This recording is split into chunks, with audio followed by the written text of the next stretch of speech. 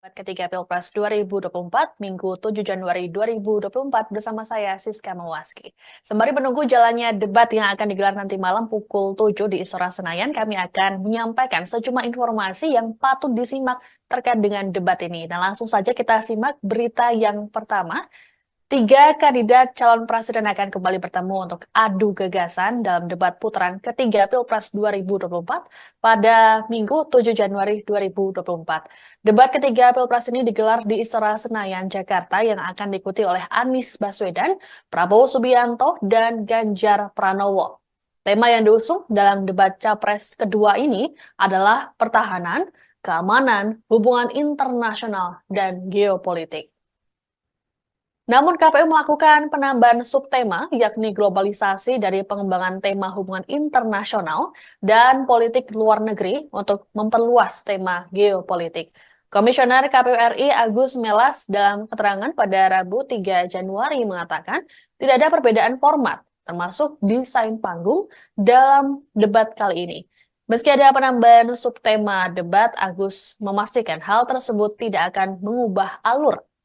Durasi debat tetap sama, yakni 150 menit, yang dibagi menjadi 120 menit on air dan 30 menit jeda iklan.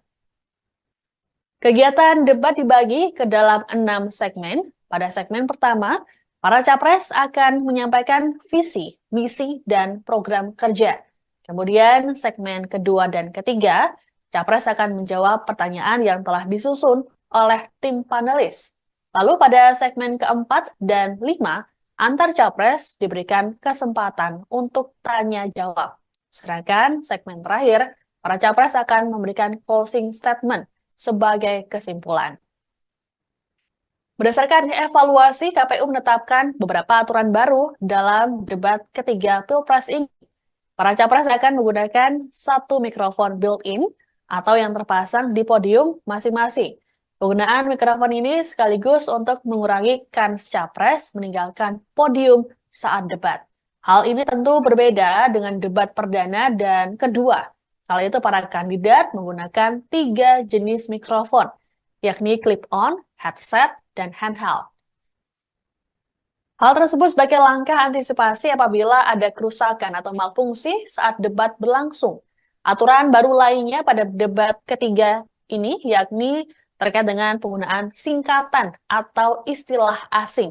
Apabila capres bertanya menggunakan singkatan atau istilah asing dalam debat, maka ia wajib menjelaskan singkatan atau istilah tersebut ke capres lainnya.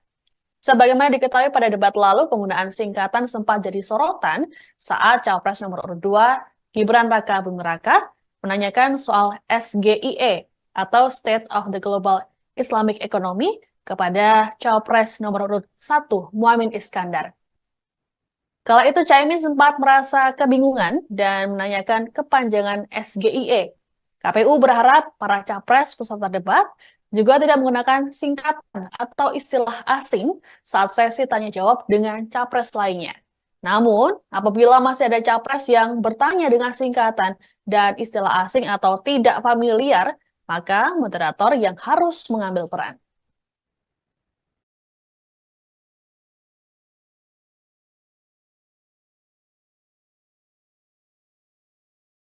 KPU RI telah menetapkan 2 moderator debat untuk memandu jalannya acara yang digelar di Istora Senayan pada Minggu 7 Januari 2024. Mereka yakni jurnalis MNC Group Aryo Ardi dan Anissa Dasuki. Sebagaimana diketahui media penyelenggara debat ketiga ini adalah MNC Group. Anissa mengawali karir jurnalistiknya pada Oktober 2009 silam sebagai news anchor Metro TV. Selang beberapa tahun, lulusan Universitas Katolik Parahyangan ini berpindah ke iNews. Anissa Dasuki bukan kali pertama ditunjuk sebagai moderator debat Pilpres. Pada Pilpres 2019, Anissa juga pernah ditugaskan berpasangan dengan Tommy Cokro untuk memandu debat Capres yang mempertemukan Joko Widodo dengan Prabowo Subianto. Tak hanya debat nasional, Anissa juga pernah bertugas sebagai moderator untuk pilkada di sejumlah daerah, seperti debat Pilgub NTT 2018, debat pemilihan Bupati Morowali 2018, debat terbuka Pilgub Jabar 2018, dan debat Pilgub Jatim 2018. Sementara itu, Aryo Ardi saat ini menduduki jabatan sebagai pemimpin redaksi Global TV. Sarjana Akuntansi Sekolah Tinggi Ilmu Ekonomi atau STIE Perbanas Jakarta ini mengawali karirnya di LaTV yang kini berganti jadi TV One pada 2001 hingga 2003. Kemudian berlanjut ke SCTV sebagai pembawa berita dan produser. Selanjutnya, ia masuk ke RCTI, iNews TV, dan terakhir Global TV hingga saat ini.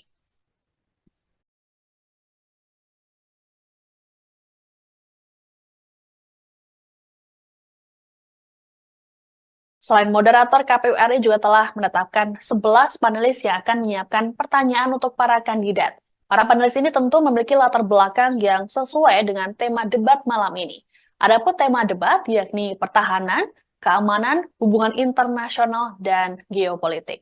Dan 11 panelis ini yakni yang pertama ada Profesor Angel Damayanti, PhD, Guru Besar Bidang Keamanan Internasional Visipol, Universitas Kristen Indonesia.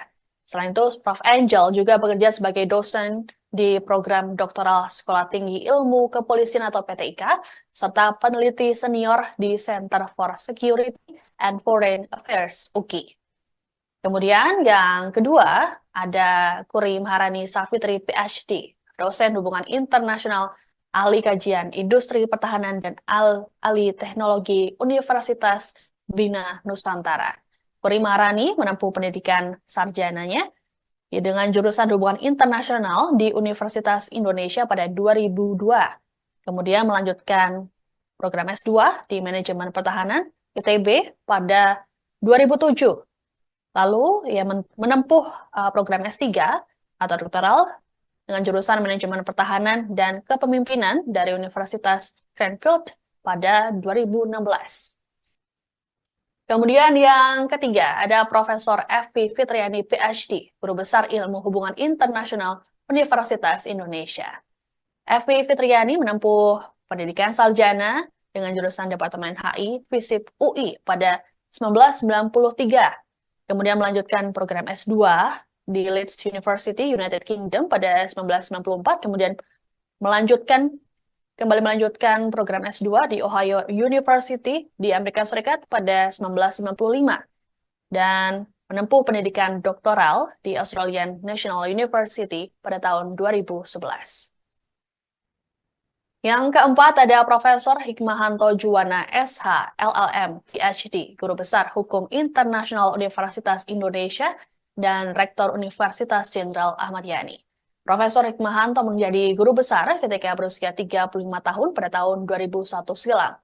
Ia menempuh pendidikan sarjana dengan jurusan Fakultas Hukum di Universitas Indonesia, lalu melanjutkan program master di jurusan Hukum Internasional di Universitas Keio, lalu melanjutkan program doktoral di Fakultas Hukum Universitas Nottingham. Yang kelima ada Imade Andi Arsana, ST, ME, PhD, ahli aspek geospasial hukum laut Universitas Gadjah Mada. Imade Andi Arsana aktif memberikan edukasi di media sosial, sehingga tidak heran Andi Arsana memiliki jumlah pengikut yang cukup banyak di Instagram dan juga TikTok. Selain di media sosial, tentu Andi Arsana memiliki banyak publikasi, jurnal ilmiah, hingga media massa. Ia menempuh pendidikan jurusan Teknik Geodesi UGM, lalu melanjutkan ke Geodetic Engineering University of New South Wales, dan menempuh pendidikan doktoralnya dengan jurusan Hukum Laut Internasional Australian National Centre for Ocean Resources and Security atau ANCRES di University of Wollongong. Berlanjut nomor 6 ada Dr. Ian Montratama yang merupakan dosen program studi hubungan internasional ahli keamanan dan pertahanan Universitas Pertamina.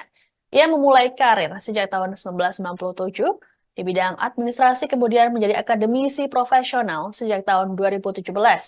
Ia menempuh pendidikan sarjana di manajemen Fakultas Ekonomi Universitas Indonesia pada 1999. Kemudian melanjutkan program master di European Business at Hague Lille, Prancis pada tahun 2000 hingga 2001.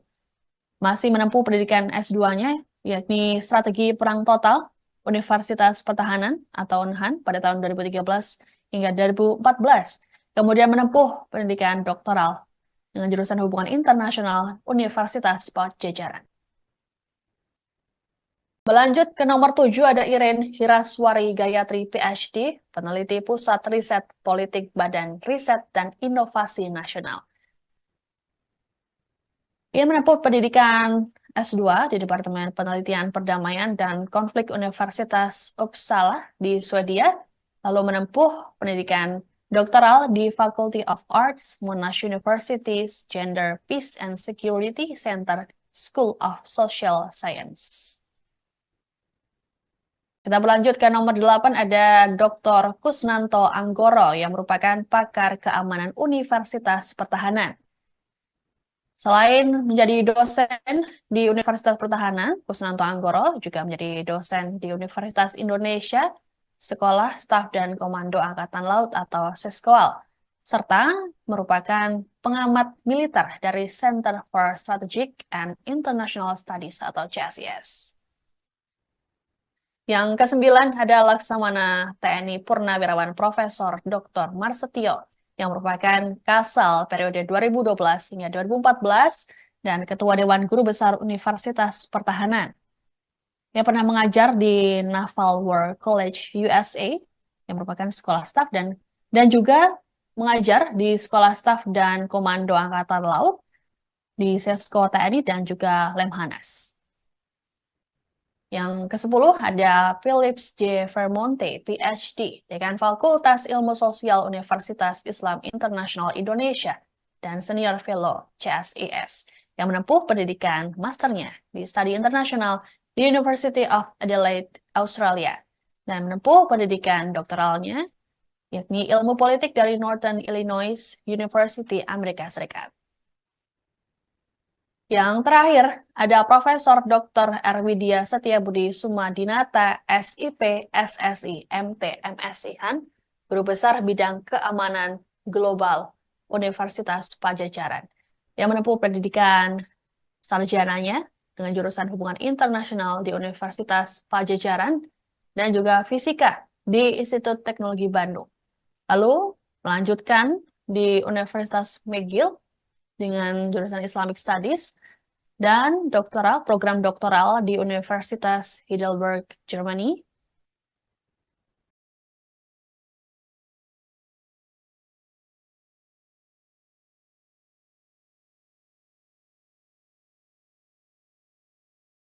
Hal yang perlu diketahui menjelang debat ketiga Pilpres 2024 ini adalah hasil survei elektabilitas dari 3 pasangan calon.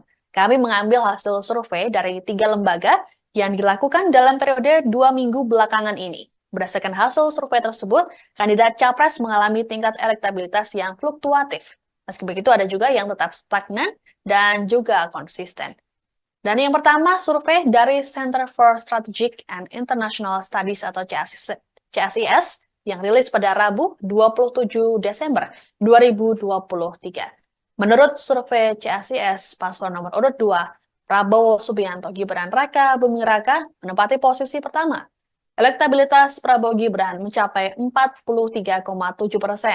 Kemudian pada posisi kedua ada pasangan Amin atau Anies Baswedan Muhaimin Iskandar dengan jumlah 26,1%. Terakhir, ada pasangan Ganjar Pranowo Mahfud MD dengan elektabilitas 19,4%. Sebanyak 6,4% responden masih merahasiakan pilihannya, sedangkan 4,5% tidak menjawab atau tidak tahu.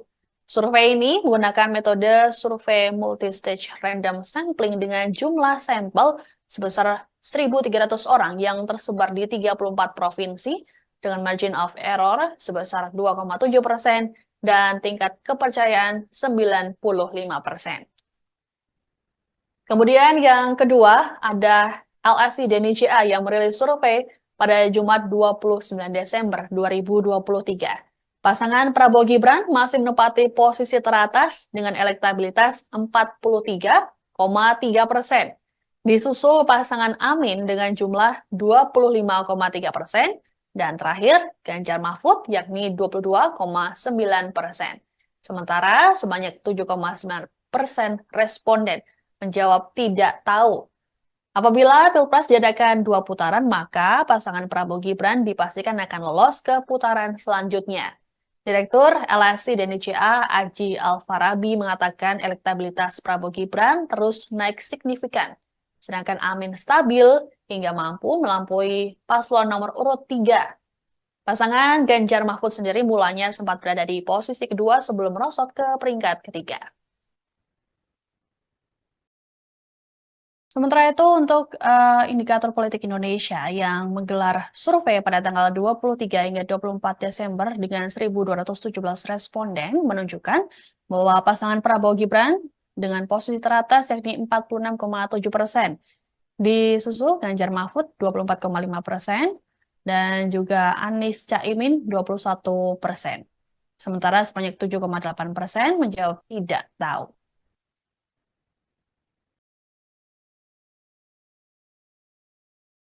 Penyelenggaraan debat ketiga Pilpres 2024 yang dilaksanakan pada Minggu 7 Januari 2024 diwarnai sejumlah polemik.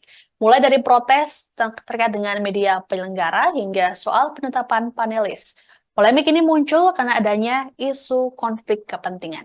Protes muncul dari pihak tim kampanye nasional atau TKN Prabowo Gibran. Hal tersebut dipicu penunjukan media penyelenggara debat, yakni MNC Group. TKN bahkan bersurat ke KPU RI agar media penyelenggara debat tidak dimonopoli oleh MNC Group.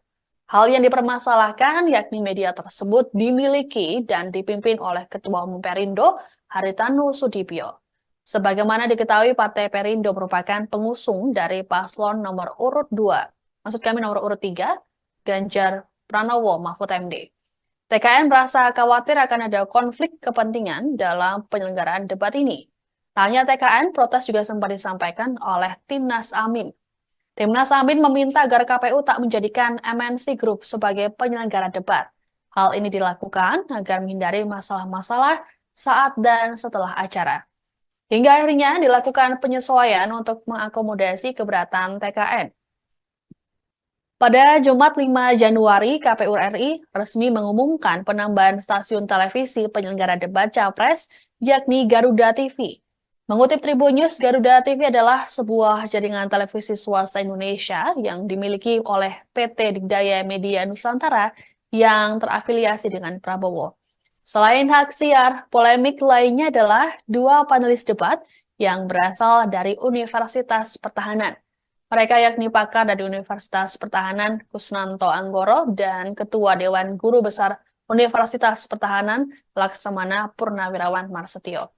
Pasalnya, Unhan secara teknis fungsional dibina oleh Kementerian Pertahanan yang saat ini dipimpin oleh Menhan sekaligus Capres nomor 2 Prabowo Subianto.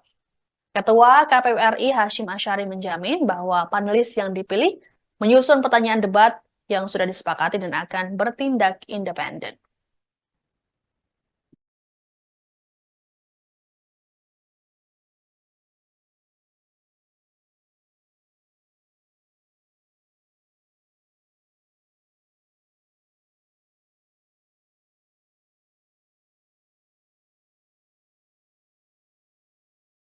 Informasi tadi sekaligus menutup jumpa kita sore ini. Sesaat lagi Anda akan mengikuti program On Focus yang tentunya dengan bahasan menarik jelang debat Pilpres ini. Saya Siska Mawaski, sampai jumpa. Download Tribun X sekarang. Menghadirkan lokal menjadi Indonesia. Kalau Pak Prabowo sekarang menjadi Menteri Pertahanan, mungkin beliau bisa lebih paham mengenai detail tentang misalnya alutsista yang kita miliki. Secara umum, saya rasa calon presiden lain seperti Pak Anies ataupun Pak Ganjar akan juga bisa berbicara mengenai masalah ini. Yang kita ingin dengar adalah misalnya terhadap suatu isu, apakah lebih mengedepankan tindakan yang sangat tegas, sangat keras, atau tindakan itu lebih mementingkan misalnya kemanusiaan. Upaya apa yang akan dilakukan oleh para calon untuk mendorong misalnya apakah adanya two-state solution atau cuma one-state solution yang sebagaimana diharapkan oleh Hamas, yaitu Palestina yang merdeka. Nah, ini yang akan menarik. Demikian juga isu terkait dengan pendatang Rohingya. Ya. Kita ingin mendengar nih, sikap tegasnya apa? Bagaimana para calon presiden ini bisa menjelaskan dengan sederhana, simplify tadi, sehingga apa? Semua pihak bisa paham. Dan secara sadar mereka akan memilih siapa calon presiden yang mereka anggap pantas untuk menjadi nakhodah bagi Indonesia di 2024 sampai 2029.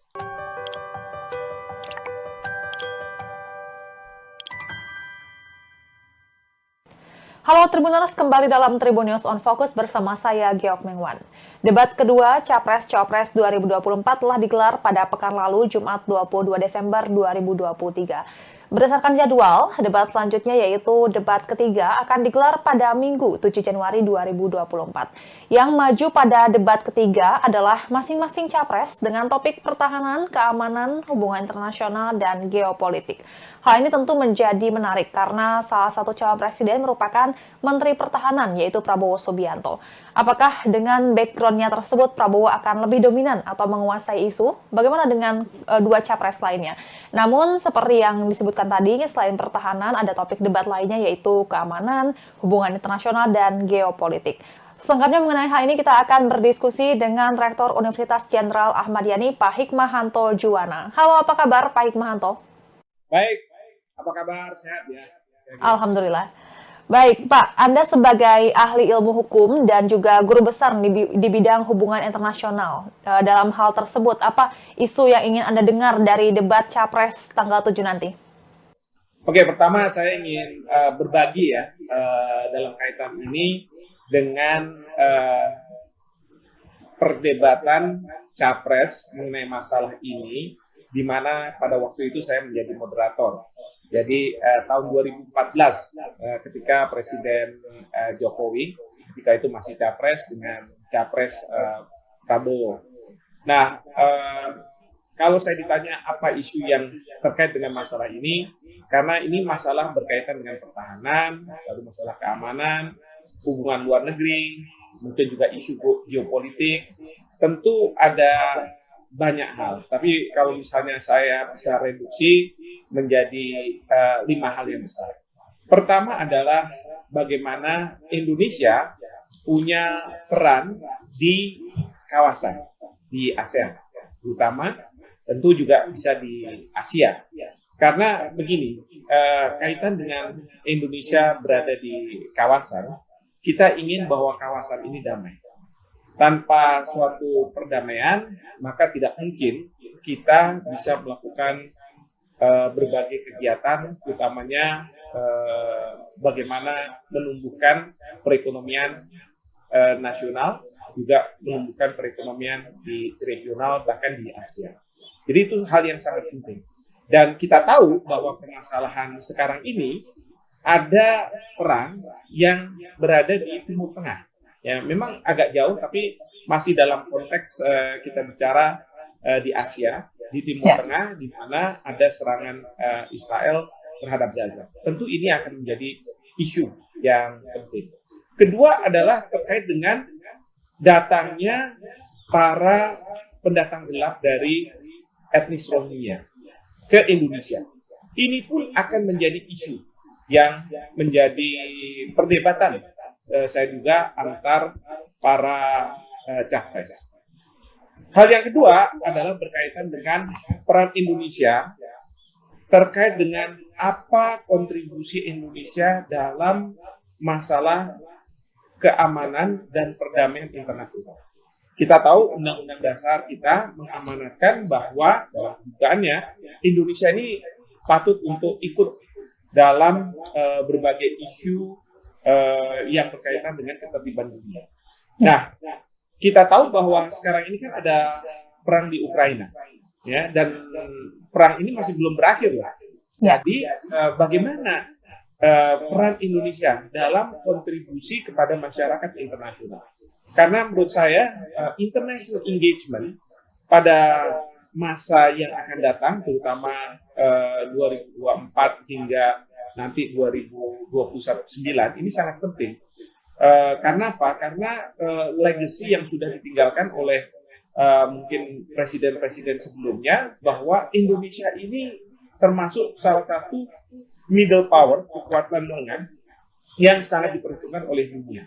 Ya, kita tahu misalnya kemarin Bapak Presiden sudah berkunjung ke Jerman, lalu kemudian ke Ukraina, ke Rusia. Untuk apa? Menyelesaikan permasalahan yang ada di Ukraina. Walaupun mungkin kita jauh dari dari Ukraina. Tapi ketika itu Bapak Presiden menggunakan topi sebagai Presiden G20. Ya, demikian juga sebagai Ketua ASEAN. Apa yang bisa dilakukan oleh Indonesia untuk menyelesaikan masalah-masalah yang berkaitan dengan masalah internal. Itu hal yang kedua.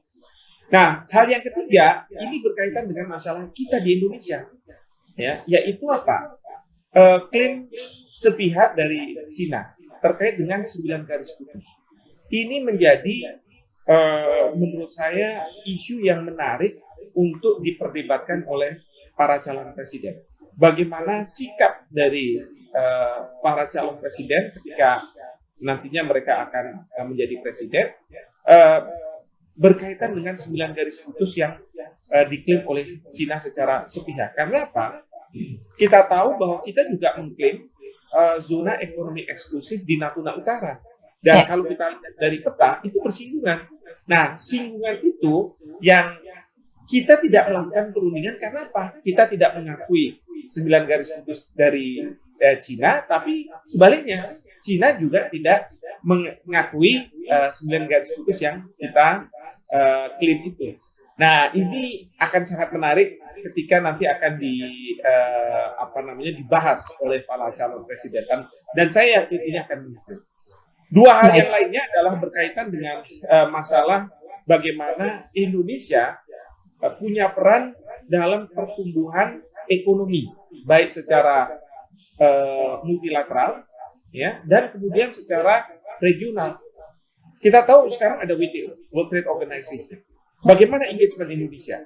Apakah kita akan agresif, ya, untuk melakukan penetrasi pangsa pasar dunia, atau kita akan pasif? Kita harus menunggu apa yang dilakukan oleh negara-negara untuk mengambil pangsa pasar Indonesia. Ini isu yang sangat menarik dalam konteks geopolitik, karena kita tahu bahwa China dengan BRI-nya, Belt Road Initiative, sementara Amerika Serikat, Jepang itu dengan visi Indo-Pasifiknya. Nah, ini bagaimana kita menghadapi ini? Ya, memang masalahnya mungkin tercampur antara politik dengan ekonomi, tetapi ini isu yang sangat penting. Dan terakhir adalah bagaimana visi dari calon presiden yang berkaitan dengan isu-isu yang mungkin menjadi kekuatan kita ketika ada tindakan-tindakan yang berupaya untuk memecah belah kita sebagai sebuah negara dan sebagai bangsa. Kita tahu ada isu separatisme di Papua. Lalu kemudian ada isu-isu yang muncul dari internal, ya, mungkin yang dianggap sebagai ekstrem kanan ataupun ekstrem kiri, yang berupaya untuk memecah belah persatuan. Saya rasa ini juga akan menarik apabila menjadi topik bahasan oleh para calon presiden. Apakah pada saat dimunculkan oleh panelis, pertanyaan-pertanyaan itu kan ada yang dimunculkan oleh panelis, ataupun pertanyaan-pertanyaan yang muncul dari calon presiden untuk calon presiden yang lainnya. Seperti itu. Ya, baik, Pak, di debat ini kan Capres memiliki background-nya masing-masing, dan seperti yang kita tahu dan saya sebutkan sebelumnya bahwa Prabowo ini kan memiliki background sebagai Menteri Pertahanan. Menurut Anda, apakah ia akan menguasai isu atau bagaimana menurut Anda atau prediksi Anda nanti? Ya, kalau menurut saya sih semua akan mempunyai penguasaan terhadap isu internasional ini, ya. Karena sebagai calon presiden tentu tuntutannya adalah mereka harus menguasai. Kalau Pak Prabowo sekarang menjadi Menteri Pertahanan, mungkin beliau bisa lebih paham mengenai detail tentang misalnya alutsista yang kita miliki. Bagaimana alutsista itu kita bisa memanfaatkan untuk menangkal misalnya serangan-serangan dari luar, terutama juga serangan-serangan yang tidak dalam bentuk negara, tetapi misalnya tidak terorisme. Itu beliau akan mungkin lebih menguasai detailnya. Tetapi secara umum saya rasa calon presiden lain seperti Pak Anies ataupun Pak Ganjar akan juga bisa berbicara mengenai masalah ini. Yang kita ingin dengar adalah misalnya terhadap suatu isu, apakah lebih mengedepankan tindakan yang sangat tegas, sangat keras, atau tindakan itu lebih mementingkan misalnya kemanusiaan, isu kemanusiaan, atau isu yang berkaitan dengan bagaimana kita tidak perlu tegas, ya, tetapi ya kita bisa menjalin hubungan baik dengan negara-negara. Ya, saya ingin mendengar itu sebenarnya dari para calon presiden ini, karena mungkin kalau misalnya saya bandingkan dengan di Amerika Serikat begitu ya, kita tahu kalau Partai Republik itu dia itu pengennya misalnya perang gitu ya. Jadi kalau misalnya ada letupan-letupan di berbagai kawasan di dunia, pasti Partai Republik akan mengerahkan alutsista dari Amerika Serikat untuk melakukan berbagai tindakan di sana.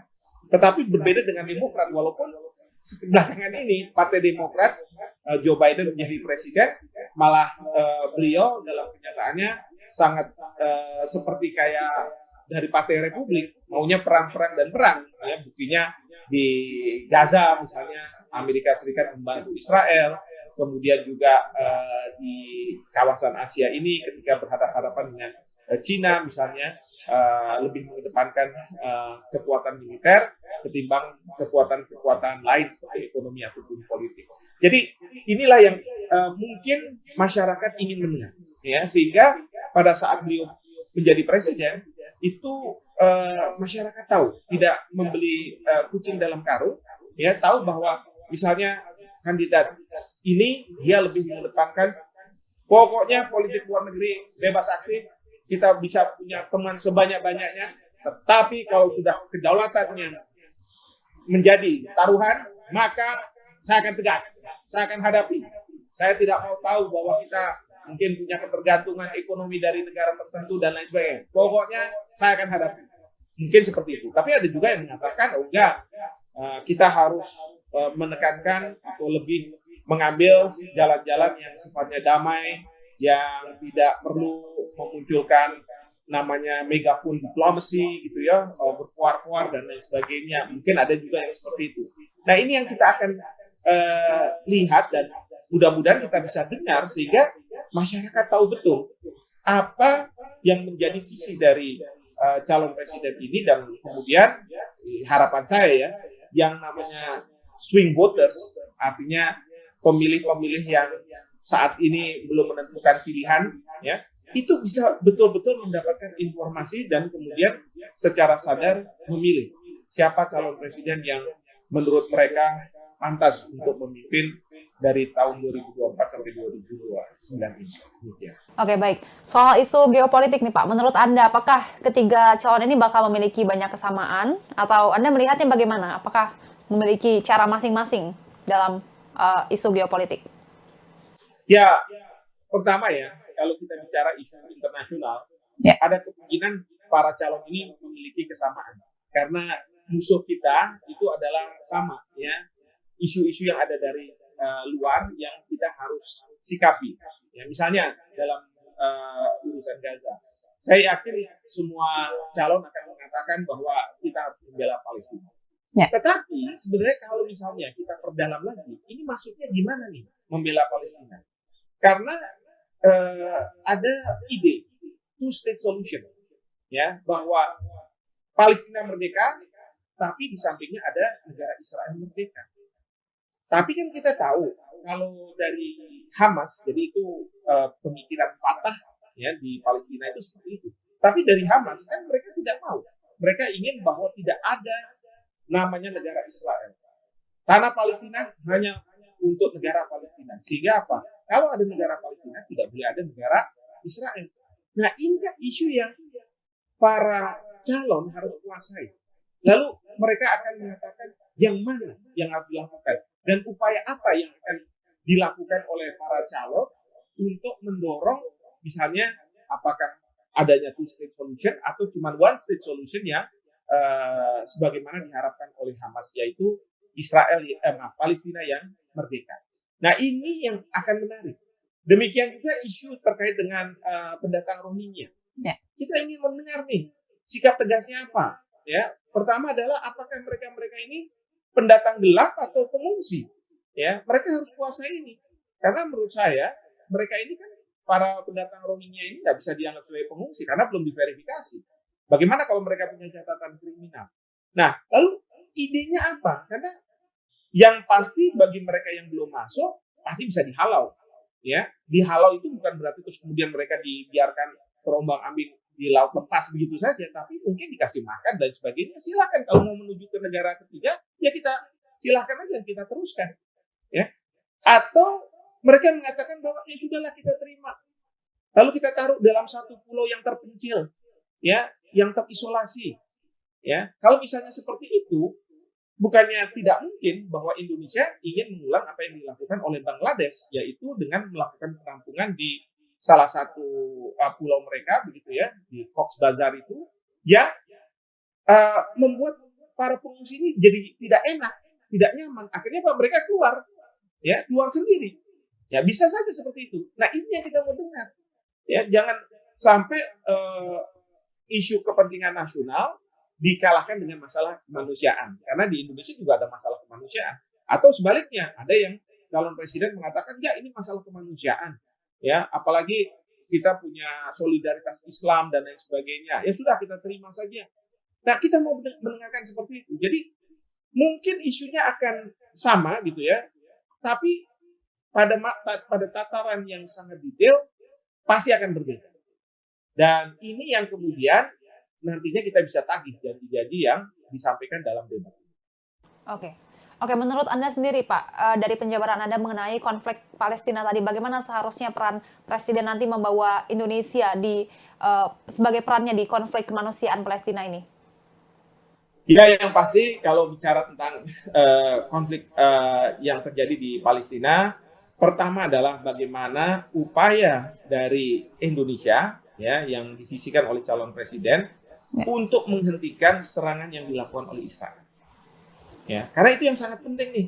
Karena apa? Sekarang ini korban sudah berjatuhan. Sekarang udah sampai, saya nggak tahu ya, 10.000 lebih bahkan sudah berjatuhan. Jadi apa yang akan dilakukan oleh calon presiden ini? Saya khawatir bahwa perang di Palestina ini akan berlanjut terus sampai dengan calon presiden yang nantinya akan ditetapkan oleh KPU menjadi presiden. Ya, sehingga kita harus tahu betul apa yang akan dilakukan. Yang kedua adalah apa upaya untuk merekonstruksi Gaza. Ya, apa yang bisa dilakukan oleh Indonesia dalam rangka merekonstruksi Gaza? Karena kalau misalnya serangan sudah selesai, sudah luluh lantak katakanlah di Gaza, tentu kita perlu rakyat Palestina perlu merekonstruksi, membangun kembali dan lain sebagainya. Itu seperti apa?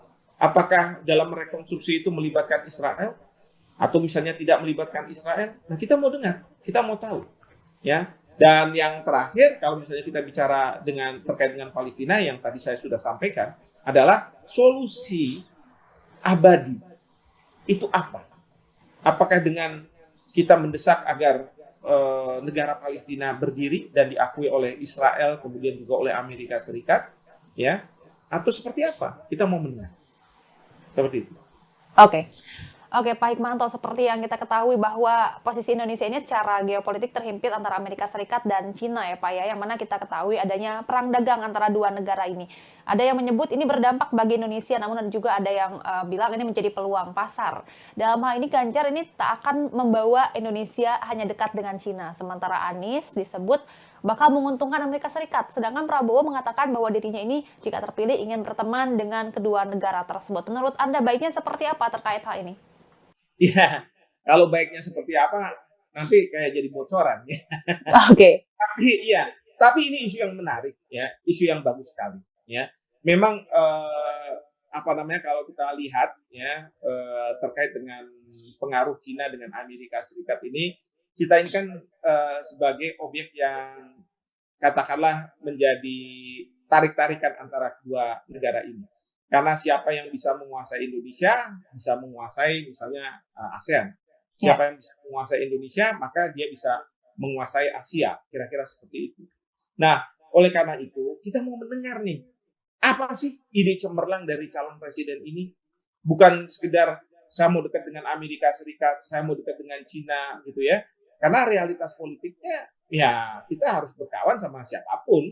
Tapi kalau misalnya kita sudah diganggu masalah kedaulatan, hak berdaulat kita, ya pasti kita akan berhadapan-hadapan dengan negara-negara yang mengganggu tersebut. Tapi pertanyaannya adalah bagaimana mengelola dalam posisi yang seperti ini. Nah, ini yang harus dimunculkan oleh para capres, ya, dengan bahasa yang mudah dimengerti oleh publik, karena publik ingin mendengar juga, dan jangan kemudian publik disuguhi dengan pemikiran-pemikiran yang sangat teoritis gitu ya, sangat akademis gitu, sehingga publik tidak bisa persis tahu gitu ya. Karena kalau menurut saya ini ajang perdebatan ini adalah bagaimana para calon presiden ini bisa memberikan pandangan-pandangan mereka ketika mereka akan menjabat nanti kepada publik. Karena at the end of the day yang penting itu adalah pada publik, terutama yang namanya swing voters yang belum memilih secara pasti gitu ya siapa pilihan mereka. Mereka ingin mendengar ini. Nah, ini kan jumlahnya juga besar, apalagi pemilih muda. Jadi harus disampaikan dalam bahasa yang jelas, yang lugas, dan tidak berputar-putar lah kira-kira seperti itu. Oke, berarti saran Anda untuk capres nanti saat debat adalah memiliki kemampuan ability to simplify, begitu kali ya Pak ya? Betul sekali, betul sekali. Jadi jangan sampai kita seolah-olah berhadapan dengan para akademisi gitu ya. Kalau dosen bertanya ke mahasiswa kan, karena mahasiswa itu sudah punya ilmu tertentu. Tapi kalau misalnya para capres ini berhadapan dengan publik, ya lontaran pertanyaan dari panelis atau antar calon presiden, itu yang juga harus dipahami oleh publik, dan kemudian publik itu juga bisa memahami jawaban. Jadi, dan kalau kita bicara publik itu kan mulai dari yang katakanlah pendidikannya sangat tinggi gitu ya, udah doktor dan lain sebagainya, bahkan mungkin ada yang punya jabatan fungsional sebagai profesor, sampai mereka yang sama sekali tidak memiliki pendidikan tertentu, ya, bahkan juga yang sama sekali tidak mengerti mengenai masalah internasional. Tapi bagaimana para calon presiden ini bisa menjelaskan dengan sederhana, simplify tadi, sehingga apa? Semua pihak bisa paham. Dan secara sadar mereka akan memilih siapa calon presiden yang mereka anggap pantas untuk menjadi nakhodah bagi Indonesia di 2024 sampai 2029.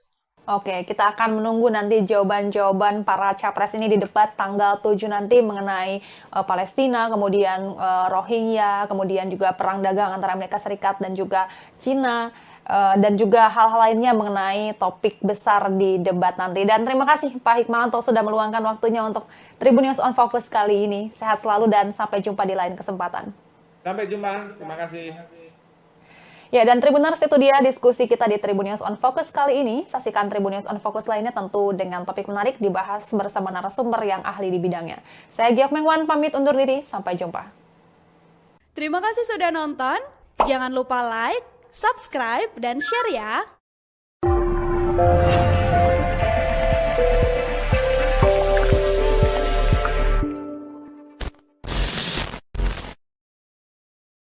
Di debat ketiga ini, Pak Anies sudah siap 100% karena nantinya akan debat presiden, dan tetap dalam seminggu sebelum debat, prioritas kami, Timnas Amin, adalah menyapa pendukung di daerah.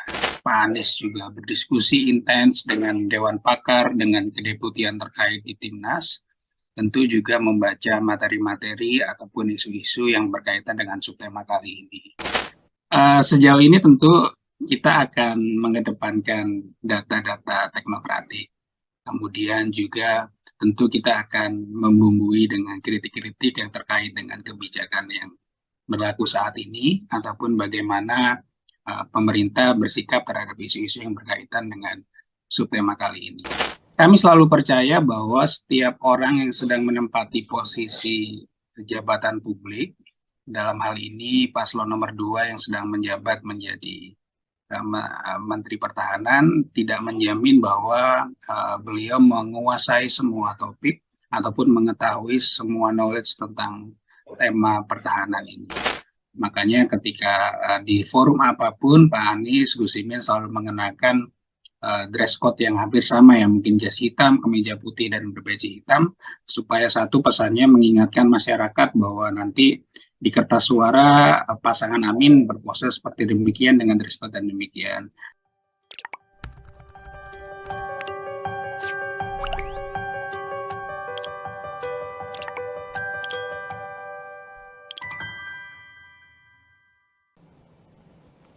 Halo, selamat malam Tribuners, kembali dengan program On Focus Tribun News bersama saya Fiatio Kanibili. Dan Tribuners, debat ketiga peserta Pilpres 2024 bakal berlangsung di Istora Senayan pada Minggu 7 Januari 2024 mendatang. Dan debat ketiga minggu ini bakal mengusung tema pertahanan, kemudian keamanan, hubungan internasional, dan juga geopolitik. Kemudian di debat ketiga kali ini kembali giliran para calon presiden atau capres yang akan naik panggung untuk menyampaikan visi misi dan juga beradu gagasan. Ada capres nomor urut 1, Anies Baswedan, kemudian capres nomor urut 2, Prabowo Subianto, dan juga capres nomor urut 3, Ganjar Pranowo.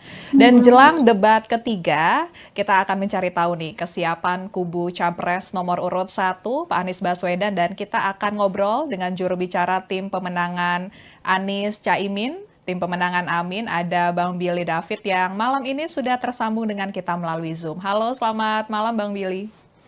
Selamat malam Mbak Fia. Ya, terima kasih ya Bang atas waktunya malam ini. Kita mau ngobrolin Bang terkait dengan persiapan Pak Anies jelang debat ketiga hari Minggu. Ini bagaimana sejauh ini persiapannya Bang? Mungkin bisa diceritakan kepada Tribuners Bang. Baik, di debat ketiga ini Pak Anies sudah siap 100%. Karena nantinya akan debat presiden dan tetap dalam seminggu sebelum debat, prioritas kami, Timnas Amin, adalah menyapa pendukung di daerah. Tapi juga tidak kita pungkiri persiapan diperlukan. Oleh karena itu, selain Pak Anies juga berdiskusi intens dengan Dewan Pakar, dengan kedeputian terkait di Timnas, tentu juga membaca materi-materi ataupun isu-isu yang berkaitan dengan subtema kali ini. Dan tentu juga selain itu perlu menyiapkan kondisi fisik, kondisi mental, karena selain berkampanye ke daerah kan tentu memakan banyak energi, sehingga mungkin di H-1 itu sudah mulai dilowongkan agendanya, sehingga secara fisik juga akan siap menghadapi debat ketiga besok. Ya baik Bang Billy, kemudian ini kan kalau di debat kedua kemarin kita sempat ngobrol dengan Kang Maman Imanul Haq, dia bilang ada tim selepetan yang disiapkan untuk Caimin ya Bang ya. Nah kalau misalnya untuk tema ketiga ini karena temanya juga agak berat ya Bang ya, ini menyangkut keamanan, pertahanan, ini ada tim baru apa Bang yang disiapin untuk Pak Anies Bang? Ya, dari pelibatan eksternal Pak Anies nggak ada sama sekali, justru kita mempercayai kapabilitas semua tim yang ada di Timnas Amin, baik itu di Dewan Pakar ataupun di kedeputian terkait seperti formulasi kebijakan atau materi dan substansi yang secara spesifik terkait dengan debat. Tentu mungkin secara informal juga beliau membangun komunikasi dengan kolega-kolega lamanya atau juga dengan beberapa relasinya di luar, tapi tidak terlibat secara langsung melibatkan pihak eksternal dalam persiapan untuk menjelang debat ketiga.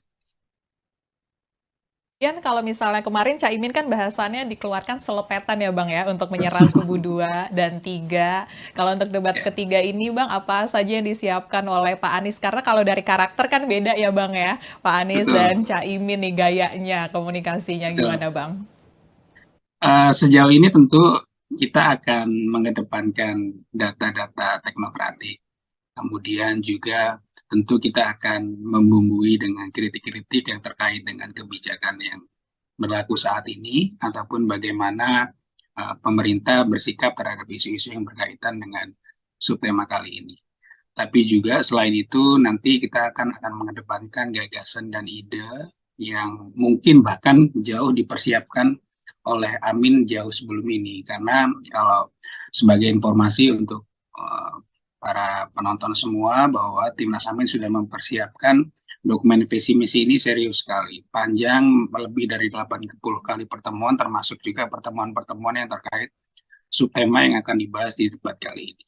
Dan bahkan juga jauh sebelum ini, bukan hanya seminggu sebelum debat, Pak Anies juga pernah hadir beberapa kali di beberapa forum-forum yang mengangkat subtema serupa yang diangkat di debat kali ini, seperti yang diselenggarakan oleh CSIS, ataupun FPCI, itu kan juga membahas tentang hubungan internasional, membahas tentang geopolitik, dan juga ANKAM, dan juga diplomasi sama ini ya, subtema barunya tentang globalisasi. Jadi saya rasa dengan beberapa kali persiapan tersebut, ditambah juga persiapan intens selama seminggu ini, kami yakin Pak Anies akan siap dan mampu menampilkan performa terbaiknya ketika debat nanti.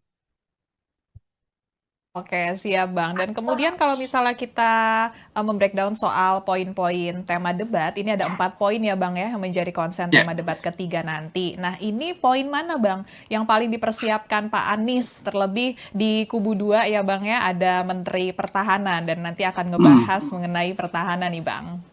Ya, kami selalu percaya bahwa setiap orang yang sedang menempati posisi jabatan publik, dalam hal ini paslon nomor 2 yang sedang menjabat menjadi Menteri Pertahanan, tidak menjamin bahwa beliau menguasai semua topik ataupun mengetahui semua knowledge tentang tema pertahanan ini.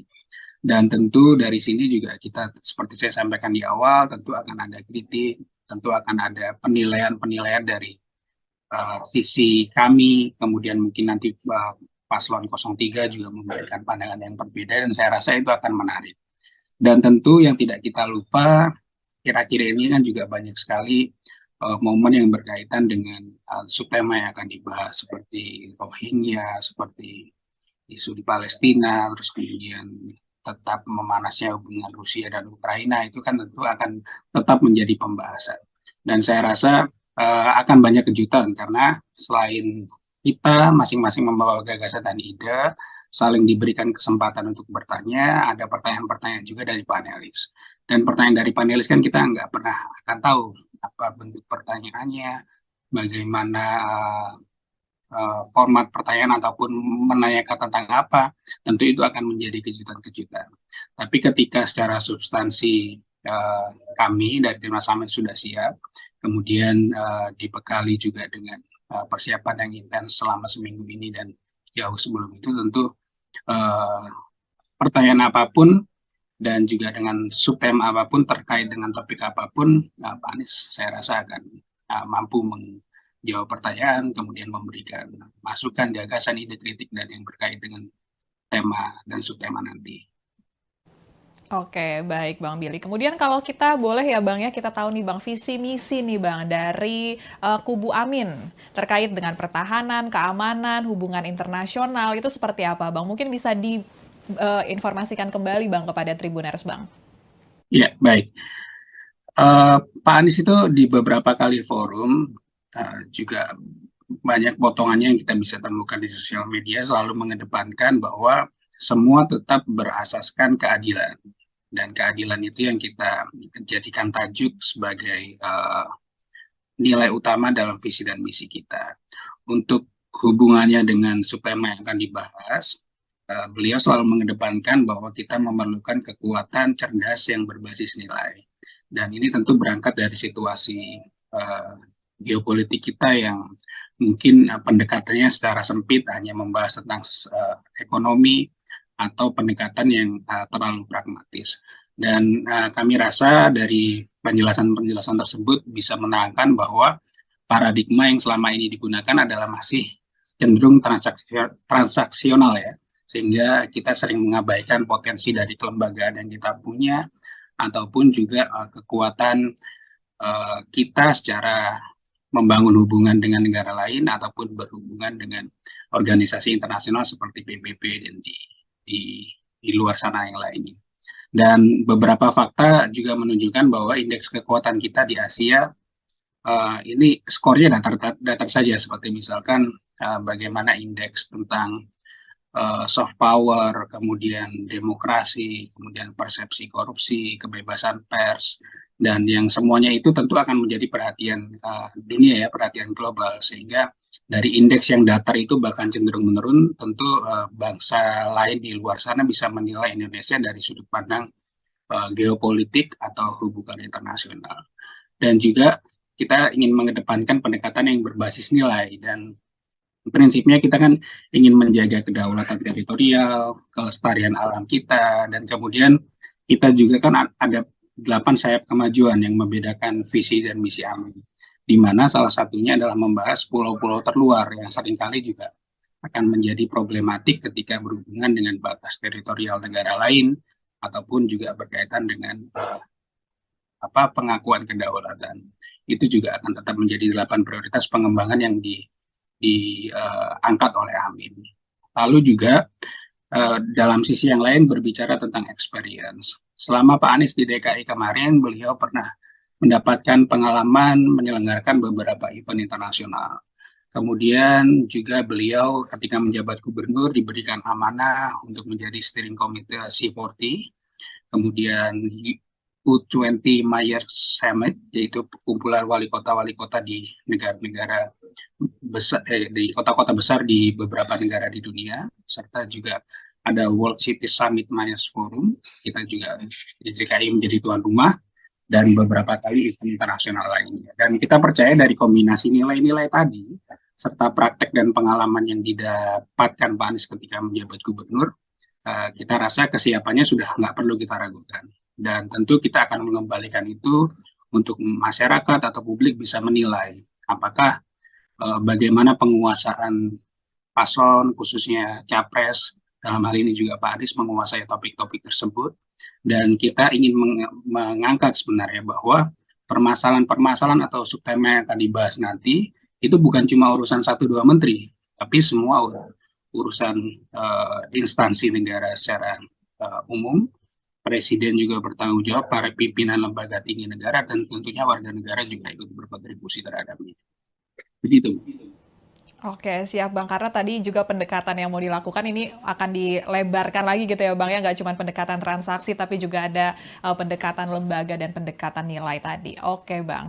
Nah kemudian Bang, kalau soal perdamaian dunia, tadi Abang juga sempat mention ya Bang ya, soal ada Palestina, kemudian ada Israel yang saat ini sedang saling gitu ya Bang, antar kubu. Nah, kemudian juga ada Ukraina dan Rusia. Ini apa aja Bang program yang disiapkan untuk menjaga turut ya Bang ya dalam perdamaian dunia Bang?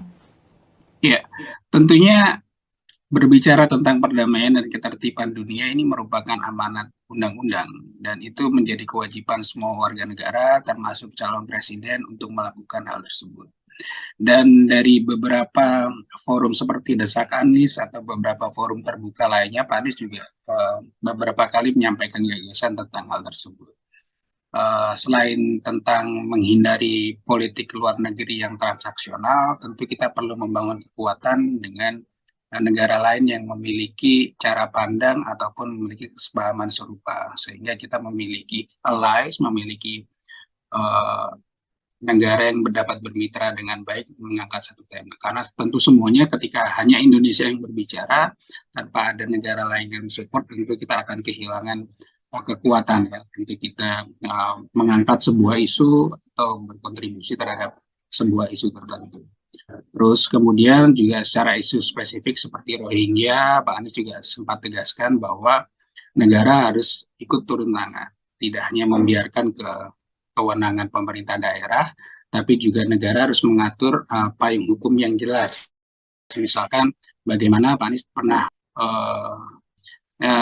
seperti di masa lalu kita punya Pulau Galang ya, Pulau Galang sebagai tempat untuk pengungsi sementara, karena permasalahan pengungsi ini kan sebenarnya permasalahan yang berulang, dan ketika berulang kan tentu harus dipersiapkan antisipasi, terus kemudian payung hukum yang jelas, tempat shelter yang sudah disiapkan oleh pemerintah, sehingga rujukan ataupun langkah yang akan diambil sangat tergantung dengan kebijakan yang akan dibuat. Dari beberapa topik itu seperti yang saya jelaskan tadi, tentu kita bisa tahu bagaimana cara Timnas Amin atau Amin melihat permasalahan-permasalahan ini dan bagaimana langkah strategis yang dihubungkan dengan program kerja yang kita pilih. Oke Bang, ini mengenai perang kita juga sempat ya Bang ya mendengar ada statement Caimin yang sempat menyindir Pak Prabowo, kita nggak perang, kenapa utang beli alat perang? Nah, ini mengenai alat perang nih, alutsista ya Bang, lebih ke alutsista. Ini gimana Bang nanti program dari Amin Bang? Ya, tentu kan ini jadi salah satu bagian dari kritik. Bagaimana ketika anggaran Kementerian Pertahanan itu tiba-tiba naik secara drastis. Dan itu angkanya juga sudah banyak diulas oleh berbagai macam media yang mungkin secara saya kutip salah satunya mungkin besaran anggaran yang dimiliki Kementerian Pertahanan itu lebih besar dari anggaran pendidikan yang didistribusi ke semua daerah di Indonesia. Tentu kan kita patut mempertanyakan. Dan dari kritik itu tentu nanti akan jadi pembahasan dan syukur-syukur ketika nanti akan dibahas di debat itu akan menjadi penjelasan. Dan yang kita perlukan kan sebenarnya rakyat ini memerlukan sebuah literasi. Bagaimana kebijakan ini diambil, apa dasarnya, terus peruntukannya untuk apa, tentu kita mengharapkan adanya sebuah keterbukaan, sebuah penjelasan yang komprehensif sehingga rakyat di luar sana yang melihat debat ataupun yang nanti mengikuti isu tentang debat bisa tercerahkan dari penjelasan yang akan disampaikan. Kemarin juga sempat muncul isu, misalkan Paslon 03 menyoroti tentang pembelian jet bekas, dan itu mungkin sudah dijawab oleh Paslon 02. Tapi hal-hal yang terkait alutsista, kemudian anggaran Kementerian Pertahanan, tentu akan jadi pembahasan yang seru ketika nanti akan dibahas di debat ketiga nanti ya. Oke, baik Bang. Kemudian Bang, kalau misalnya kita lihat ya Bang ya di debat kedua kemarin sempat Caimin ya Bang ya kena selepet balik gitu dari Mas Gibran mengenai istilah-istilah gitu ya Bang ya. Nah ini gimana Bang kalau misalnya untuk debat ketiga apakah sampai ngafalin istilah-istilah pertahanan, geopolitik atau seperti apa Bang? Itu kan jadi pembahasan ketika evaluasi pasca debat kedua Cawapres kemarin ya. BU juga sudah menjamin bahwa permasalahan-permasalahan teknis seperti itu tidak akan lagi muncul di debat ketiga. Sehingga kita semua berharap bahwa pembahasannya adalah pembahasan tentang substansi, bukan penjelasan tentang istilah-istilah teknis yang mungkin tidak semua orang bisa tahu. Dan ketika itu pun muncul, tentu kita patut berharap bahwa semua paslon diberikan kesempatan untuk menjelaskan. Sehingga kesannya tidak saling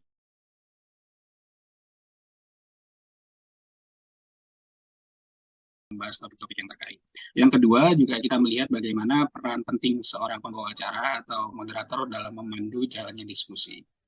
Ketika mengalami kendala-kendala teknis seperti itu, tentu peran mereka untuk memberikan kesempatan menjelaskan, memberikan kesempatan untuk bertanya meskipun tidak stuck dengan aturan yang sudah ditentukan atau ketentuan yang sudah ditentukan, tapi peran tegas dari pembawa acara dan moderator ini diperlukan supaya diskusinya berjalan lancar, bukan diskusi yang kemudian ada paslon yang dirugikan karena kehilangan banyak waktu, karena jebakan-jebakan seperti itu, tapi justru semuanya mendukung untuk penjelasan secara substansi, bukan adanya kendala-kendala teknis seperti itu.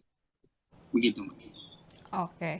Bang, saya juga sempat baca Bang mengenai visi dan misi dari Caimin ini kan terkait dengan perlindungan hukum ya Bang ya, mengintensifkan perlindungan hukum warga negara Indonesia. Nah, kalau misalnya kita arahkan kepada para pekerja migran Indonesia, kita tahu ya Bang ada isu penempatan ilegal, kemudian ada juga TPPO. Nah, ini seperti apa Bang pasangan Amin memberikan konsen kepada para pekerja migran Bang?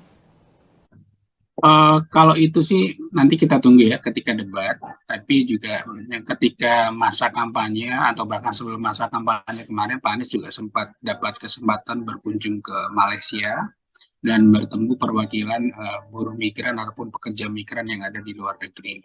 Dan dari situ tentu banyak sekali aspirasi yang mereka titipkan, termasuk bukan hanya pertemuan tersebut ketika kami sudah kembali ke Jakarta dan sekarang Pak Anies sudah berjalan, Gus Imin sudah berjalan dengan segala macam kesibukan kami pekerja migran itu tetap kita tangkap. Dan permasalahan-permasalahan yang umum kan misalkan seperti izin kerja, kemudian jaminan pekerjaan ketika sudah ada di negara asing, kemudian perlindungan jaminan kesehatan, itu menjadi aspirasi-aspirasi utama yang mereka sampaikan ke kami. Tentu kita memerlukan waktu untuk seperti apa, program kerja yang seperti apa, tapi prinsipnya kita ingin mengadilkan keadilan, bahwa ketika ada elemen masyarakat dalam hal ini buruh migran yang merasa termarginalisasi, tentu kita perlu menghadirkan sebuah solusi. Dan solusi-solusi itu nanti kita akan sama-sama tunggu apakah di debat nanti disampaikan, dan tentu juga dalam dokumen visi misi akan ada disinggung tentang bagaimana pihak Amin memperlakukan atau menjawab permasalahan-permasalahan yang disampaikan oleh buruh migran. Oke Bang, dan kemudian nih Bang, pertanyaan terakhir mungkin dari sisi penampilan ya Bang ya, apakah ini bakal tampil formal, rapi, dengan setelan jas lagi Bang, seperti debat pertama, debat kedua, atau seperti apa Bang yang dipersiapkan? Mengingat kubu sebelah sepertinya ganti-ganti baju nih Bang. Ya kalau kita ingin ini ya, memperkenalkan trademark, karena nanti kan juga pose atau foto yang akan tampil di kertas suara ketika 14 Februari nanti adalah pose tersebut. Makanya ketika di forum apapun Pak Anies, Gus Imin selalu mengenakan dress code yang hampir sama ya, mungkin jas hitam, kemeja putih, dan berbaju hitam, supaya satu pesannya mengingatkan masyarakat bahwa nanti di kertas suara pasangan Amin berpose seperti demikian dengan dress code dan demikian. Dan kedua juga mengenalkan bahwa kita kan sebenarnya sederhana, tidak perlu menggunakan atribut-atribut yang terlalu kompleks, sehingga itu satu membuat nyaman paslon ketika berdebat, dan yang kedua juga masyarakat bisa menilai bahwa pasangan Amin adalah pasangan yang sederhana dan konsisten dengan dress code yang digunakan. Oke, baik. Jadi kita udah tahu nih ya, Tribuners, saya kenapa di setiap debat pasangan Amin selalu menggunakan setelan jas gitu. Ternyata ini maknanya nih. Kita baru tahu juga nih Bang Billy mengenai maknanya. Kalau gitu terima kasih Bang Billy ngobrol-ngobrolnya malam ini terkait dengan persiapan Pak Anies jelang debat hari Minggu. Terima kasih atas waktunya dan kita sama-sama menantikan ya Bang ya, fullnya. Kalau ini kan baru bocorannya, fullnya nanti hari Minggu. Oke, terima kasih Bang atas waktunya. Sama-sama, terima kasih. Senang bisa berbagi dengan teman. Selamat istirahat Bang. Ya, Tribuners, itu dia perbincangan kita dengan juru bicara Timnas Amin, Bang Billy David, terkait dengan persiapan Pak Anies jelang debat ketiga hari Minggu mendatang 7 Januari 2024 yang temanya membahas pertahanan, keamanan, hubungan internasional, dan geopolitik. Kita sama-sama menanti ya Tribuners, nanti hari Minggu gagasan apa saja yang diungkapkan oleh para capres, karena ini panggungnya para capres, dan bagaimana debat akan berlangsung. Kayaknya bakal seru banget nih Tribuners. Kalau gitu saya Fiatia Konibili pamit undur diri. Saksikan informasi terupdate lainnya hanya di kanal YouTube Tribun News. Sampai jumpa.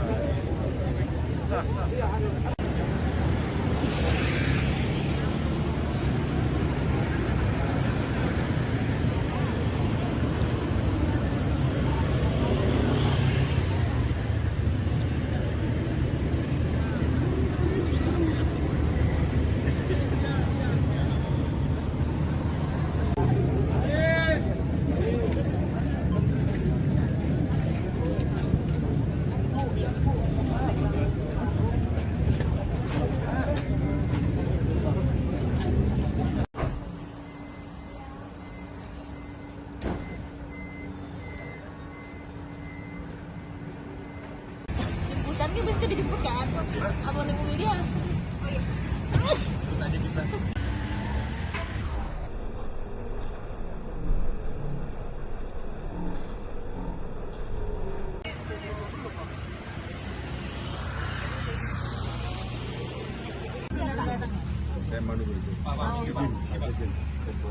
Siap. Oke. Terima kasih Pak. Ada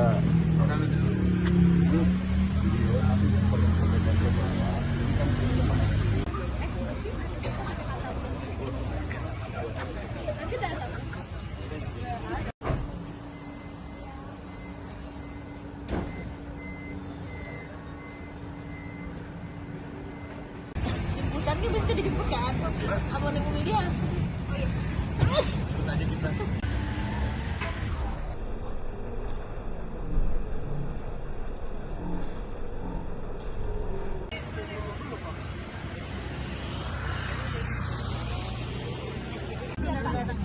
saya mau dulu.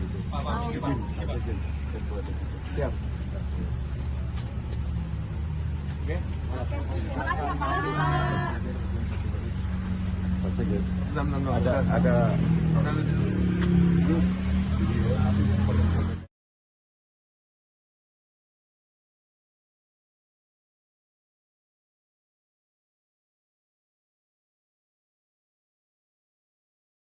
sambil menunggu debat ketiga yang akan digelar di Istora Senayan Jakarta, saya ingin terlebih dulu untuk bertanya kepada Profesor Popin ini. Prof, kalau Anda seorang panelis dalam debat ketiga ini, apa yang ingin Anda eksplor dari ketiga calon presiden kita ini, Prof? Silakan, Prof.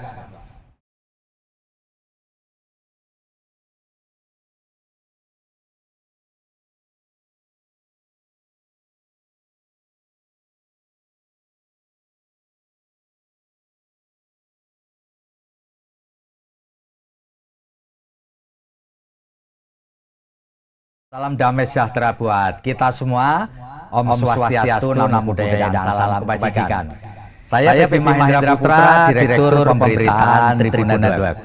Tribuners, pada hari ini, hari Minggu, tanggal 7 Januari 2024, di Istora Senayan Jakarta akan dilangsungkan debat ketiga calon Presiden Republik Indonesia. Temanya adalah mengenai geopolitik, pertahanan, politik luar negeri. Dan dalam kesempatan ini saya telah bersama dengan dua narasumber yang luar biasa, dua perempuan luar biasa. Yang pertama adalah Profesor Dr. Poppy Sulistianing Winanti. Beliau adalah guru besar dari Universitas Gadjah Mada di Yogyakarta yang telah terhubung secara virtual, dan di studio kami telah hadir seorang pakar geopolitik dan pertahanan. Beliau adalah kandidat Dr. Yulis Susilowati. Nama kedua perempuan narasumber kita itu mirip-mirip. Saya kira luar biasa, dan saya akan menyapa dua narasumber kita. Assalamualaikum Profesor Poppy. Waalaikumsalam, selamat malam. Iya. Terima kasih. Demikian pula Mbak Yulis. Assalamualaikum Mbak. Waalaikumsalam. Terima kasih telah bergabung dengan kita sambil menunggu debat ketiga yang akan digelar di Istora Senayan Jakarta. Saya ingin terlebih dulu untuk bertanya kepada Profesor Popin ini. Prof, kalau Anda seorang panelis dalam debat ketiga ini, apa yang ingin Anda eksplor dari ketiga calon presiden kita ini, Prof? Silakan, Prof. Saya berandai-andai ya Mas ya, berarti? Ya. Oke, kalau saya boleh berandai-andai, saya mungkin akan eksplor aspek hubungan internasional dan geopolitiknya. Karena ini topiknya ada banyak ya, ada pertahanan, keamanan, hubungan internasional, dan geopolitik. Kalau saya yang diminta menjadi panelis, saya akan memfokuskan dan ingin juga mengelaborasi, mengeksplorasi bahwa isu-isu ilmu hubungan internasional dan geopolitik itu jauh lebih luas daripada sekedar pertahanan dan keamanan. Yang ingin saya elaborasi tentu saja, karena ini adalah debat calon presiden, kita ingin tahu cara pandang, pemikiran para kandidat, terutama di dalam memberikan arahan terkait dengan politik luar negeri Indonesia dalam 5 tahun ke depan. Jadi pertama mungkin perlu dielaborasi bagaimana para kandidat melihat prinsip politik luar negeri Indonesia yang bebas dan aktif itu diimplementasikan dalam kondisi sekarang, dalam ekonomi politik global dengan dinamikanya yang sangat berkembang cepat. Mungkin itu yang pertama ingin saya elaborasi, Pak. Jadi satu terkait dengan sebetulnya para kandidat punya pemikiran apa terkait dengan prinsip politik luar negeri Indonesia yang selama ini adalah menggunakan prinsip bebas dan aktif.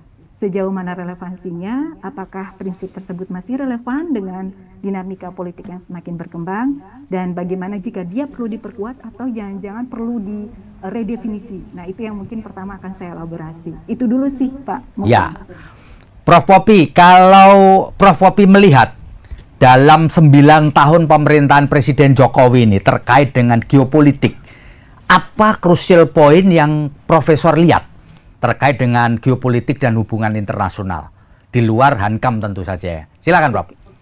Dalam 9 tahun atau 10 tahun terakhir ini saya kira dunia berkembang sangat cepat, Mas.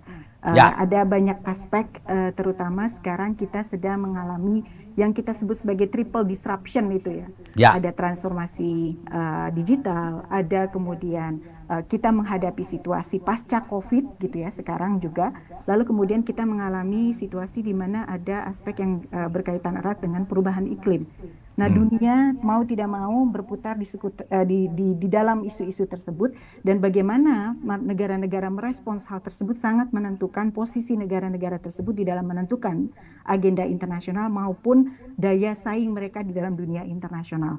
Jadi saya kira dunia yang berubah demikian cepat itu terkait dengan kemajuan transformasi digital, bagaimana dunia harus merespon perubahan iklim, dan bagaimana kemudian dunia semakin harus berhati-hati karena ada aspek yang terutama terkait dengan yang kita sebut sebagai krisis yang akibat dari kesehatan begitu ya. Itu semua adalah hal-hal yang saya kira perlu dipikirkan. Sejauh ini di dalam dunia yang semakin berubah cepat semacam itu, kalau kita lihat 9 tahun terakhir pemerintahan Pak Jokowi lebih banyak memang menekankan politik luar negeri yang didorong oleh kebutuhan dan kepentingan domestik.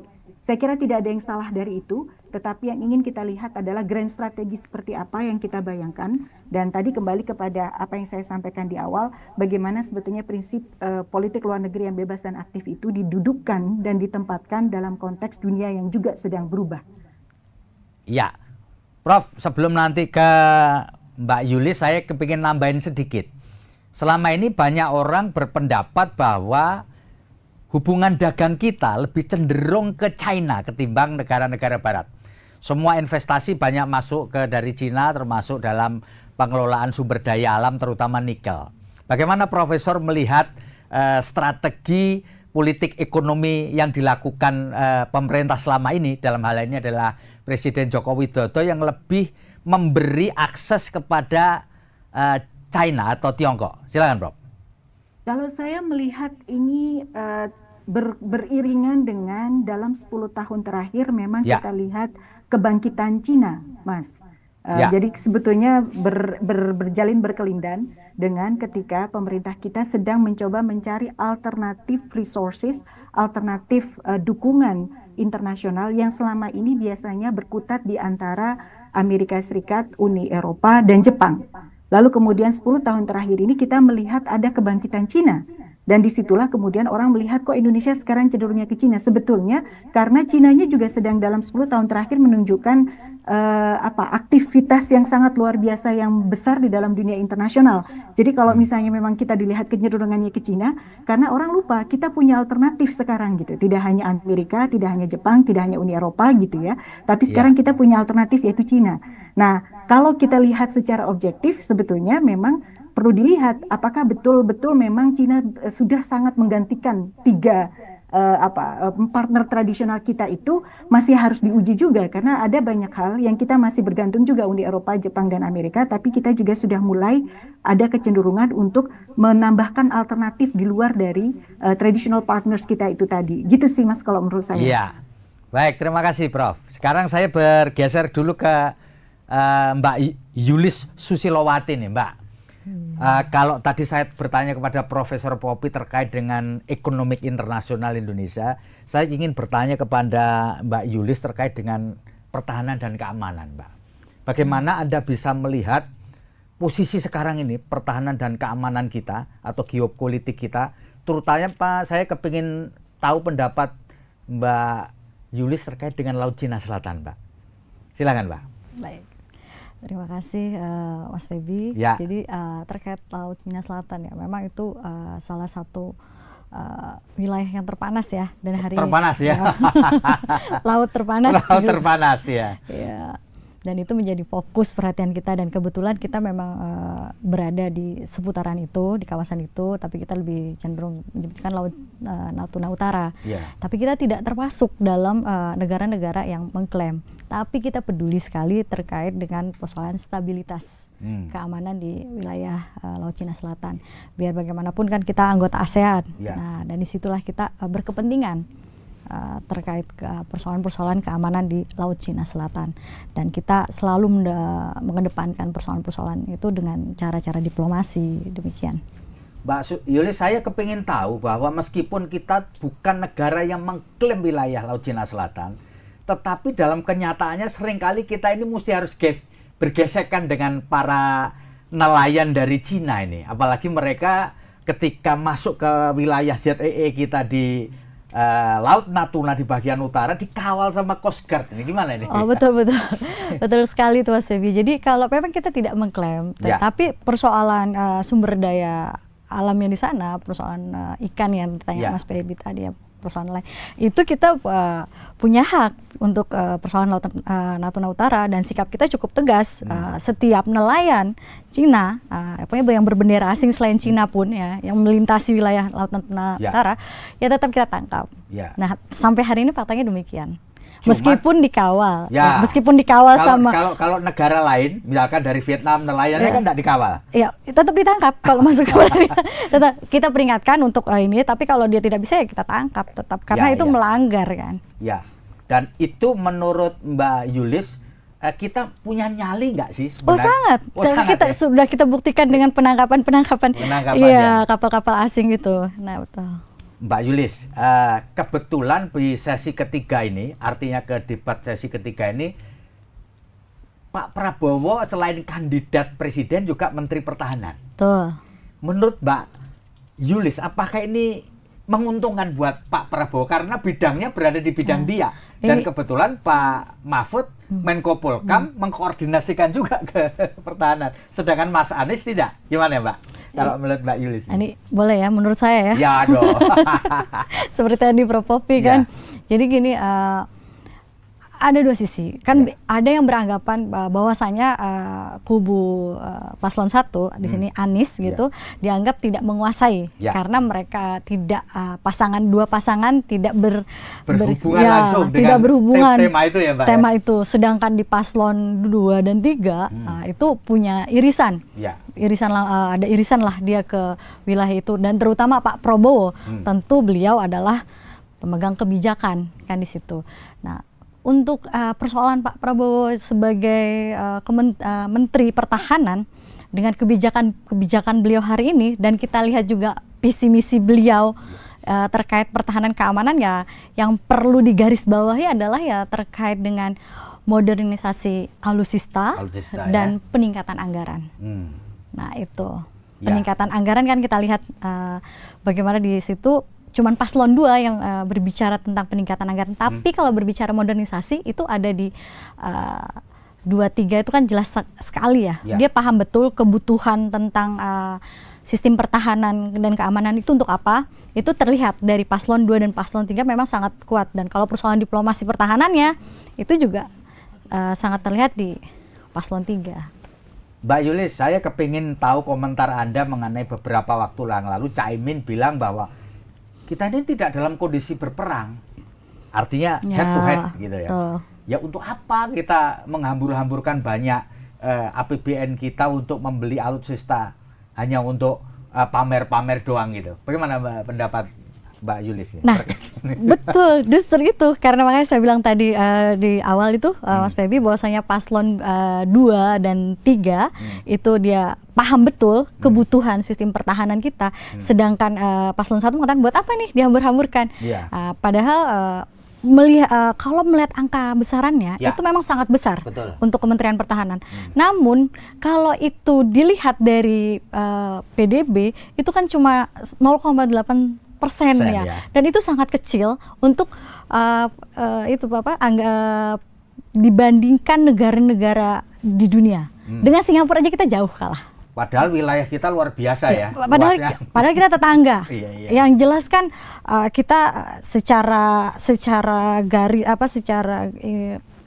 batas aja kita itu kan sangat riskan kalau bertangga. Nah, bayangkan kalau postur pertahanan kita itu kalah, itu kan secara anggaran kan udah bisa dipastikan. Nah, ketika kita memang kalau persoalan-persoalan anggaran itu adalah bukan pada persoalan perang, akan terjadi perang atau tidak, itu memang perlu dikaji. Memang tidak akan ada, apakah ada perang ke depan? Nah, itu betul. Apakah akan ada, tapi mungkin ada perang, tapi bentuknya. Nah, makanya kan di paslon 2 dan 3 pun ada berbicara tentang Satsiber ya dia. Jadi Satsiber TNI. Nah, Satsiber TNI itu yang hari ini tuh masih dalam satu kesatuan matra ya, dalam 3 matra itu. Cuman kan persoalannya mereka kan melakukan kajian terkait dengan matra lain untuk satuan khusus itu tadi. Nah, itu ya Mbak ya. Jadi kebutuhan itu justru di paslon 2 dan 3 yang saya rasa mungkin karena memang beliau bidangnya di situ. Gitu. Baik, saya kembali ke Prof. Poppy. Prof. Iya, Mas Feby. Nah, Prof, tadi Mbak Yulis lebih banyak menyoroti soal pertahanan. Saya melihat pasti Profesor sudah mengikuti juga sedikit mengenai visi misi mereka di kebijakan luar negeri. Nah, satu di antaranya pernah disampaikan oleh Pak Ganjar dalam debat pertama yang lalu adalah kepingin supaya diplomat kita itu bukan hanya ngurusi politik, tapi heavy-nya lebih kepada ngurusin soal dagang-mendagang ini, Prof. Nah, menurut Profesor, bagaimana sih sebenarnya diplomat kita selama ini untuk menjual potensi kita di bidang ekonomi, terutama bisa menarik investor ke dalam wilayah negara kita? Silakan, Prof. Begini Mas Feby, kalau kita mau mengevaluasi ya setidaknya 10 tahun terakhir bagaimana diplomat kita berupaya untuk mencari peluang lebih tepatnya untuk memanfaatkan hubungan luar negeri itu untuk kepentingan domestik kita, itu sudah diupayakan oleh pemerintahan Pak Jokowi. Bahkan saya kira beberapa pihak itu melihat kecenderungannya Pak Jokowi itu lebih banyak menggunakan relasi internasionalnya untuk kepentingan ekonomi domestik atau kepentingan nasional kita dan melupakan aspek-aspek politik yang lain begitu. Jadi kalau misalnya salah satu paslon yang lain mengatakan akan fokus ke sana, saya kira itu mungkin bisa dibaca sebagai kelanjutan dari upaya yang dilakukan oleh Pak Jokowi. Upayanya ada, tetapi hasilnya memang masih perlu kita akses lebih jauh, Mas Feby, menurut saya. Karena memang selama ini menjadi pertanyaan besar ketika kita bicara tentang kebijakan luar negeri suatu negara, pertanyaannya adalah sejauh mana kebijakan luar negeri yang diterapkan tersebut punya manfaat langsung bagi kepentingan nasional. Itu selalu begitu, sehingga kemudian ini menjadi pekerjaan rumah siapapun nanti yang kepilih menjadi presiden untuk memastikan bahwa kebijakan luar negeri itu pada dasarnya juga serving the interest of domestik, kepentingan domestik. Itu satu hal. Tapi pada saat yang bersamaan kita juga tidak boleh lupa bahwa sebagai bagian dari warga dunia, Indonesia juga punya komitmen untuk mengikuti aturan main gitu ya, kalau boleh dibilang, atau norma yang berlaku di tingkat internasional, dan ada banyak tanggung jawab global yang juga harus diikuti oleh negara seperti Indonesia. Nah, disitulah saya kira nanti perlu untuk kita lihat dan kita gali dan kita cermati lebih jauh posisi para kandidat ini di dalam memberikan arahan, guidance terhadap pelaksanaan politik luar negeri yang dua hal tadi, Mas Feby. Bagaimana serving the interest of domestik kita, tapi pada saat yang bersamaan juga menjalankan kewajiban tanggung jawab kita sebagai warga dunia itu juga seperti apa. Nah, di titik itu saya kira nanti mungkin perlu kita lihat di mana posisi para kandidat di dalam menjalankan dua fungsi utama dari kebijakan luar negerinya itu. Prof. Poppy, kalau dilihat dari track record ya, rekam jejak gitu ya, tentu Pak Prabowo yang lebih dekat dengan tema kita kali ini, tema debat kali ini, demikian pula Profesor Mahfud MD, meskipun tidak tampil, karena yang tampil Mas Ganjar di sini. Nah, apakah menurut Profesor lalu kemudian bisa diasumsikan bahwa nanti Pak Prabowo berada di atas angin dibandingkan dengan Mas Ganjar dan Mas Anies gitu. Gimana, Prof? Kalau menurut saya tergantung persiapannya, Mas Feby. Tadi Mbak Julis juga mengatakan belum tentu juga, karena apa? Temanya kan ada beberapa nih, dan kalau dari kacamata saya lebih baik timnya mungkin bisa menyiapkan. Satu, mungkin kalau tahu Pak Prabowo nanti mungkin punya keunggulan karena beliau yang selama ini mengurusi isu-isu ini, pun demikian dengan Pak Mahfud punya keunggulan, kandidat yang lain juga tetap punya opportunity untuk bicara lebih jauh, lebih banyak, yang menunjukkan bahwa isu pertahanan keamanan itu hanya sebagian kecil dari isu besar yang terkait dengan hubungan internasional maupun geopolitik.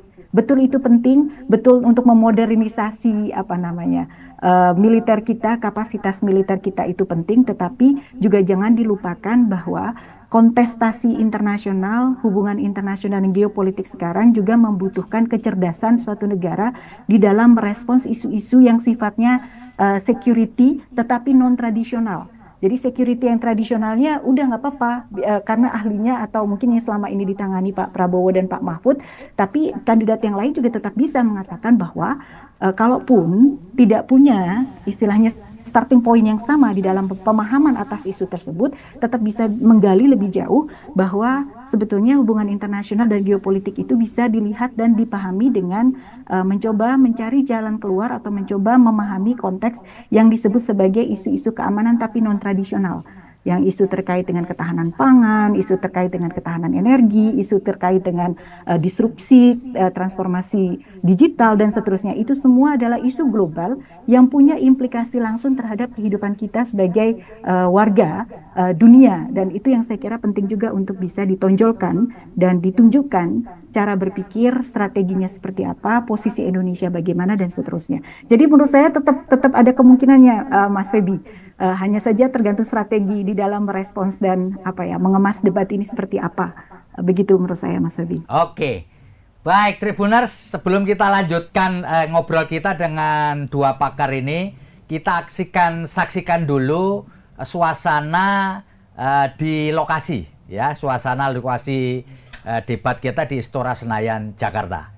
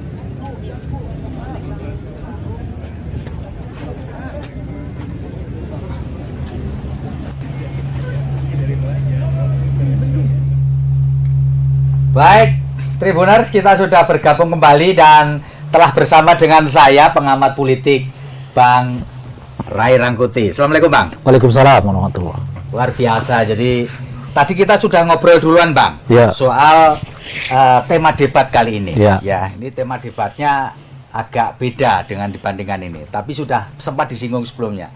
Bang Ray, kira-kira menurut Anda, apakah pertanyaan saya sama sebenarnya? Apakah posisi Pak Prabowo ini lebih unggul di dalam tema debat kali ini? Karena dia memang portofolionya adalah pertahanan. Ya.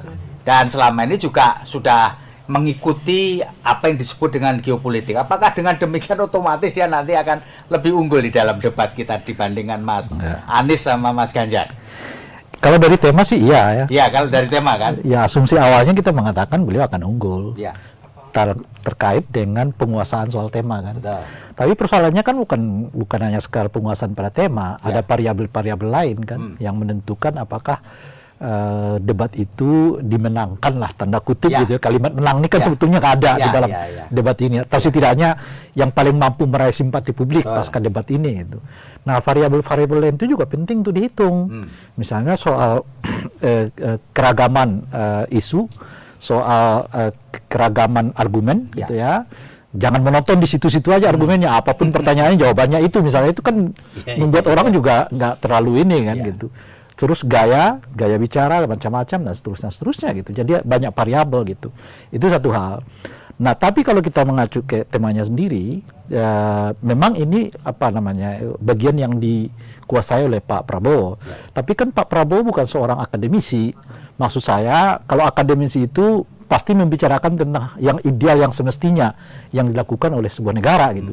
Nah, ketika itu masuk ke ranah politik, belum tentu itu seperti yang dibayangkan secara ideal gitu. Maksud saya adalah jangan-jangan isu-isu nanti yang akan dikembangkan oleh Pak Prabowo itu adalah isu-isu yang justru mungkin tidak tanda kutip ya disukai oleh banyak kaum terpelajar gitu ya, karena bagaimanapun isu ini menyangkut kaum terpelajar nih sebetulnya untuk keamanan, geopolitik, dunia internasional itu umumnya kan pemirsanya itu adalah kaum terpelajar ini. Kalau kaum terpelajar ke bawah saya kira debat yang kedua ya, yang cawapres itu yang jadi pemirsanya begitu ya. Nah, kalau yang ini lebih terbatas lagi orang sebetulnya, tapi yang terbatas ini adalah orang yang paling banyak sekarang belum menentukan pilihan gitu.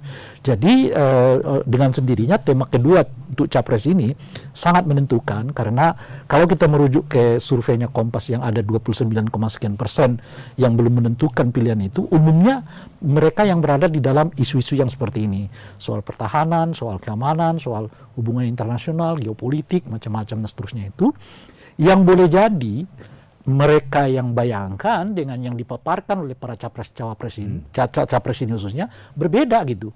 Nah, jadi materinya boleh kita kuasai, tapi materi yang kita kuasai belum tentu connect dengan apa yang dipikirkan oleh para calon pemilih ini begitu kira-kira. Tentu mirip dengan orang banyak mengira mirip dengan debat pertama itu kan ada gimmick. Ada debat ya, ada saling menjatuhkan atau saling memojokkan gitu. Menurut Anda apakah kira-kira nanti Pak Prabowo juga akan ditanya soal pembatalan pembelian Mirage 2000 dari Qatar itu, Pak? Ini bagian yang saya sebut tadi, secara materi Pak Prabowo menguasainya, tapi ada banyak lubang yang tersedia untuk dipertanyakan oleh konsultan yang lain di situ. Jadi selain pembelian pesawat, ada put estate, ada hubungan TNI Polri, apalagi ada dua peristiwa sebelumnya yang lumayan menyita perhatian publik terkait dengan oknum-oknum di TNI misalnya dan seterusnya itu gitu. Dan bahkan boleh jadi rencana pembelian sapi yang 1,5 juta ekor ekor itu tema ekonomi, tetapi nanti kan dipertanyakan itu bagian dari pertahanan apa enggak tuh? Bagian dari ketahanan ekonomi apa enggak tuh? Dan sebagainya. Karena saat yang bersamaan kan bagian dari apa yang disebut dengan ketahanan ekonomi itu adalah mengurangi impor, memperbesar produk dalam negeri gitu kan. Tiba-tiba ada keinginan untuk impor sapi 1,5 miliar, itu kan makanya put estate kita buat, karena gejala untuk menurunkan impor itu kan bagian dari ketahanan pangan nasional gitu dan seterusnya itu. Jadi materinya memang dari pengalaman ilmu macam-macam dikuasai oleh Pak Prabowo, tapi sebagai pilihan politik Nah ini ada banyak lubang yang bisa dipersoalkan oleh konsultan lain. Gitu. Tapi menurut Bang Ray, boleh nggak ini soal food estate sama impor sapi ini dipertanyakan? Mengingat ini kan temanya jangan-jangan disebret karena keluar dari tema ini. Kalau impor sapi mungkin ya bisa diperdebatkan. Kalau food estate tidak. Itu kan memang bagian dari ketahanan pangan nasional. Oke. Gitu. Jadi food estate itu kita buat karena dianggap bagian dari ketahanan nasional. Oleh karena itu diserahkan ke Menhan. Ya.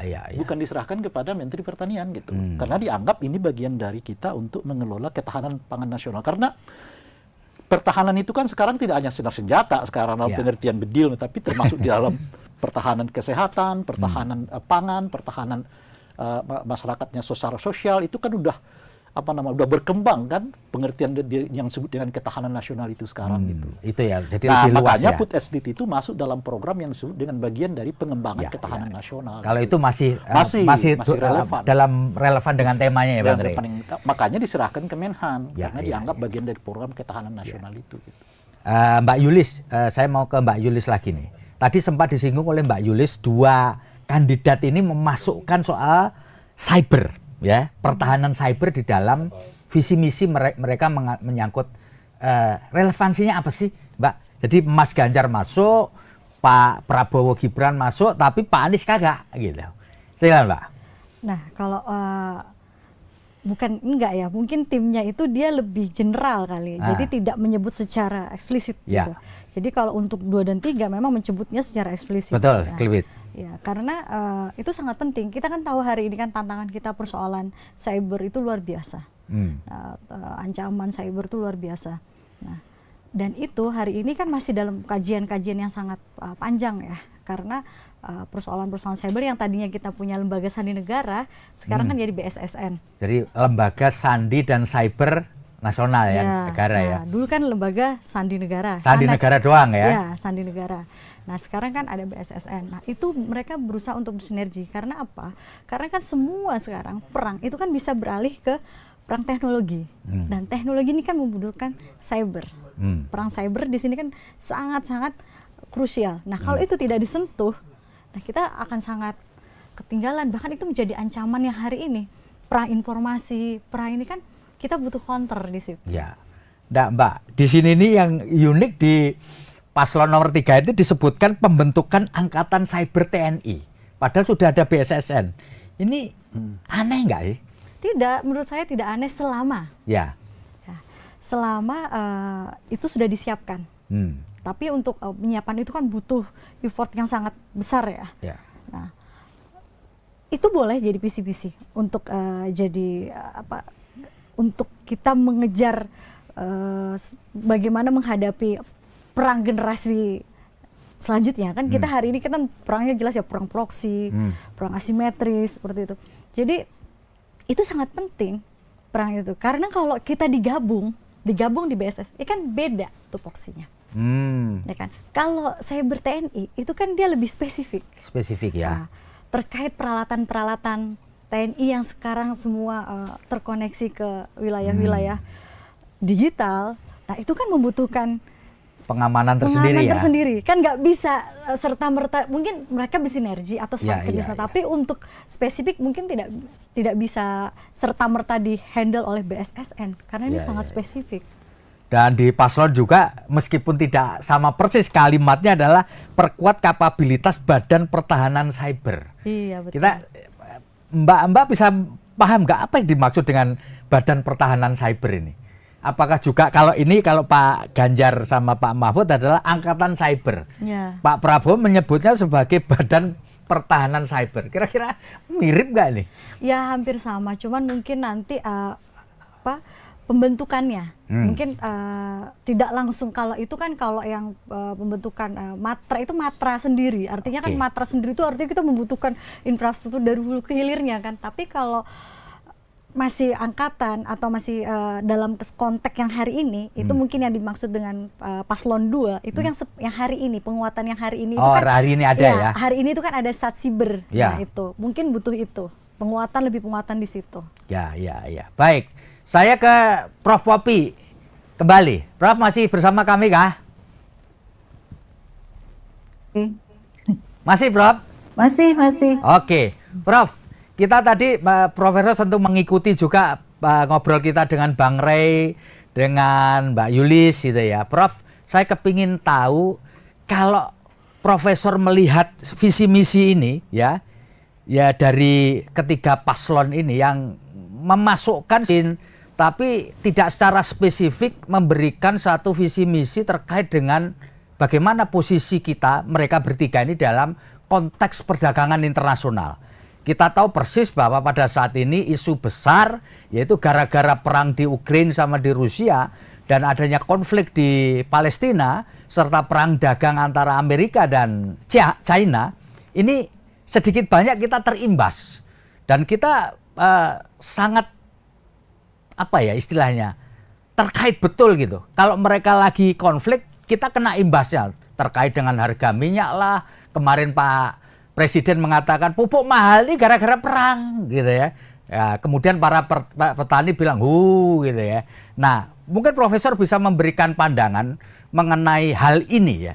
Mengapa pentingnya memasukkan bagaimana kita bisa menghadapi situasi perdagangan internasional sampai 5 tahun ke depan. Silakan, Prof. Terima kasih Mas Febi. Saya mungkin tadi mau juga mengamini yang disampaikan Pak Rey ya. Tadi kalau Pak Rey juga menyebutkan ada beberapa isu yang kalau Mas Febi tadi bilang nanti takut disemprit karena tidak masuk dalam tema hari ini gitu. Padahal menurut saya enggak juga. Tadi yang saya sebut sebagai non-traditional security issues itu persis seperti yang disampaikan oleh Pak Rey. Jadi saya kira kalau kita bisa lebih melihat isu pertahanan, keamanan, hubungan internasional dan geopolitik dalam aspek non-traditional security-nya, itu mungkin bisa masuk ke yang aspek-aspek yang tadi disampaikan oleh Mas Febi. Nah, karenanya kenapa itu penting untuk membicarakan non-tradisional tadi itu, security tapi yang non-tradisional tadi itu, karena tadi yang seperti saya sampaikan di awal diskusi, kita sedang dalam situasi di mana menghadapi krisis global yang kaitannya adalah tidak hanya karena krisis global itu muncul dan dampaknya dirasakan yang sifatnya lintas batas negara, kejadiannya ada di Ukraina dan di Rusia, tapi dampaknya juga kita rasakan, kejadiannya ada di negara atau belahan dunia lain, tapi dampaknya kita rasakan, makanya kemudian isu itu disebut sebagai global issues gitu. Tidak hanya dampak, tapi juga penanganannya harus membutuhkan kerjasama dan multi pihak yang juga sifatnya lintas batas negara. Karenanya penting bagi kita untuk memahami posisi para kandidat ini di dalam merespons isu-isu tersebut dan bagaimana Indonesia memosisikan diri dalam konteks global seperti ini. Apakah misalnya tadi kalau misalnya memang ada krisis di tempat lain, apakah kemudian kita juga perlu melakukan strategi yang jauh lebih luas, mengembangkan kerjasama dengan pihak-pihak yang non-traditional partners kita. Itu kan juga penting. Lalu kemudian bagaimana kita melihat pemikiran kandidat terutama mendudukkan Indonesia di dalam rantai produksi global gitu. Kita nggak cuma sekedar bicara ekspor impor yang kalau bagi mereka yang melihat isu ini sangat sempit bahwa itu isu perdagangan, tapi kalau buat saya ini adalah isu yang sangat terkait satu sama lain dan di mana posisi Indonesia di dalam rantai rantai pasokan global itu gitu. Dan perlu clear juga melihat posisi para kandidat di dalam memberikan arahan kebijakan bahwa ada konteks global yang implikasinya langsung dirasakan oleh Indonesia dan karenanya kita perlu punya grand strategi terkait dengan respons terhadap kondisi dunia yang sedemikian cepat untuk berubah seperti ini. Gitu sih Mas Febi menurut saya. Ya, Prof tadi Bang Rey sempat nyinggung sedikit mengenai wacana yang dilontarkan oleh Pak Prabowo beberapa waktu belakangan di kantor pusat PWI Persatuan Wartawan Indonesia mengenai perlunya impor 1,5 juta sapi. Ya, ini kan tentu terkait dengan perdagangan atau hubungan dengan internasional. Kalau kemudian ada satu kandidat lain yang menanyakan hal ini, menurut Profesor, ini masih masuk di dalam ruang lingkup tema debat atau enggak ini, Prof? Saya sepakat dengan Pak Rey. Ini kaitannya justru ke soal ketahanan pangan kita. Ketika bicara soal ketahanan pangan, kita gini deh, nggak muluk kita bicara soal kedaulatan pangan dulu deh. Kalau kedaulatan pangan, kedaulatan energi itu kan asumsinya semua harus ini ya dikerjakan, dilakukan sendiri. Yang menurut saya itu sesuatu yang sangat sangat utopis juga dalam kondisi yang saling berkaitan satu sama lain dan saling berhubungan dan well connected ya, dunia yang semakin terkoneksi gitu. Jadi yang ada adalah ketahanan pangan. Ketahanan pangan itu bisa dicapai lewat berbagai macam aspek. Salah satunya kemudian meskipun saya tidak setuju bahwa itu adalah solusinya, tetapi apabila misalnya memang kita tidak perlu membatasi bahwa itu urusan perdagangan, itu urusan bahwa ini urusan keamanan gitu, padahal semuanya bisa jadi saling berkaitan itu Mas Feby. Jadi kalau misalnya isu tentang impor sapi tadi orang hanya melihat itu sebagai sekedar isu perdagangan, menurut saya itu juga keliru. Itu adalah isu yang kaitannya dengan memastikan ketahanan pangan. Perkara kemudian apakah solusinya dengan impor sapi, nah itu perlu digugat gitu. Apakah tidak ada cara lain? Apakah tidak bisa memperbaiki misalnya mekanisme di domestik? Apakah tidak bisa memperbaiki dengan upaya untuk menguatkan produktivitas dalam negeri dan seterusnya, yang lagi-lagi kaitannya dengan rantai pasok global tadi, di mana sebenarnya posisi Indonesia sih gitu. Apakah Indonesia berada dalam posisi sekedar menyuplai bahan mentah? Apakah Indonesia sudah maju dalam posisi yang sudah jauh lebih advance untuk processing dan seterusnya dan seterusnya? Nah, itu yang saya kira juga bisa dikaitkan dengan aspek ketahanan, keamanan, tapi yang non tradisional. Karena kalau yang tradisional pasti kaitannya dengan militer, kaitannya dengan kapasitas pertahanan keamanan kita, alat-alat pertahanan gitu ya. Nah, kita bicara dengan keamanan dan ketahanan tetapi dalam konteks yang non tradisional. Gitu sih Mas Feby. Baik. Ini sudah waktunya sudah jam 7. Ya, ini kalau menurut jadwal sih harusnya sudah masuk ke debat. Tapi sebelum itu, sebelum kita beralih ke lokasi, saya kepingin ke sedikit Mbak Yulis sama Bang Rey. Bang Rey, saya kepingin tahu ini Bang Rey. Tadi kan memang persoalan food estate, persoalan impor sapi dari tempat lain itu bukan merupakan sesuatu yang masih terkait dengan ketahanan. Nah, saya kepingin tanya, apakah nanti kalau ada calon yang mempertanyakan soal impor beras, yang selama ini Indonesia ini kan selalu ngimpor apalagi menjelang El Nino ini, dan kemudian jadi isu bahwa impor beras itu kemudian untuk menggerojok ke daerah-daerah dengan bantuan 10 kilogram per bulan lalu dianggap sebagai kampanye terselubung. Apakah ini bisa masih masuk, Bang, isu soal impor beras, Bang? Apapun bisa masuk di situ, karena nggak ada hakim yang mengadilinya. Moderator itu nggak berfungsi untuk mengadili apakah pertanyaan itu relevan dengan tema atau tidak kan. Pun juga dengan panel ahli kan. Mereka juga nggak bisa mengatakan itu pertanyaan. Ya persis seperti debat calon wakil presiden itu. Ketika ada satu calon wakil presiden yang mengungkapkan istilah yang tidak terlalu familiar dengan paslon yang lain, lalu kelabakan dia menanya ulang gitu. Kan nggak ada yang mengatakan itu nggak boleh, ini nggak boleh dan sebagainya gitu. Jadi di forum itu apapun bisa ditanyakan. Termasuk yang mungkin menurut kajian kita itu nggak relevan dengan temanya gitu. Tapi bisa ditanyakan karena nggak ada wasit yang bisa mengatakan ini Anda boleh tanyakan, itu nggak boleh Anda tanyakan gitu. Wasitnya adalah publik. Setelah selesai debat, baru orang semua nanti akan menilai, itu nggak sesuai dengan tema ya dan sebagainya. Tapi itu perbincangan publik. Kalau di forum itu sendiri, tinggal si orang yang ditanya mau jawab apa tidak, tinggal dia sendiri kan. Dia bisa mengatakan ini nggak masuk tema, seperti dilakukan oleh Pak Mahfud ya kan. Beliau mengatakan ini bukan bagian dari tema kali ini, tema yang semestinya pada debat berikutnya, tapi akan tetap saya jawab kan. Bisa pilihannya begitu, pilihannya bisa macam juga gitu. Tapi kalau menurut Bang Rey, menurut rule of the game, boleh nggak sih orang tidak menjawab pertanyaan karena dianggap saya nggak mau jawab, itu nggak relevan dengan tema? Boleh ya? Sama sekali boleh. Bahkan jawabnya lain sekali, kita tanyakan A, dia jawab B. Misalnya kita mengatakan, boleh nggak kalau jalan ke Blok M itu naik sepeda? Nah dia jawab, ke udara kita udah mempergunakan internet loh. Kan nggak connect sama sekali. Itu semua nanti jadi penilaian publik. Gitu kira-kira tuh. Antara jawaban dengan tidak jawaban, antara connect nggak connect, itu yang saya sebut tadi Mas. Per tema Anda bisa kuasai, tetapi di argumen macam-macam belum tentu. Nah itu bagian yang orang akan nilai semua. Connect nggak antara pertanyaan dengan jawaban, atau pertanyaannya relevan apa enggak, atau cara dia bertanya bagus apa enggak gitu. Itu semua bagian dari variabel-variabel yang kita bisa mengatakan orang ini unggul atau tidak unggul dalam debat gitu. Mbak Yulis, ini untuk terakhir Mbak Yulis sebelum kita nanti menuju ke lokasi debat untuk menyaksikan lokasi debat. Mbak, tadi Mbak sebutkan bahwa Laut Cina Selatan itu menjadi isu hangat karena wilayah itu adalah wilayah laut yang panas karena disitulah seluruh kepentingan masuk. Dan saya kepingin tahu apakah alutsista kita itu menurut pengetahuan Mbak cukup nggak untuk ngamanin kepentingan kita di ZEE, ya, zona ekonomi eksklusif terutama di utara Pulau Natuna, yang kemudian juga diklaim oleh Cina sebagai sebuah wilayah penangkapan ikan tradisional lah, kira-kira gitu. Alutsista kita ini cukup nggak? Pernah suatu saat Pak Jokowi show ke Natuna di atas kapal perang gitu ketika ini. Menurut Mbak cukup nggak sih? Atau diketawain aja sama Cina, ente kapalmu cuma begitu doang gitu? Ya kalau jangankan Cina ya, Singapura aja kita kalah ya persoalan alutsista ya.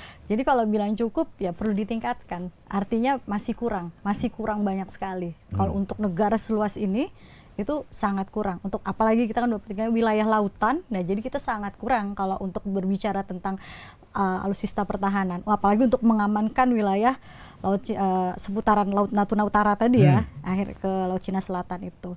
Namun ya tadi kembali lagi ke persoalan anggaran, modernisasi itu tuh kan butuh kajian yang sangat komprehensif karena kan kita lihat nih, saya menambahkan aja nih Mas Febi, karena kan kalau kita berbicara kurang artinya kita butuh modernisasi, artinya kita butuh anggaran. Nah tapi anggarannya seperti apa? Nah, gitu. Harus tepat sasaran seperti itu. Dan saya juga sangat setuju yang dibilang sama Bang Ray Rangkuti karena persoalan keamanan, persoalan pertahanan itu adalah persoalan semua lini bisa masuk karena kan persoalan keamanan itu kan semuanya harus aman. Semuanya harus aman. Nah, kalau kita bicara persoalan Laut Cina Selatan, itu juga kita di situ berbicara tentang biodiversitas. Nah, itu otomatis kan di situ juga ada persoalan keamanan. Nah, persoalan nelayan, persoalan ini otomatis kan sama dengan yang tadi dibilang beras, yang dibilang sapi, kan itu sama aja ikan kan. Kalau misalnya di sana ternyata ada persoalan AUKUS, kapal selam nuklirnya terjadi tabrakan di karang bawah laut, terus akhirnya ada radioaktif, akhirnya mencemari, otomatis kan itu keamanan. Di situ otomatis akan sangat terancam. Demikian. Ya, baik. Tribuners, kita sudah ngobrol dengan 3 narasumber kita, Ibu Profesor Poppy, Mbak Yulis, dan beliau adalah Pak Ray Rangkuti atau Bang Ray Rangkuti. Terima kasih banyak atas waktunya dan tentu kita ingin saksikan nanti apa yang akan menjadi bahan debat dari 3 calon presiden ini terkait dengan tema yaitu pertahanan, kemudian kebijakan luar negeri dan geopolitik. Kita saksikan bersama dan terima kasih Prof. Poppy, Bang Ray, terima kasih Bang. Sama-sama. Mbak Yulis luar biasa, kita ketemu, kita saksikan bersama-sama. Ya, kita habis ini nonton. Ya, kita break untuk menyaksikan apa yang terjadi di Istora Senayan, Jakarta. Terima kasih. Nah, aduh mantap.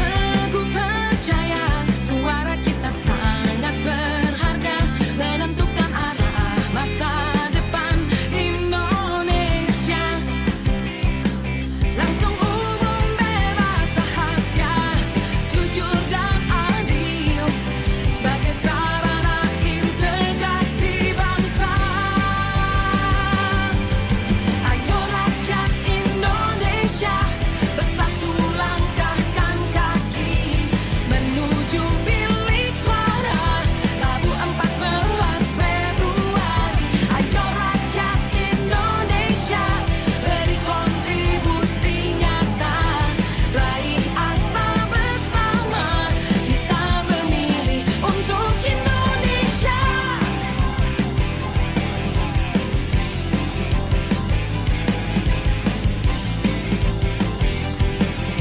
Kita memilih untuk Indonesia.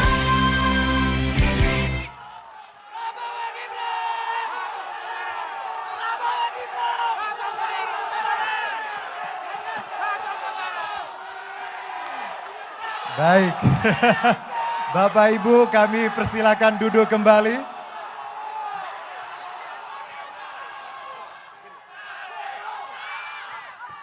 Baik, mohon tenang, kita akan melanjutkan acara. Bapak Ibu hadirin dan pemirsa, untuk membuka rangkaian debat ketiga calon presiden pemilu 2024, kita akan simak sambutan Ketua Komisi Pemilihan Umum yang dilanjutkan dengan doa kepada Bapak Hashim Asyari. Kami persilahkan.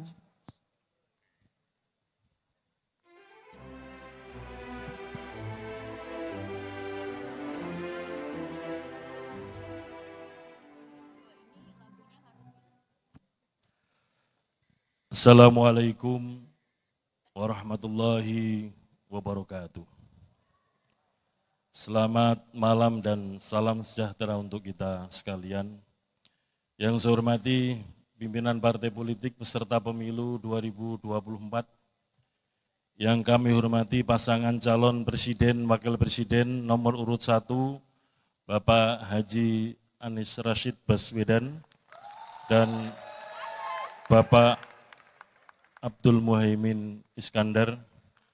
Yang kami hormati pasangan calon presiden wakil presiden nomor urut 2, Bapak Haji Prabowo Subianto dan Bapak Gibran Raka Buming Raka. Yang kami hormati pasangan calon presiden dan wakil presiden nomor urut 3, Bapak Haji Ganjar Pranowo dan Bapak Haji Muhammad Mahfud MD. Yang kami hormati Ketua dan para anggota Bawaslu, yang kami hormati Ketua dan para anggota DKPP, yang kami hormati rekan sejawat, para anggota KPU beserta Sekjen KPU dan jajaran, yang kami hormati para panelis, yang kami hormati saudara moderator, yang saya hormati Ibu, Bapak, Saudara, tamu undangan, dan pemirsa yang berbahagia. Pertama-tama marilah kita memanjatkan puji syukur kehadirat Allah SWT, Tuhan yang Maha Kuasa, yang senantiasa melimpahkan rahmat dan nikmat kepada kita sekalian, terutama nikmat sehat walafiat, sehingga pada hari ini, hari Ahad, tanggal 7 Januari 2024, kita dapat bersama-sama hadir dalam acara debat calon presiden untuk pemilu 2024. Pada kesempatan ini kami ucapkan selamat datang, selamat mengikuti, menyaksikan dan menyimak dalam debat calon presiden pemilu 2024 untuk tema pertahanan, keamanan, hubungan internasional, globalisasi, dan geopolitik. Pada kesempatan nanti yang akan berdebat adalah masing-masing calon presiden. Oleh karena itu, kita semua nanti sama-sama menyaksikan, kita simak dengan sungguh-sungguh para pemilih yang menyaksikan melalui televisi untuk menjadi bahan pertimbangan dalam memilih nanti berkaitan dengan tema yang jadi perdebatan pada malam hari ini. Kami mengucapkan terima kasih kepada para panelis yang telah membantu KPU untuk menyusun pertanyaan yang akan dijadikan bahan untuk debat pada malam hari ini. Kami juga mengucapkan terima kasih kepada televisi penyelenggara yang akan menyiarkan debat calon presiden pada malam hari ini, dan juga saudara moderator yang nantinya akan memimpin dan memoderasi debat pada malam hari ini. Mari kita sejenak menundukkan kepala, berdoa dan bermunajat kepada Allah SWT, Tuhan yang Maha Kuasa. Dengan iringan doa semoga kita senantiasa diberikan kesehatan, diberikan kekuatan, diberikan kesabaran dalam menyelenggarakan pemilu. Semoga apa yang kita kerjakan mendapatkan ridho dan mendapatkan rahmat dari Allah SWT, Tuhan yang Maha Kuasa. Berdoa sesuai dengan agama dan keyakinan kita masing-masing, mulai.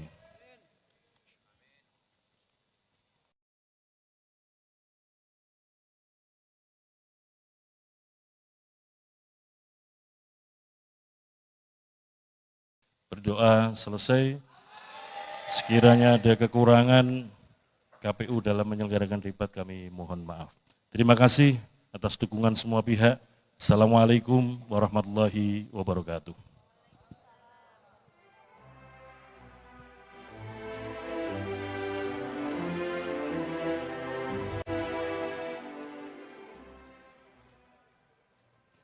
Terima kasih kami ucapkan kepada Ketua KPU Bapak Hashim Asyari. Bapak Ibu hadirin dan pemirsa yang kami hormati, pada debat ketiga dengan para calon presiden pemilu 2024 terdapat 11 panelis. Dan kami mohon berkenan panelis berdiri saat kami sebut namanya.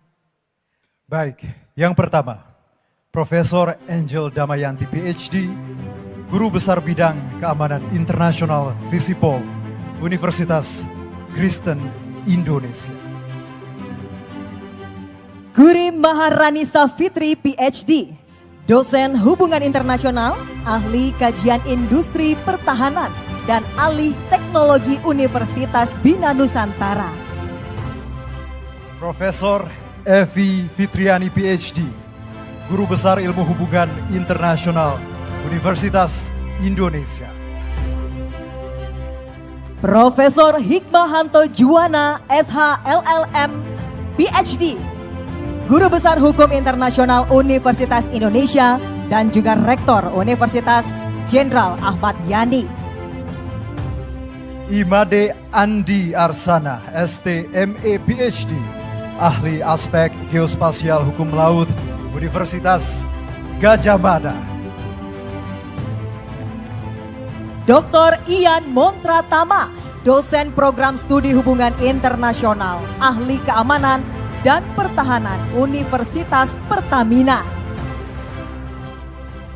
Iren Hiraswari Gayatri PhD, Peneliti Pusat Riset Politik Badan Riset dan Inovasi Nasional. Dr. Kusnanto Anggoro, Pakar Keamanan Universitas Pertahanan. Laksamana TNI Purnawirawan Profesor Dr. Marsetio Kasal 2012-2014 dan Ketua Dewan Guru Besar Universitas Pertahanan. Philips J. Vermonte PhD, Dekan Fakultas Ilmu Sosial Universitas Islam Internasional Indonesia dan Senior Fellow Center for Strategic and International Studies atau CSIS. Profesor Dr. Erwidia Setiabudi Sumadinata, SIP, SSI, MT, MSI, HAN, Guru Besar Bidang Keamanan Global dan Dekan FISIP Universitas Pajajaran. Baik, selanjutnya penyerahan secara simbolis pertanyaan hasil rumusan para panelis oleh koordinator panelis kepada Ketua Komisi Pemilihan Umum. Untuk itu kami persilahkan Ketua Komisi Pemilihan Umum Bapak Hashim Asyari dan Koordinator Panelis Bapak Hikmahanto Juwana untuk menuju panggung.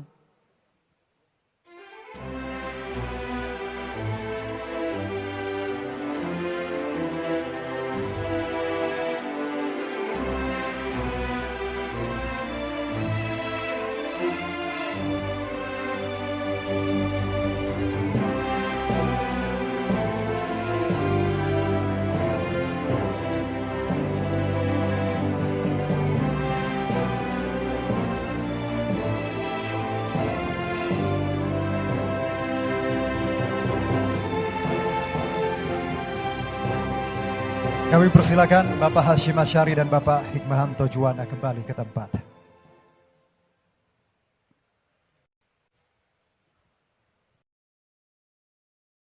Baik, hadirin dan pemirsa, debat calon presiden pemilu 2024 akan segera dimulai dan dipandu oleh moderator. Mari kita sambut moderator debat ketiga calon presiden pemilu 2024, Anissa Dasuki dan Aryo Ardi. Terima kasih Herjuno Saputro dan Deswita Bionda. Selamat malam hadirin dan pemirsa. Ya, selamat malam Anissa. Selamat malam Aryo. Baik, hadirin dan pemirsa, sebelum memulai debat ketiga calon presiden pemilu 2024, terdapat sejumlah tata tertib yang harus ditaati baik oleh hadirin yang ada di ruangan maupun yang berada di luar ruangan. Dan juga harus ditaati oleh seluruh pasangan calon presiden yang akan berdebat pada malam hari ini. Kita simak tata tertibnya berikut ini. Ketentuan debat tata tertib sebelum debat. Pakaian yang digunakan adalah bebas, sopan, dan rapi. Setiap tamu undangan harus menjaga ketertiban, keamanan, serta kebersihan, dan tidak membawa barang-barang yang dilarang serta dapat membahayakan orang lain di lokasi debat. Yang dapat memasuki area debat hanya nama-nama yang sudah terdaftar dan memiliki undangan debat. Untuk pengantar atau pendamping tamu VIP, hanya diperbolehkan mengantar ke area debat.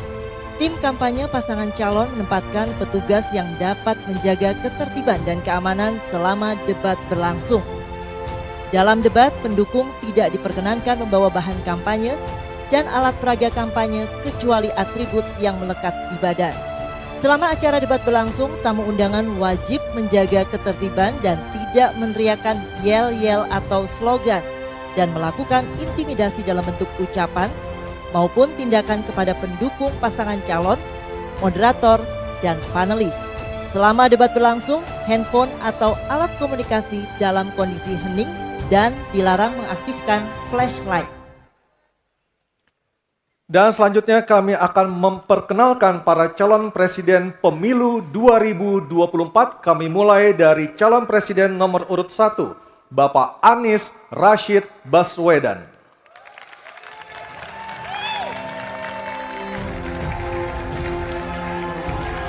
Calon presiden nomor urut 2 Bapak Prabowo Subianto. Calon presiden nomor urut 3 Bapak Ganjar Pranowo.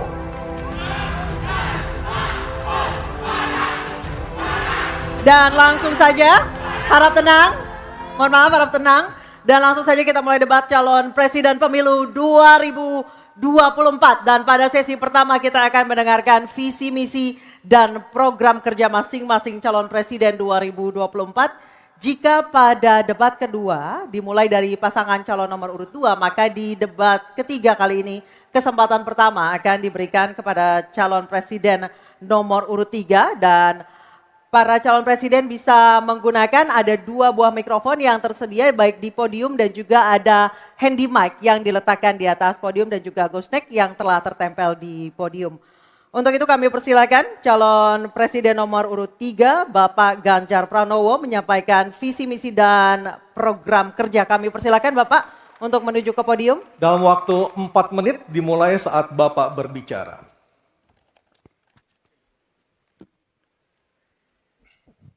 Terima kasih. Selamat malam Bapak Ibu sekalian yang hari ini hadir di studio dan tentu saja yang menyaksikan melalui tayangan televisi atau streaming. Kami membaca sekaligus mencatat persoalan luar negeri, pertahanan keamanan, dan tentu saja dari 3 ini kami akan menyampaikan poin per poin. Yang pertama terkait dengan politik luar negeri kita. Politik luar negeri kita adalah alat untuk negosiasi terhadap dunia luar, tapi kepentingan nasional harus nomor 1. Kenapa itu menjadi penting? Karena kita mesti betul-betul bisa melakukan redefinisi terhadap politik luar negeri yang bebas aktif, yang disesuaikan dengan kondisi kekinian. Ini penting karena apa? Karena kita perlu untuk memilih, memilah, dan memprioritaskan yang menjadi kekuatan, keinginan dari bangsa dan negara ini. Rakyat butuh bekerja. Rakyat butuh lapangan kerja lebih banyak. Investasi harus lebih banyak.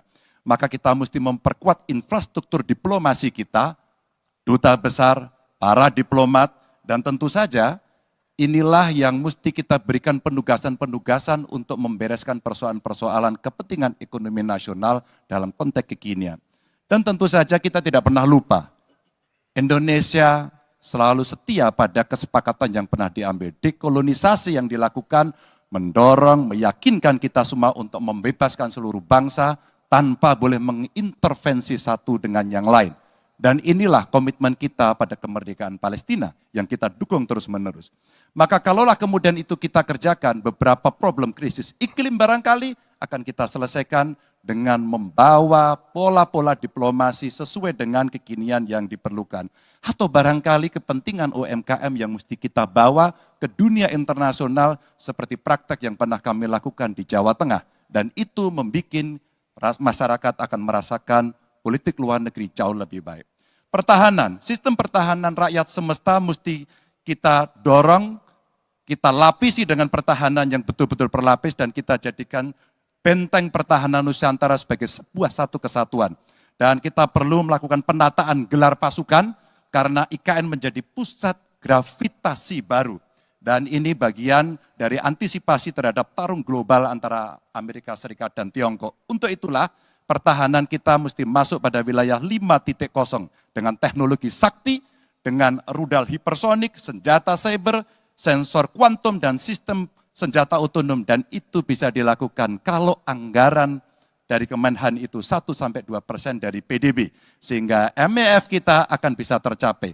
Karena ini yang mengerikan di 2024 saya khawatir ini tidak akan tercapai. Untuk keamanan, terorisme, narkoba, pinjaman online, judi online, kekerasan seksual, ini perlu mendapatkan perhatian termasuk TPPU. Maka reformasi kepolisian betul-betul harus mengantisipasi ini dengan penguatan cyber system kita, termasuk pengembangan SDM cyber yang kuat. Polisi yang menjadi pengabdi masyarakat betul-betul akan bisa mengayomi. Seperti kemudian pada saat saya bertemu dengan Ibu Mary Hugeng. Bagaimana Ibu Mary menceritakan bahwa polisi kita mengayomi dengan kesungguhan. Polisi kita hidup dengan sangat sederhana dan mereka punya integritas yang tinggi. Sebagai anak polisi, saya paham betul ini sesuatu yang sulit dan pasti akan bisa kita lakukan. Dan tentu saja inilah capaian-capaian yang akan kita lakukan oleh Ganjar Mahfud. Bismillah, insya Allah kami siap. Baik, terima kasih Bapak Ganjar Pranowo. Kami persilakan kembali ke tempat Pak Ganjar. Kami persilakan kepada Bapak Anies Rashid Baswedan untuk menuju podium menyampaikan visi, misi, dan program kerja dengan waktu 4 menit.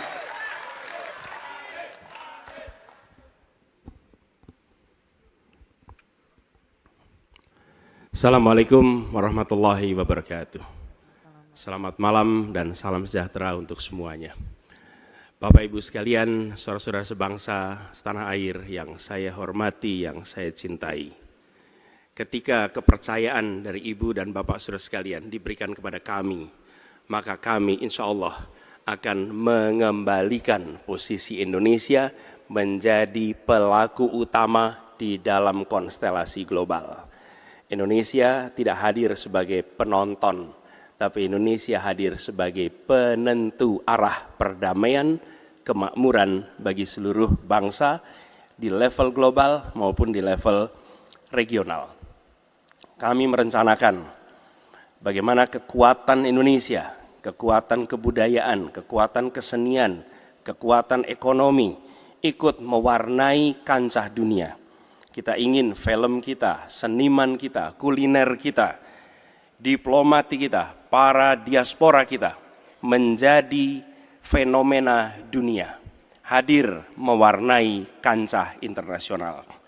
Kita menginginkan dengan cara seperti itu, maka apa yang kita kerjakan di level dunia membuat Indonesia bisa menjadi tuan rumah di negeri sendiri sekaligus tamu mempesona di negeri orang. Dan Presiden menjadi Panglima Diplomasi Indonesia. bukan hanya hadir dalam forum-forum, tapi hadir mewarnai, hadir serius memperjuangkan amanat, termasuk amanat terpenting, menghapuskan penjajahan di muka bumi. Bukan sekedar statement dalam upacara, tapi Presiden dan seluruh jajaran diplomasi bekerja keras untuk itu, khususnya untuk Palestina. Tapi dalam kenyataannya, kita bicara tentang pertahanan di sisi lain. Kita menghadapi tantangan yang tidak kecil. Dalam beberapa tahun terakhir ini, lebih dari 160.000 orang meninggal, bukan karena serangan militer, tapi karena serangan virus. HP kita, komputer kita, diserang oleh cyber attack. Lebih dari 800 juta cyber attack. Perdagangan manusia, perdagangan anak. Bagaimana perempuan, anak-anak menjadi korban, lebih dari 3.000 orang. Dan narkoba menyerbu Indonesia. 4,8 juta orang terpapar narkoba. Keluarga-keluarga kita menderita karena narkoba ini. Dan itu pedih sekali. Itu tingkat keluarga. Pencurian ikan, pencurian pasir, itu menandakan bahwa kita kebobolan. Dan lebih jauh lagi, ironisnya, Kementerian Pertahanan menjadi kementerian yang dibobol oleh hacker di 2023. Sebuah ironi, karena itu kita ingin mengembalikan. Dan 700 triliun anggaran Kementerian Pertahanan tidak bisa mempertahankan itu, justru digunakan untuk membeli alat-alat alutsista yang bekas. Di saat tentara kita lebih dari separuh tidak memiliki rumah dinas. Sementara menterinya punya, menurut Pak Jokowi, punya lebih dari 340 hektar tanah di Republik ini.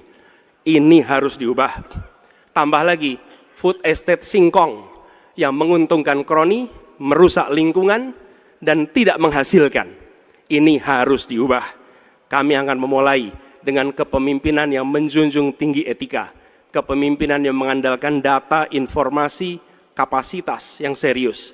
Kita ingin Republik ini berperan di level global, dijaga secara serius untuk rumah tangga, untuk nasional, sehingga kewibawaan kita adalah kewibawaan berdasarkan kekuatan. Untuk itu kita butuh perubahan.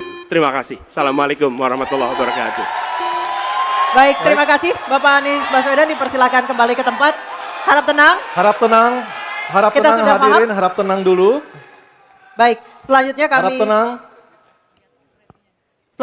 persilakan kepada calon presiden nomor 2 Bapak Prabowo Subianto untuk menuju podium menyampaikan visi misi dan program kerja. Harap tenang, ada waktunya. Harap tenang. Waktu Anda 4 menit dimulai ketika Bapak berbicara, silakan. Bismillahirrahmanirrahim. Assalamualaikum warahmatullahi wabarakatuh. Salam sejahtera kita sekalian. Shalom, Om Swastiastu, Namo Buddhaya, salam kebajikan. Bapak-bapak, ibu-ibu sekalian yang saya hormati. Malam ini kita membicara tema-tema yang sangat penting. Pertahanan, hubungan internasional, geopolitik, globalisasi, keamanan.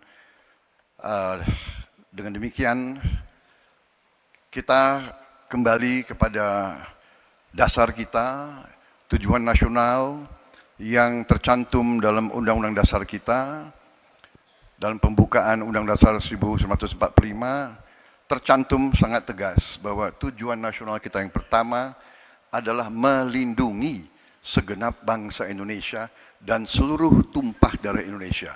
Jadi, fungsi dari negara yang pertama adalah melindungi, berarti pertahanan. Saudara-saudara, kita memahami negara kita sangat besar, sangat kaya, ratusan tahun, negara-negara dari jauh datang ke Nusantara ini untuk intervensi, untuk mengganggu, untuk adu domba, dan untuk mencuri kekayaan kita. Sampai kita merdeka, kita pun harus berhadapan dengan kekayaan alam kita diambil dengan murah.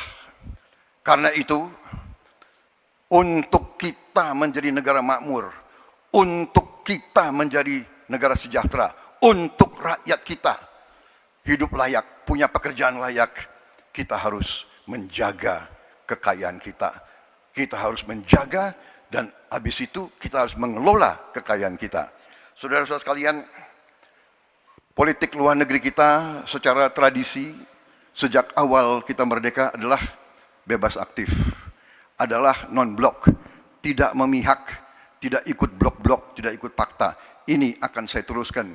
Dengan hubungan baik dengan semua kekuatan, kita bisa mengamankan kepentingan nasional kita.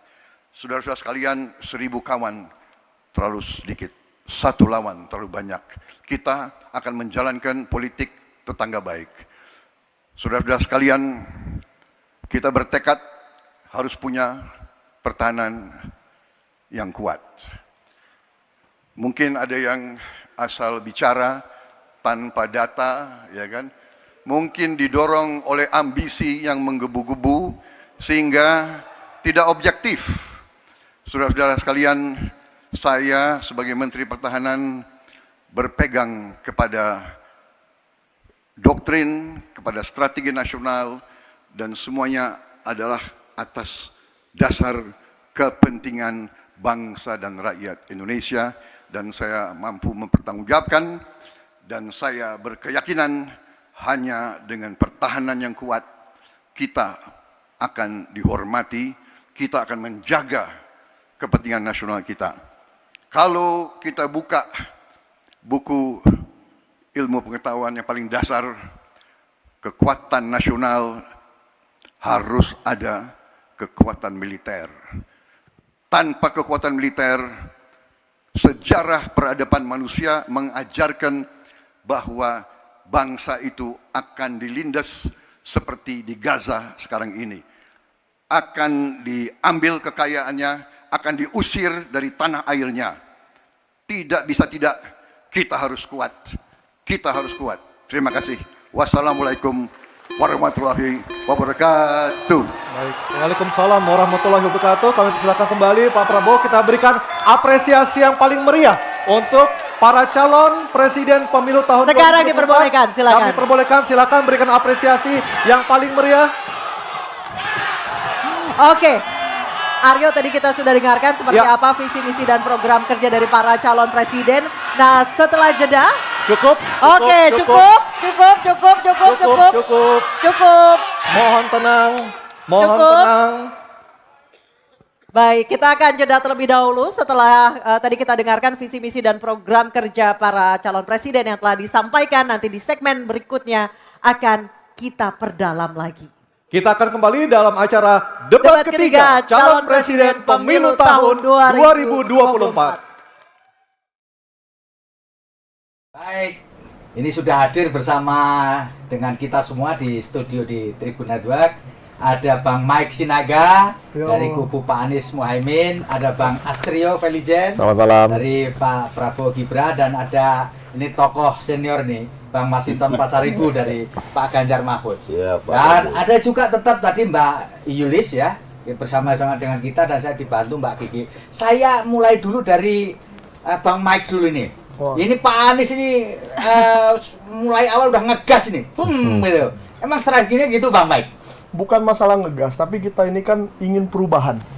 Kita melihat yang beberapa periode terakhir ini kurang maksimal. Gitu ya. Meskipun kita juga berada di pemerintahan, sebelum itu dijadikan buat ngelawan saya ya. Kita memang ada di situ, tapi kan tidak memegang pertahanan. Nah, kenapa kita lihat kurang maksimal? Presiden itu kurang berperan kalau ada di forum-forum internasional. Kadang hanya hadir, itu pun kalau hadir. Nah, kadang kalau hadir pun hanya jadi sekedar penonton, bukan pengambil keputusan. Nah, makanya kita di tim Amin itu sangat mencari bagaimana nih rumusan yang paling tepat untuk supaya Indonesia itu menjadi pemain utama. Bagaimana supaya kita bisa seperti dulu. Konferensi Asia Afrika itu kita pemimpinnya loh di situ. Bagaimana kita bisa kembali ke kejayaan seperti itu? Padahal yang sekarang ini kita sudah direformasi, sudah bebas untuk mengembangkan potensi-potensi, malah tidak dilakukan. Malah mencari pesawat bekas. Tadi disinggung soal pesawat alutsista bekas lah, food estate lah, gitu. Terus TNI nggak punya rumah juga katanya. Ya, itu kan kenyataan yang ada sekarang. Pak Prabowo sebagai Menteri Pertahanan, beliau mencalonkan diri dan harusnya dia sudah tahu ya bahwa ada hal-hal seperti itu dan dia sudah mempersiapkan dong. Nah, seharusnya kita tidak kaget lagi dan itu sudah berseliweran di segala pemberitaan. Itu bukan hal yang rahasia lagi bahwa ada food estate singkong yang sekarang jadi jagung, dan saya lihat tuh videonya Greenpeace bahwa mereka datang ke Kalimantan Timur dan melihat bahwa jagung itu ditanam di polybag. Jadi emang tanahnya itu nggak bisa ditanami karena pasir tanah itu. Orang setempat sudah bilang, Greenpeace sudah bilang, apalagi sih yang mau kita bela dari itu? Kalau soal food estate. Baik, sekarang Bung Astrio dulu nih. Ujuk-ujuk udah pagi-pagi udah serang sisa bekas sama food estate ini. Siap. Emang ada hubungan Bang food estate sama tema kita menurut Abang? Jadi pertama yang harus kita mengerti adalah konteks pertahanan di era hari ini tidak lagi hanya menganut pertahanan militer, tapi juga pertahanan non-militer yang mencakup pertahanan pangan, pertahanan energi, pertahanan air, dan juga ketahanan SDM kita. Nah, jadi konteksnya harus di luar non-military. Nah, kedua adalah mungkin kita langsung masuk ke konteks karena memang sudah langsung diserang ya terkait food estate. Kita harus tahu konteks teknis daripada lahan yang berada di Kabupaten Gunung Mas tersebut. Kenapa area tersebut tertunda pengerjaannya dari proses land clearing sampai penanaman? Itu dikarenakan memang selama 2-3 tahun terakhir itu kita melakukan proses yang namanya land treatment terlebih dahulu. Land treatment apa yang sedang dilakukan? Salah satunya adalah membawa lapisan topsoil untuk ditaruh di lokasi tersebut. Ketika ada tuduhan dari Mas Mike barusan bahwa tanaman-tanaman di situ diletakkan di dalam polybag, itu adalah hanya langkah awal dan bersifat sementara saja. Ketika sambil menunggu lapisan-lapisan topsoil tersebut menyatu dengan tanah yang ada di Kabupaten Gunung Mas. Sesudah itu kalau sekarang dilihat, itu polybagnya sudah tidak digunakan lagi dan sudah menyatu dengan tanah dan itu works sangat fine. Yang kedua adalah mungkin alutsista bekas itu tadi. Yang kedua adalah kita akan masuk ke alutsista bekas. Saya rasa miskonsepsi terbesar adalah kita mendefinisikan pesawat tempur bekas itu sama seperti kita mendefinisikan mobil bekas atau sepeda motor bekas. Bekas banjir, bekas tabrak. Yang orang lain lupa, itu adalah industri aviasi. Baik sipil, terutama militer, merupakan industri yang paling terregulasi di dunia ini. Makanya kalau kita berbicara moda transportasi yang paling aman itu apa? Moda transportasi udara. Lalu yang kedua adalah kalau kita berbicara konteks alutsista, kita memiliki komparasi harga. Sebagai contoh, Mirage 2000 yang dibeli, itu satu berharga sekitar 20 juta US dollar. Dengan usia pakai sekitar 20 sampai 25 tahun. Lalu yang kedua adalah delivery-nya itu bisa cepat. Rafale yang kita pesan itu baru datang sekitar 5 tahun lebih. Sedangkan Mirage itu bisa di-delivery dalam waktu 1-2 tahun. Yang ketiga adalah yang banyak orang tidak sadar, ini balik lagi, orang tuh persepsinya adalah pesawat bekas itu sama dengan beli mobil bekas. Dalam konteks pesawat tempur, kita mengenal konsep yang namanya MLU, Mid-Life Update, seperti yang kita lakukan di F-16 kita saat ini. MLU itu apa? Kita upgrade avionics-nya. Kita upgrade sistem persenjataannya. Kita upgrade airframe-nya, atau kalau bahasa awamnya, sasisnya kita upgrade. Itu akan menyebabkan usia pakai dari pesawat tersebut bisa bertambah 5-10 ribu jam terbang. Nah, jadi itu penggunaan kalimat pesawat bekas merupakan penggunaan kata yang tendensius seolah-olah mendegradasikan kualitas dari pesawat tersebut. Padahal Mirage 2000 merupakan pesawat generasi keempat. Jadi bagusnya bukan bekas ya, second sama ya. Yang paling penting adalah lifetime service ya. Masih berapa lama bisa dipakai dan sesuai dengan kebutuhan kita. Bang Masinton, ini Pak Ganjar tampil tenang ini, nggak nyerang, nggak apa gitu, tapi benar-benar menyampaikan apa yang ingin dilakukan ke depan. Iya, karena itu penyampaian visi misi. Penyampaian visi misi, beliau menyampaikan bagaimana politik luar negeri kita bebas aktif, membangun koeksistensi tadi, membangun persaudaraan, kemudian selain membangun persaudaraan di komunitas internasional, bagaimana blueprint sistem pertahanan kita. Ya, bahwa pertahanan itu ya bukan hanya sekedar kekuatan militer saja, tetapi juga dengan kekuatan pertahanan dengan mengadopsi konsep pertahanan sistem raya semesta ya, pertahanan semesta ya. Nah, itu kemudian dengan teknologi perkembangan teknologi 5.0 yang beliau sampaikan tadi itu. Terus bagaimana peran diplomasi internasional kita itu dalam posisi yang untuk kepentingan nasional kita. Nah, jadi bagaimana peran diplomasi, duta besar, konsulat jenderal itu menjadi bagian dari memperkuat diplomasi nasional kita di dunia internasional, baik itu pelaku usaha, diplomasi tentang perdamaian, keamanan, dan lain-lain. Itu untuk kepentingan ekonomi, dan itu pernah disampaikan juga Mas Ganjar di debat yang pertama kan Bang ya? Iya. Betul ya? Dan soal kemudian, peran diplomat sama konjen itu, konsulat jenderal ya? Dan kemudian bagaimana tuh kita mampu melindungi seperti dengan era perkembangan teknologi sekarang ya, sampai pinjol apa segala macam gitu ya. Nah di situ meletakkan bahwa ini program yang bukan mengawang-awang, tetapi program yang untuk kepentingan masyarakat. Oke, baik, Bang, kita akan lanjut menyimak sesi debat pada hari ini. Sesi kedua ini ya? Iya, sesi kedua kita akan mulai melihat mereka menjawab pertanyaan dari panelis. Dengan calon presiden nomor urut 1. Dan kami persilakan Profesor Angel Damayanti, salah seorang dari panelis, untuk mengambil pertanyaan subtema di dalam fishbowl. Dan nanti diperlihatkan Bu Angel ke moderator dan ke kamera. Pertanyaan apa yang diambil oleh Ibu Angel Damayanti? Pertahanan. Pertahanan. Baik. Dan selanjutnya panelis Ibu Kuri Safitri untuk mengambil undian daftar pertanyaan dari fishbowl. Ya, silakan Bu. Ada A, B, atau C. Kita tidak tahu apa yang diambil hurufnya. Huruf C. Oke, baik. Pertahanan huruf C. Baik, saya ambil ini A, B, C. Baik. Kita akan buka amplop pertanyaannya. Pertanyaannya masih disegel ya. Bapak Ibu yang di rumah juga bisa melihat pertanyaannya masih disegel. Dan kami ingatkan para calon presiden untuk mendengarkan dengan seksama Bapak-Bapak karena pertanyaan tidak akan kami ulang, hanya akan kami bacakan satu kali. Silakan dibuka Anissa, Baik. lihat apa isi pertanyaannya. Baik, Pertahanan pertanyaan huruf C ya. Ya, pertanyaan untuk calon presiden nomor urut 1, Bapak Anies Baswedan.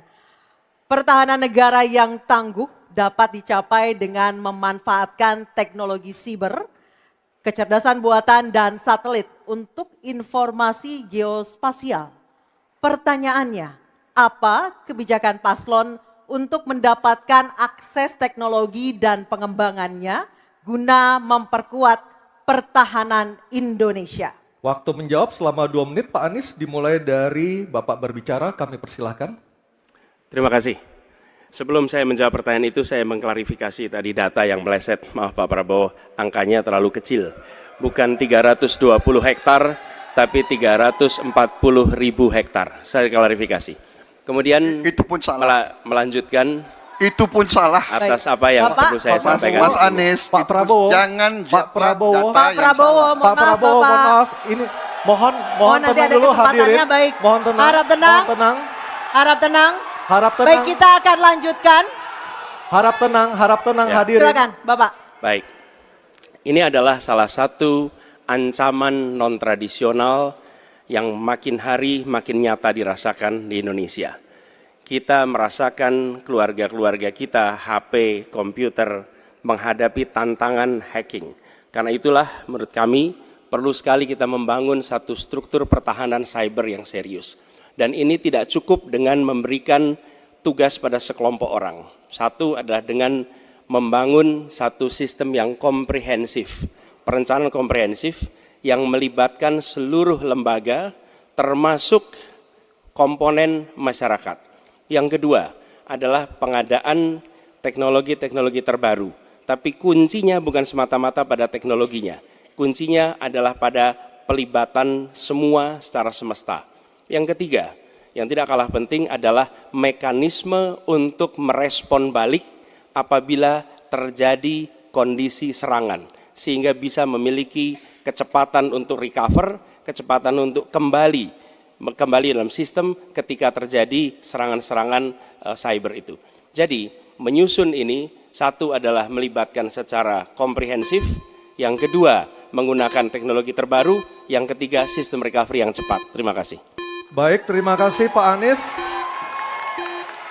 Kami persilakan kepada calon presiden nomor urut 2, Bapak Prabowo Subianto, untuk menanggapi calon presiden nomor urut 1 dengan waktu 1 menit saat Bapak berbicara akan dimulai. Silakan Pak. Iya, sekali lagi ya saya berpandangan Pak Anies juga terlalu teoritis, semuanya bagus, indah, tetapi yang nyata tentang masalah AI, cyber, teknologi tinggi dan sebagainya adalah sumber daya manusianya, awaknya. Saya begitu jadi menteri, saya membentuk 4 fakultas baru di bidang science, teknologi, engineering, dan mathematics. kita menyiapkan putra-putri kita terbaik untuk menguasai teknologi, untuk menguasai sains, untuk menguasai artificial intelligence, untuk menguasai cyber. Bukan barang yang kita beli, kita harus kuasai know-how-nya, kita harus kuasai sistem yang harus kita pegang. Dan menurut saya itu adalah inti daripada masalah. Tidak hanya bicara-bicara yang baik-baik saja. Waktu sudah habis Pak Prabowo. Selanjutnya calon presiden nomor urut 3 Bapak Ganjar Pranowo untuk Baik menanggapi. hadirin kami harap tenang. Hadirin kami harap tenang. Silakan Bapak Ganjar Pranowo untuk menanggapi jawaban calon presiden nomor urut 1. Waktu Anda 1 menit dimulai ketika berbicara. Yang pertama kita mesti menguatkan BSSN. Dan kita penting untuk membuat security system yang baik. Bahkan selain membangun SDM dan infrastruktur yang baik, maka kecepatan internetnya dan coveragenya harus tinggi. Maka kalau kita kemudian membuat satu sistem infrastruktur yang bagus, jangan dikorupsi. Ini yang kemudian jadi persoalan. Maka tidak pernah selesai. Dan tentu saja LPDP itu punya potensi yang sangat tinggi untuk memberangkatkan orang-orang, anak-anak hebat ke sana. Namun demikian, ketika mereka sudah balik, mereka mesti diberikan ruang untuk bisa bekerja. BRIN bisa kita libatkan. Ya, mereka bisa membuat kolaborasi yang sangat bagus. Bahkan kemudian pengamanan di kepolisian, saya kira perlu cyber institution yang dipimpin oleh Jenderal Bintang 3. Dan kita perlu duta besar cyber. Baik, masih ada sisa waktu. Ya. Baik, cukup. Dan sekarang harap tenang. hadirin harap tenang, kita berikan kesempatan kepada 3 orang capres kita untuk berbicara. Kami persilakan pada Pak Anies untuk menanggapi 2 capres sebelumnya. Silakan Pak Anies, waktu 1 menit. Memang benar, membangun sistem itu salah satunya. Satu adalah perangkat lunak, satu adalah perangkat kerasnya. Dan itu salah satunya adalah seperti disampaikan terkait dengan sumber daya manusia. Persoalannya, kalau tadi disebut ada yang teoritis, ada yang kedua tidak dilaksanakan. Jadi selama 5 tahun ini, apa yang dikerjakan dalam mempertahankan sistem cyber kita? Mohon tenang. Justru di situ letak problemnya. Jadi ketika anggaran yang begitu besar dialokasikan justru bukan untuk mempertahankan yang hari ini menjadi serangan paling modern yang terjadi. Ini adalah ancaman yang paling nyata dan dirasakan di seluruh keluarga, bukan hanya di sektor pemerintahan. Karena itu menurut kami, langkahnya investasi jangka panjang boleh, tapi manfaatnya itu baru dirasakan bisa 5 tahun, 10 tahun yang akan datang. Pertanyaannya hari ini dan kemarin apa? Dan itulah yang menjadi fokus kita. Segera siapkan sistemnya, segera siapkan orangnya, segera siapkan langkahnya. Baik, masih ada waktunya Bapak. Waktu habis. Baik, terima kasih. Harap tenang Bapak Ibu, Harap tenang, hadirin yang ada di acara sini. masih harus kita lanjutkan. Harap tenang Kita Bapak sudah dan Ibu. dengarkan bersama-sama tadi tata tertibnya seperti apa, mohon tenang. Kita lanjutkan, selanjutnya beralih ke pertanyaan kedua untuk calon presiden nomor urut 2 Bapak Prabowo Subianto. Untuk itu kami persilahkan kepada panelis Profesor Evi Fitriani untuk mengambil pertanyaan subtema di dalam fishbowl dan diperlihatkan kepada seluruh hadirin, moderator, dan para calon.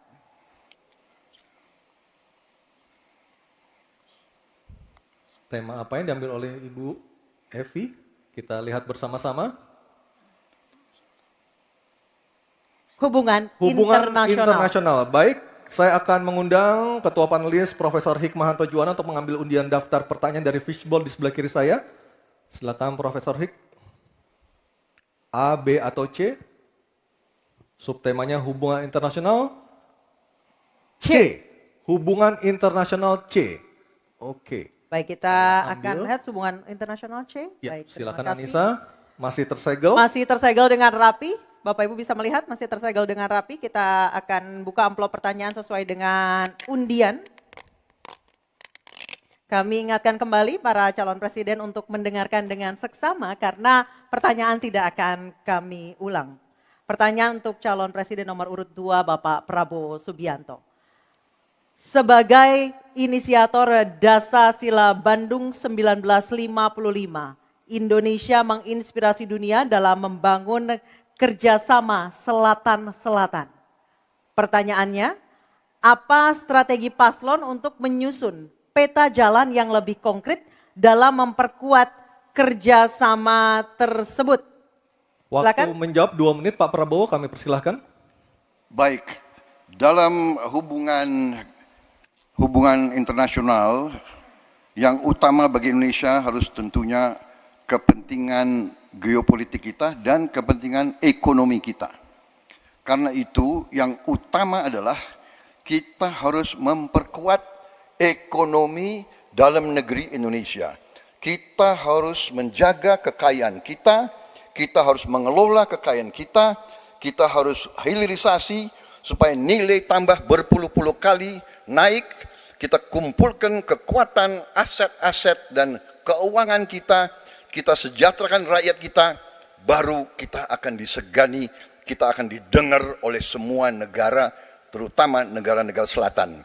Kita sekarang pun sudah jadi panutan bagi banyak negara di Afrika. Begitu banyak negara di Afrika sekarang melihat ke kita, datang ke kita, minta belajar dari kita.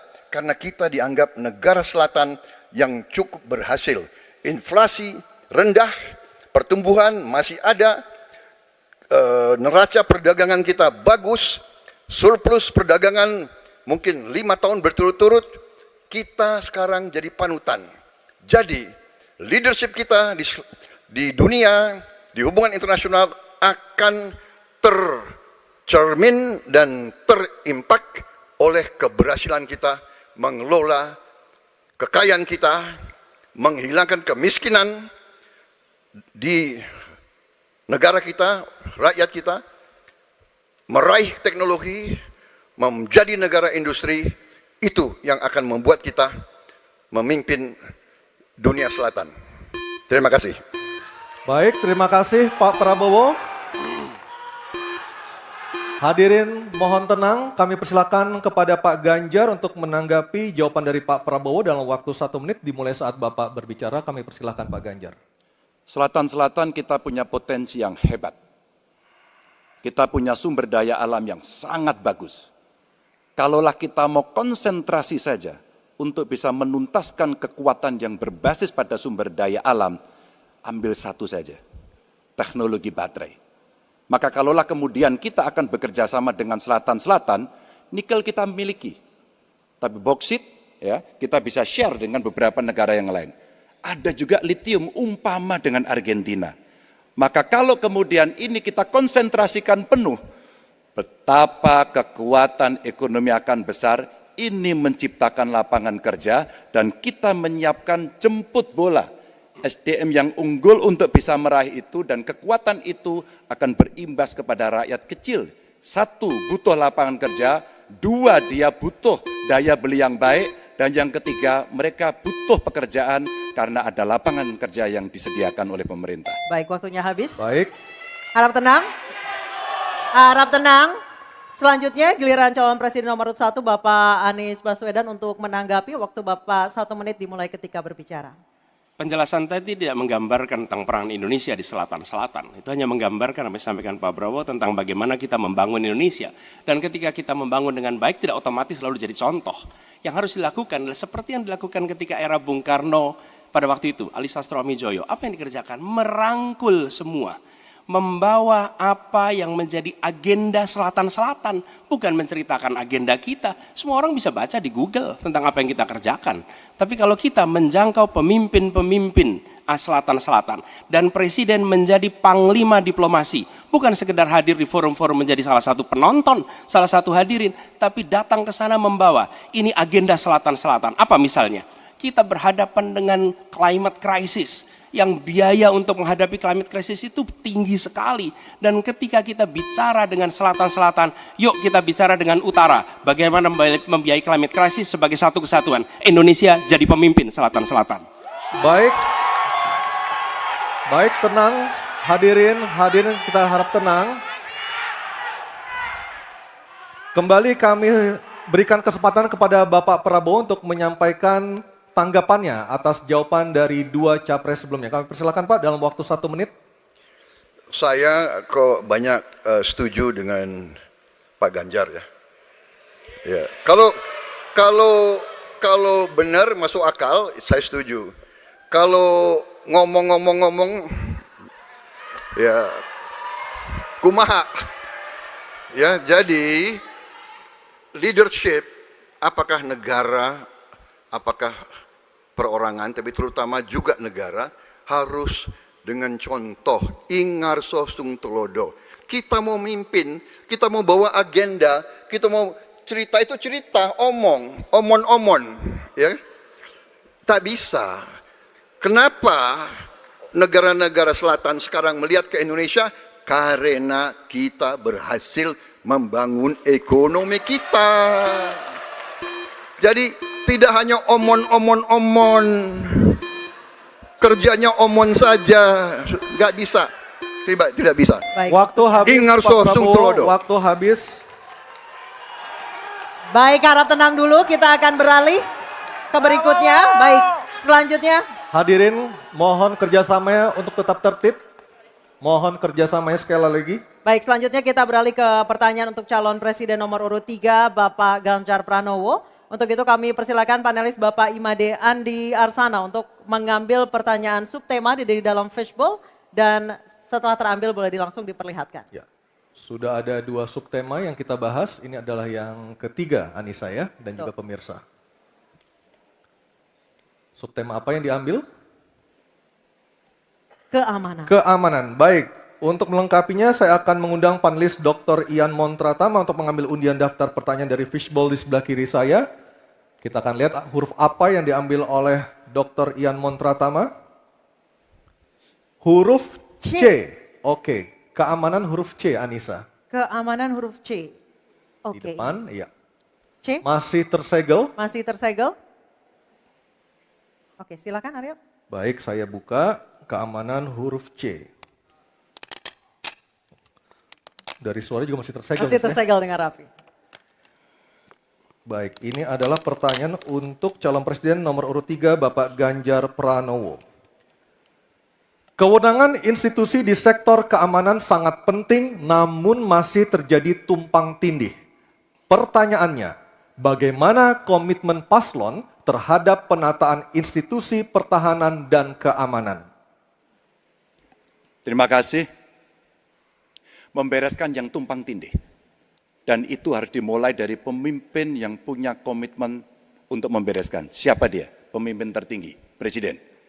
Maka kalaulah kemudian kita bicara pertahanan yang ada di laut, maka sekian lembaga yang ngurus laut mesti disatukan dalam sebuah wadah Coast Guard. Ketika kita bicara keamanan dan tumpang tindih, maka keamanan wilayahnya ada di kepolisian. Saya mengapresiasi umpama dalam konteks terorisme, 2023 relatif tidak ada. Kita berikan apresiasi itu kepada kepolisian. Ketika kemudian terjadi pada situasi belahan Indonesia yang lain yang membutuhkan, katakan bantuan dari TNI, maka disitulah kemudian on call mereka. Kami butuh bantuan, maka dibantu. Tapi pada sisi yang lain, pembenahan yang tumpang tindih ini, di daerah sebenarnya juga bisa disupport agar keamanan bisa berjalan dengan baik. Siapa mereka pelaksana di daerah? Forkompimda. Kita tidak pernah membiarkan situasi negara diurus oleh pusat saja. Kita mesti mengambil inisiatif karena peran-peran sampai tingkat lokal itu ada. Bahkan tokoh masyarakat, tokoh agama mesti kita lakukan. Maka seluruh yang tumpang tindih dari sisi regulasi, 1 perlu harmonisasi, 2 perlu sinkronisasi. Dan pada tingkat tidak ada keputusan, maka pemimpin tertinggi harus berani mengambil keputusan itu. Sehingga tumpang tindih yang selama ini selalu saja menjadi perdebatan yang tidak ada hentinya, maka diselesaikan di meja presiden. Dan itu saya kira sikap yang paling jelas untuk membereskan persoalan ini. Apapun dalam konteks eksekutif, maka pemimpin tertinggilah yang harus mengambil keputusan. Kecuali kita mesti berbicara dengan DPR, maka kita akan duduk bersama untuk membicarakan secara regulatif. Waktunya habis. Baik, terima kasih Pak Ganjar. Ada waktunya, harap tenang. Kami persilakan kepada calon presiden nomor 1, Bapak Anies Baswedan untuk menanggapi jawaban dari Pak Ganjar dalam waktu 1 menit. Kami persilakan Pak Anies. Menurut hemat kami harus dirumuskan apa tantangan dan ancaman keamanan Indonesia di tahun-tahun ke depan. Dengan itu dirumuskan, maka kita tahu apa ancamannya. Lalu dari situ kemudian kita lihat bagaimana badan-badan yang selama ini ada diatur untuk merespon atas tantangan itu. Kalau kita hanya menata ulang tanpa memikirkan apa ancaman barunya, maka kita tidak lebih dari sekedar menyelesaikan urusan organisasi. Yang sesungguhnya dibutuhkan adalah bagaimana organisasi itu diatur untuk merespon tantangan. Jadi nomor satu, rumuskan itu. Kemudian yang kedua, yang tidak kalah penting, libatkan semua unsur yang terbiasa di dalam menyusun ancaman tantangan organisasi. Sehingga kemudian penataan organisasi badan-badan bukan semata-mata karena selera pemimpin, tapi karena merespon atas ancaman itu. Dengan begitu, penataannya akan sesuai kebutuhan. Terima kasih. Waktu 1 menit sudah habis. Baik, terima kasih. Selanjutnya giliran calon presiden nomor urut 2, Bapak Prabowo Subianto. Hadirin kami harap tenang terlebih dahulu. Ada waktunya untuk menanggapi jawaban dari Capres nomor urut 3. Waktu Bapak 1 menit dimulai ketika berbicara. Baik ya, sekali lagi saya harus mengatakan, saya kok banyak sependapat dengan Pak Ganjar. Jadi benar tumpang tindih harus diselesaikan oleh pimpinan tertinggi dan itu saya kira bisa ya. Tapi benar saya juga harus mengatakan kita harus apresiasi prestasi TNI dan prestasi Polri dalam menjaga pertahanan keamanan, dalam mengatasi berbagai peristiwa-peristiwa yang pelik. Harus kita akui, menghadapi terorisme, bom Bali, Peloso, dan sebagainya. Untuk itu, saya kira kalau saya dapat mandat, saya akan perbaiki kualitas hidup TNI, kualitas hidup Polri, memimpin supaya TNI dan Polri menjadi yang terbaik yang bisa kita bangun. Dengan keunggulan TNI dan Polri, Polri langsung di bawah Presiden, kita akan berbuat yang baik untuk rakyat kita. Terima kasih. Selanjutnya kita kembali ke calon presiden nomor urut 3, Bapak Ganjar Pranowo untuk merespon tanggapan dari kedua capres tadi. Waktu Anda 1 menit dimulai ketika berbicara, silakan. Ketika overlap kelembagaan ditanyakan kepada saya, maka saya sudah pelajari apa yang ada. Data, kondisi sosiologis, konflik antar kelembagaan, itu bukan tiba-tiba turun dari langit. Karena kami sudah baca datanya, kami melihat prakteknya, pengalaman kami 10 tahun di DPR dan 10 tahun di gubernur, cukuplah sudah untuk membuat analisis kondisi sosiologis yang ada. Maka tidak perlu lagi kita akan mengundang lebih banyak orang untuk meneliti starting from zero. Ini starting from the end. Dan kemudian kita mesti memutuskan cepat. Maka kalaulah kemudian seluruh data itu sudah ada di kepala kita, sudah tertuliskan dengan baik, maka yang diambil adalah keputusan karena kita punya konsep untuk memutuskan itu.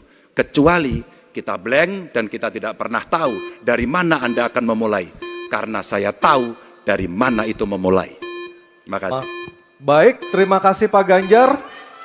3 capres sudah memberikan jawabannya di segmen ini. Kita akan jeda terlebih dahulu dan kita masih akan terus kembali, Anissa ya. Betul. Sejumlah gagasan nanti akan kembali disampaikan oleh para calon presiden 2024 dalam jawaban dan tanggapan para calon presiden. Kita nanti usai jeda dan pemirsa tetap bersama kami di debat ketiga calon presiden pemilu tahun 2024.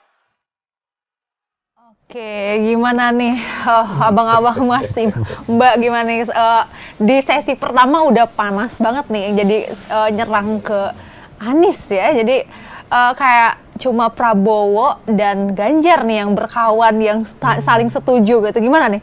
Mbak Julis dulu barangkali melihat ini konteksnya mulai dari pertahanan, hubungan internasional yang terakhir soal keamanan. Silakan Mbak Julis. Cukup menarik. Kita berbicara pertahanan tapi dalam panggung politik ya. Yeah. Nah, jadi kan ininya panggung politik biar. Jadi ya apa yang disampaikan oleh paslon 1, 2, dan 3 memang yang sangat dari awal saya sampaikan tadi 2 dan 3 memang dia paham betul dengan persoalan-persoalan pertahanan keamanan yang secara substansial. Karena apa? Karena memang di paslon 2 dan 3 ini irisannya jelas. Yang satu ada di situ wakil walaupun ini ya Prof. Mahfud karena Menko Polhukam yang selalu bersinergi dengan Kementerian Pertahanan dan Pak Prabowo sendiri itu pemegang kebijakan di Kementerian Pertahanan kan demikian. Namun paslon 1 ya juga dia tidak mau tinggalan untuk terus mengatakan by data. Namun ya tadi kita kalau melihat apa yang disampaikan itu lebih cenderung kembali lagi tadi kita tidak melihat jawabannya yang secara substansial. Jadi lebih di permukaan saja jawaban-jawaban itu. Padahal misalnya nih Pak Prabowo itu kan lebih bisa tuh sebenarnya mengelaborasi atau lebih bisa menjelaskan hal-hal yang paling substansi yang ditanyakan. Nah, cuman mungkin entah itu keterbatasan waktu atau apa ya, kita tidak tahu karena apa serangan di awal seperti apa secara. Jadi otomatis tidak menyentuh ke yang paling substansi. Nah, kalau dilihat memang kalau penguasaan jelas di paslon 2 dan 3 itu tidak bisa diingkarin karena kebutuhan persoalan yang tadi seperti disampaikan persoalan cyber gitu, paslon 3, 2 dan itu secara tegas mengatakan memang itu yang dibutuhkan hari ini dan apa yang dibutuhkan terkait dengan pembentukan matra misalnya atau pembentukan angkatan persoalan cyber itu tuh dijelaskan betul secara gamblang oleh paslon 2 dan 3. Nah, itu tidak dijelaskan secara gamblang oleh paslon 1. Nah, demikian. Namun ya tadi paslon 1 tidak mau dong karena biar bagaimanapun sejak dari awal kan memang orang mengatakan bahwasanya wah ini yang menguasai pasti paslon 2 paslon 2 karena dia tapi kan kita lihat di sini Pak Ganjar juga begitu terang untuk menjelaskan kan dan beliau juga menguasai gitu karena biar bagaimanapun kan beliau pernah di legislatif, pernah di eksekutif ya. Pak Anies juga demikian, cuman mungkin ya persoalan-persoalan pertahanan itu memang harus dibahas lebih mendalam begitu untuk paslon nomor 1 karena hal-hal yang substansi, hal-hal yang dibutuhkan betul oleh pertahanan begitu untuk ini ya timnya, masukan untuk timnya. Iya.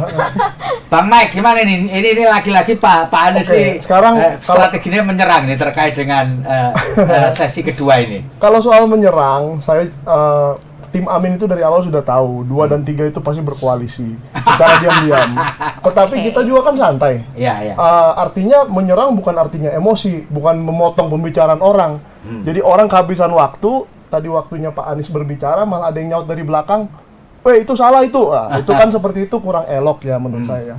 Mungkin ya di debat-debat berikutnya bisa diperbaiki lagi ya, Mas dari 02. Nah, tetapi dari substansi juga, saya juga kurang setuju nih dengan Mbak Yulis karena 02 dan 03 itu saling setuju-setuju aja. Jadi memang idenya satu doang, tidak menawarkan ide baru, tidak menawarkan perubahan. Nah, kalau di 01 kita ini sudah memiliki kalau Caimin itu memang sudah di DPR puluhan tahun, bahkan dia sekarang di Komisi 1. Jadi kalau dibilang tidak ada orang yang ahli di bidang itu salah juga. Sebenarnya bukan perubahan sih, lebih pada peningkatan. Karena tadi paslon 1 tidak menjelaskan bagaimana badan Satsiber itu harus dibentuk kan atau cyber. Nah, itu yang saya maksud tadi gitu. Betul. Tapi kalau Pak Anies saya koreksi juga, Pak Anies itu tidak pernah di legislatif. Jadi beliau memang selama ini sebagai Gubernur DKI Jakarta dan sebelumnya Menteri Pendidikan, sebelumnya dosen. Jadi memang di bidang ini mungkin kalau dibilang pengalaman di lapangan, jauh lah kalah dari Pak Prabowo atau mungkin Pak Ganjar sebagai, saya nggak tahu di komisi berapa Pak Ganjar sebelumnya. Tetapi yang saya mau katakan, dia tidak punya pengalaman lapangan aja sudah sejago itu. Dan memang beliau itu keilmuannya ya sudah sangat tinggi lah seperti kita lihat. Tidak merasa tersulitkan dengan apapun, semua dijawab dengan baik, dengan rasional dan kita mendapatkan semuanya sih dari Pak Anies kalau saya lihat. Terlepas dari menyerang ya. Mas Astrio, ini gimana nih? Nah, selama ini terkait dengan 3 tema tadi. Saya pikir saya kurang setuju ketika dikatakan bahwa paslon 02 tidak memiliki substansi atau kekurangan substansi. Karena menurut saya justru fokus daripada Pak Prabowo hari ini adalah menjelaskan bahwa apapun yang kita mulai, kita harus berbicara dari yang fundamental terlebih dahulu. Kita berbicara fondasinya terlebih dahulu. Sebagai contoh, dalam konteks kita berbicara cyber security, cyber defense kita, maka yang harus dipersiapkan adalah SDM-SDM yang unggul. Dalam bentuk apa? 4 fakultas baru yang telah disiapkan, dibentuk oleh Unhan, berikut juga 10 program studi baru.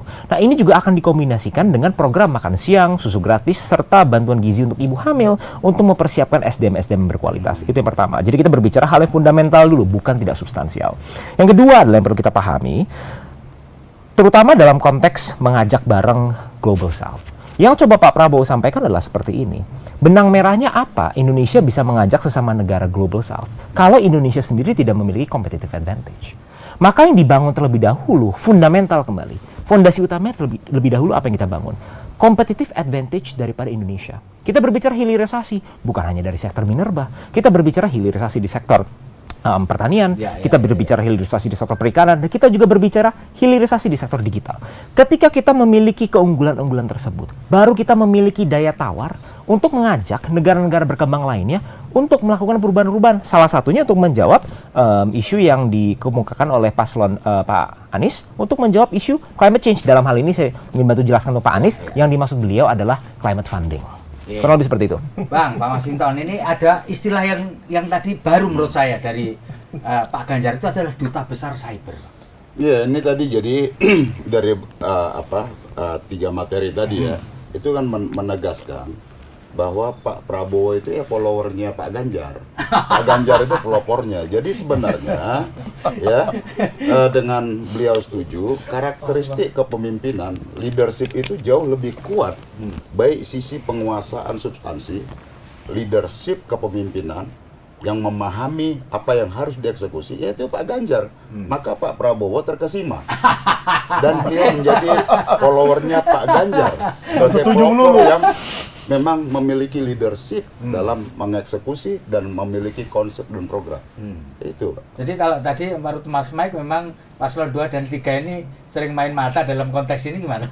Enggak, berbeda. Konsepnya berbeda tadi. Ya. Bagaimana Pak Ganjar menjelaskan bagaimana beliau menguasai satu substansi, dia urai jelas, dan bagaimana seorang presiden harus mampu mengeksekusi dengan tadi umpama dengan tema tumpang tindih kelembagaan tadi itu, keamanan. Bagaimana membangun harmonisasinya, sinkronisasinya, dan kemudian presiden melakukan langkah-langkah yang dimana ranah sebagai eksekutif presiden, gitu ya. Nah, kalau yang terkait dengan perundang-undangan apa segala macam yang memang juga ranahnya bisa dikonsultasikan dengan DPR seperti itu. Tapi tadi yang jelas adalah bahwa Pak Prabowo itu memang terkesima dengan Pak Ganjar. Oke, kita lanjutkan nonton ke debat berikutnya. Diperlihatkan huruf yang tertera. Huruf A, B, atau C yang akan dipanggil oleh Pak Kusnanto Anggoro. Silakan Pak Kus. Huruf C, politik luar negeri. Baik, saya akan ambil politik luar negeri. amplopnya. C, politik luar negeri masih tersegel, silakan Anissa. Baik, ini amplopnya masih tersegel Bapak Ibu. Dan kami ingatkan sekali lagi para calon presiden untuk mendengarkan dengan seksama karena pertanyaan tidak akan kami ulangi. Dan pertanyaan untuk calon presiden nomor urut 2 Bapak Prabowo Subianto. Utang luar negeri adalah instrumen pembayaran yang sah. Namun ada risiko intervensi kedaulatan oleh negara pemberi utang. Pertanyaannya, apa kebijakan paslon untuk menghindari intervensi kedaulatan Indonesia akibat utang yang terus bertambah? Waktu menjawab 2 menit Pak Prabowo, kami persilahkan. Baik, mengenai utang luar negeri, ternyata Indonesia sekarang hutang luar negeri kita sebagai rasio perbandingan terhadap produk domestik bruto kita salah satu terendah di dunia. Jadi masih kita sekitar berada di sekitar 40%, sedangkan banyak negara jauh di atas kita. Kedua, kembali lagi dengan manajemen yang prudent, pengelolaan yang baik, dan dengan strategi ekonomi yang tepat, terutama dengan hilirisasi, di mana kita bisa mendapat keuntungan sebagai bangsa, ini memperkuat posisi tawar kita. Jadi saya kok tidak terlalu khawatir negara lain mau intervensi kita soal hutang. Kita sangat-sangat dihormati, kita tidak pernah default. Saya keliling seluruh dunia, mereka sangat hormat dengan Indonesia, kita tidak pernah gagal hutang. Dan saya sangat optimis, tapi kembali kita harus punya kekuatan pertahanan yang kuat supaya tidak bisa diintervensi, tidak bisa digertak, tidak bisa diintimidasi.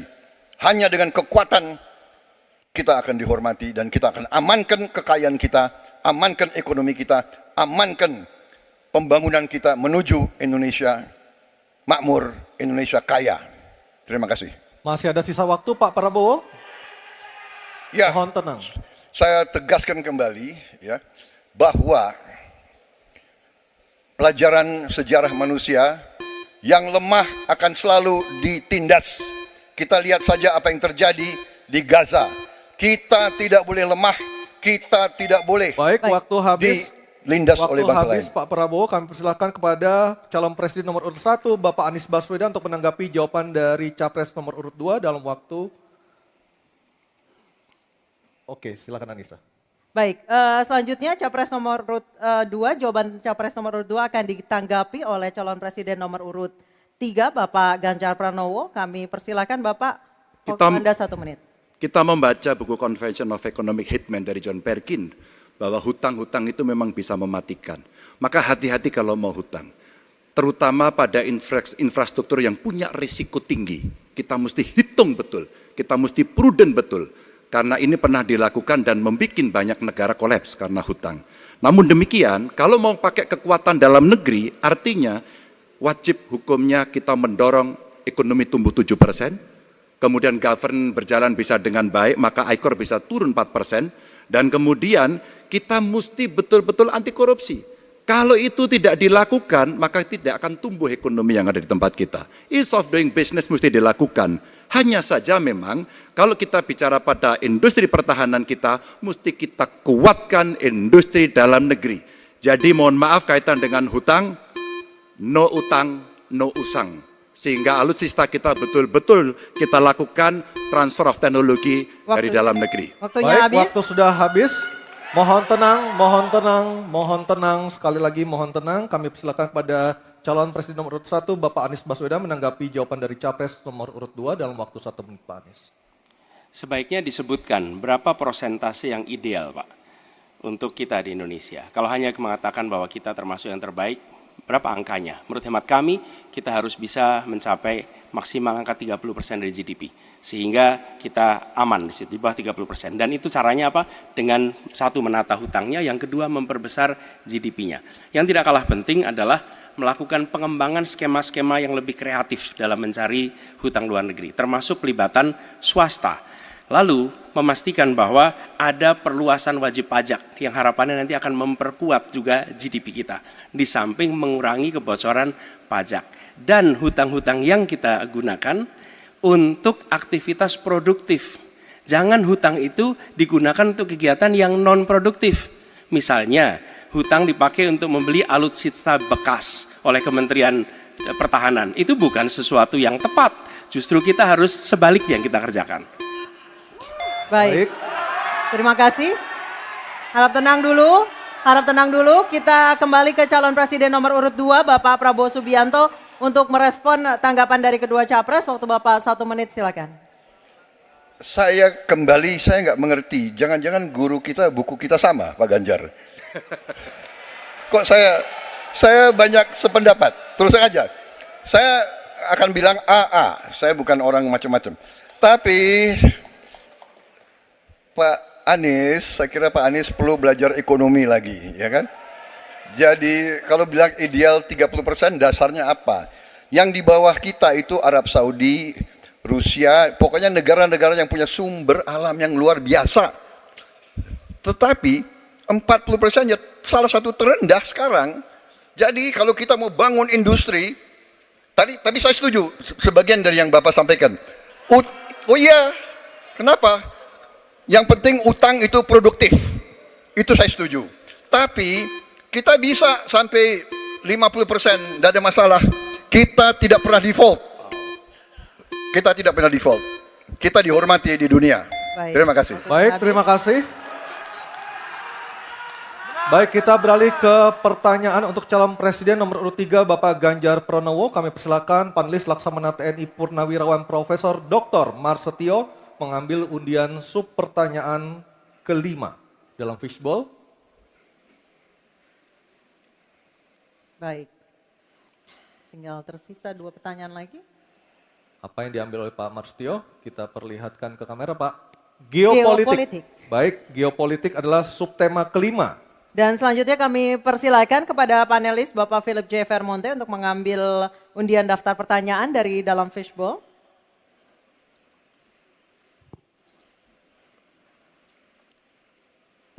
Huruf A. Geopolitik huruf A.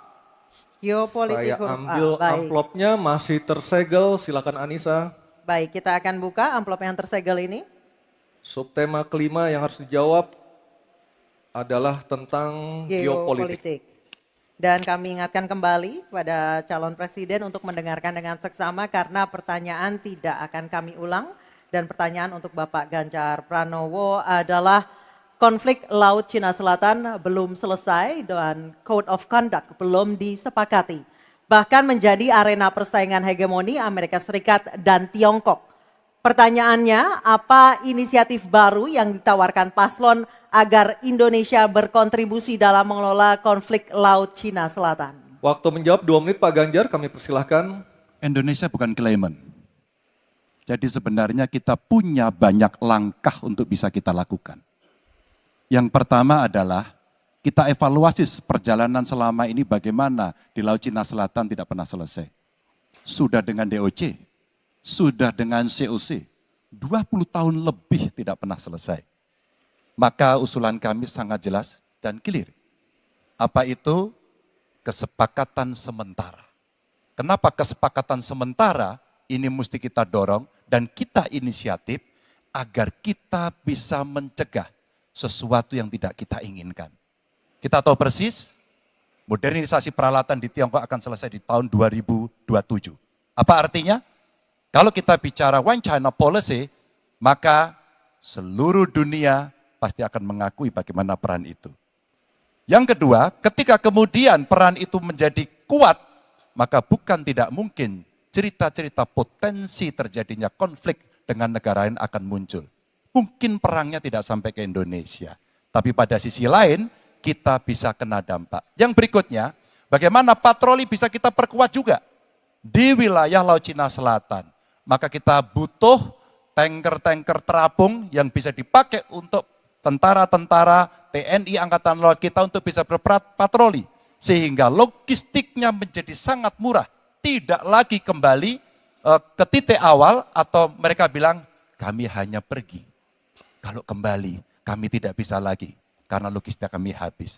Maka inilah titik-titik penting yang mesti kita dorong dan kita akan bisa membawa posisi inisiatif ini untuk membuat tadi yang saya sampaikan adalah kesepakatan sementara untuk menghindari potensi-potensi yang lainnya lebih tinggi.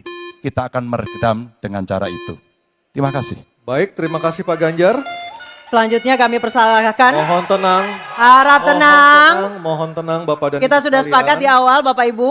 Kami persilakan calon presiden nomor urut 1 Bapak Anies Baswedan untuk menanggapi jawaban dari capres nomor urut 3. Waktu Bapak 1 menit dimulai ketika berbicara. Jawaban Pak Ganjar tidak ada satu kata pun menyebut kata ASEAN. Padahal kata kuncinya di dalam menyelesaikan persoalan ini adalah ASEAN. Dan Indonesia negara terbesar di ASEAN, pendiri ASEAN.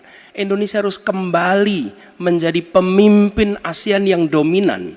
Bukan sekedar hadirin dalam summit-summit ASEAN. Kita menjangkau semua dan negara-negara ASEAN yang sekarang ini menjadi pintu masuk bagi kekuatan Tiongkok misalnya di Laut Cina Selatan. Apakah itu Laos, apakah itu Myanmar sekarang, itu akan menjadi bagian dari kesepakatan ASEAN terhadap wilayah Laut Cina Selatan. Bila di ASEAN kita membangun kesepakatan, bagaimana kita menata, bagaimana menghadapi kekuatan luar ASEAN. Karena kekuatan luar ASEAN yang datang di sini, maka kita menghadapinya sebagai satu regional.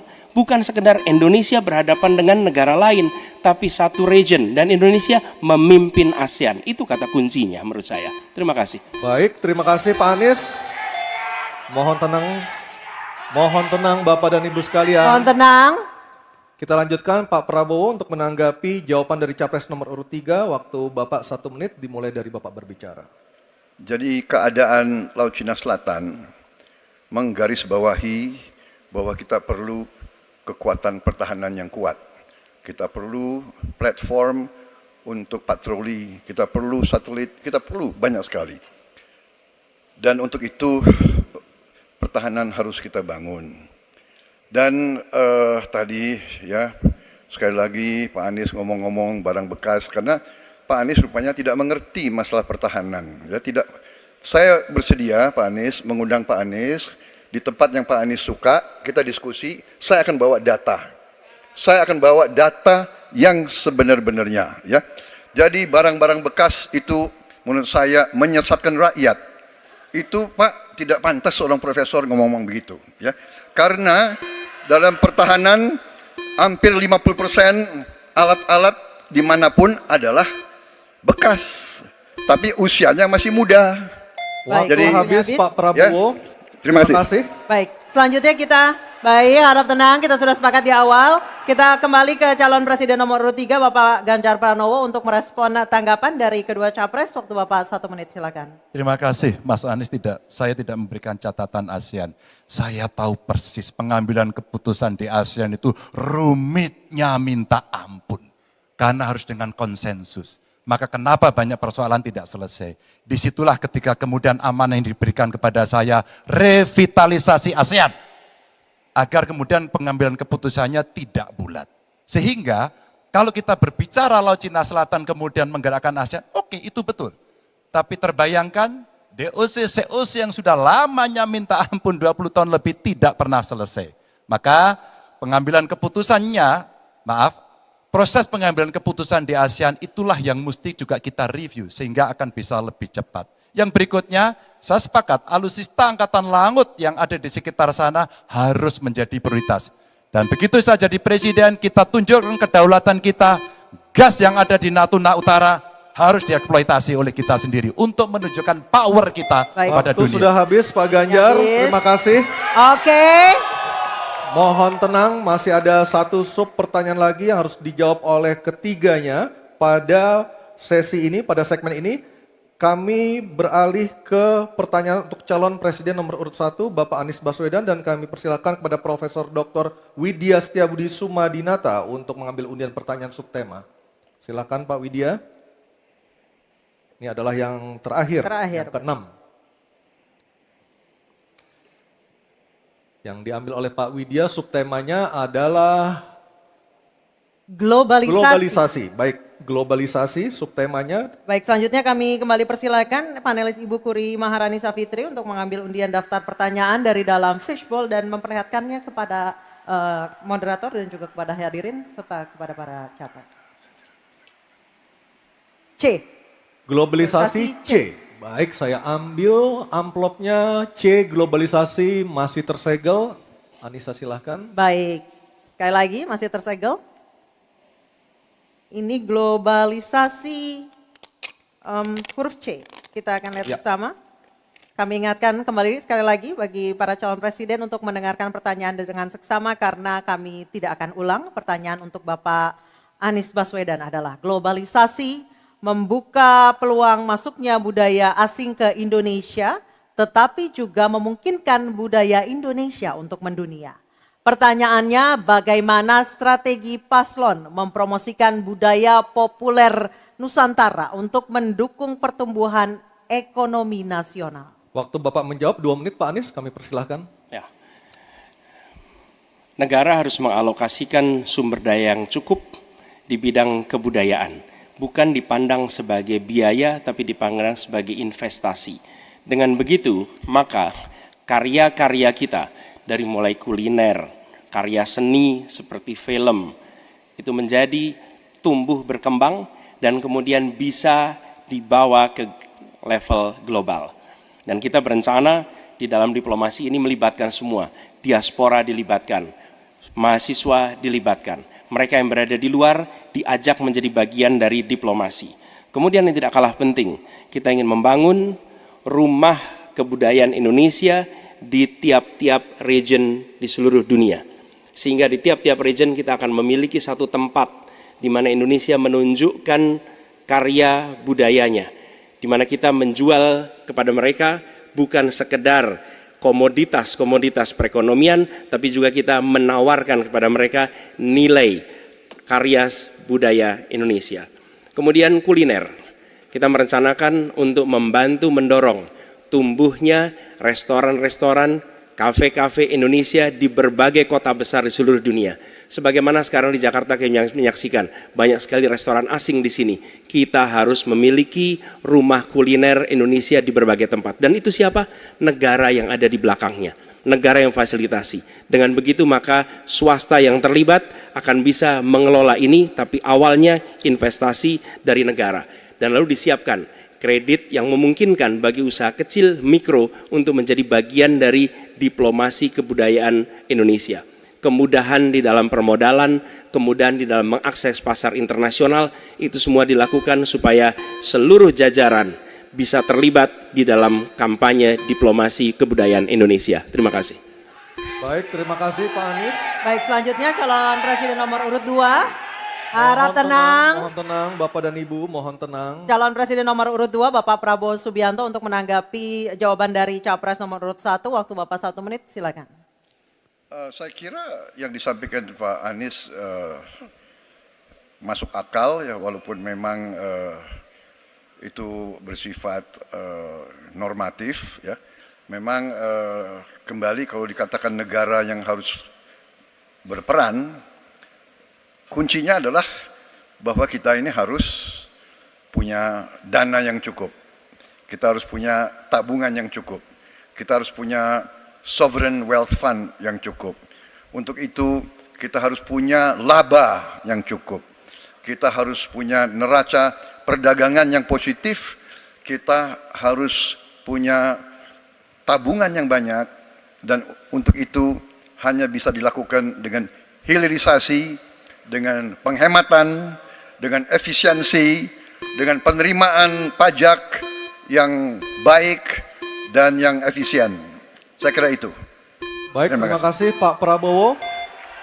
Selanjutnya kita dengar, mohon tenang, kita dengar tanggapan ataupun jawaban dari calon presiden nomor urut 3 Bapak Ganjar Pranowo menanggapi jawaban capres nomor urut 1. Waktu Anda 1 menit Pak Ganjar, kami persilahkan. Teknologi digital sudah mendunia, kita semua menggunakan itu. Maka ada satu kata namanya viralisme. Maka ketika kemudian ada yang konvensional, kita mendorong agar para duta besar kita, diplomat kita untuk menjadi tenaga pemasar, mereka menjadi fasilitator, mereka juga kemudian mempromosikan yang ada di dalam negeri maupun menarik yang potensi di luar negeri ke dalam negeri dengan berbagai kerjasama dan fasilitasi dari negara, maka viralisme sebenarnya bagian yang bisa kita dorong dari tanah air sendiri. Kalau kita lihat Nicky, Rich Brian, Karina seorang intelektual yang hebat sekali yang menemukan antivirus AstraZeneca. Dia diaspora yang hebat, kita promosikan, kita viralkan. Nicky Rich Brian, Voice of Baceprot yang kemudian mendunia kita fasilitasi, maka dialah yang akan bisa mendapatkan keuntungan dan sekaligus menjadi diplomat Indonesia. Sudah habis, Pak Ganjar. Oke, harap tenang. Mohon harap tenang. Harap tenang. Selanjutnya kita kembali ke calon presiden nomor urut 1 Bapak Anies Baswedan untuk merespon tanggapan dari kedua capres. Waktu Bapak 1 menit, silakan. Terima kasih. Kami bersyukur sekali bahwa Bapak-Bapak berdua sepaham dengan apa yang kami gagas. Dan ketika kami ditugaskan sebagai Presiden Republik Indonesia, sebagai Panglima Diplomasi, maka setiap kegiatan ke luar negeri adalah bersama dengan delegasi kebudayaan, delegasi seni. Dan datang ke pusat-pusat kegiatan kebudayaan, kesenian di negara-negara yang dikunjungi. Bukan hanya datang rapat lalu pulang, tapi datang di sana menemui aktivitas-aktivitas kesenian, kebudayaan, sehingga mereka pun menyadari bahwa Indonesia ini negeri yang kaya budayanya. Karena setiap presidennya datang, dia membawa delegasi kebudayaan, ditunjukkan di sana, bukan datang rapat, ikut lalu pulang. Dan dengan cara seperti itu, maka dunia akan menyaksikan. Ingat, setiap presiden datang sebuah negara, seluruh media di negara itu memperhatikan. Itu kesempatan luar biasa untuk mempromosikan Indonesia, dan itu yang kami kerjakan di samping yang sudah kami lakukan, kami katakan tadi. Terima kasih. Baik, terima kasih Pak Anies, Pak Ganjar, dan Pak Prabowo.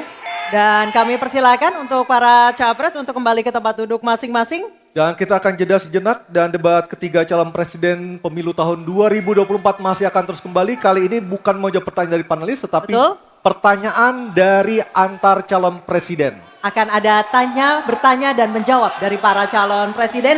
Dan kita akan kembali di debat ketiga calon presiden pemilu tahun 2024.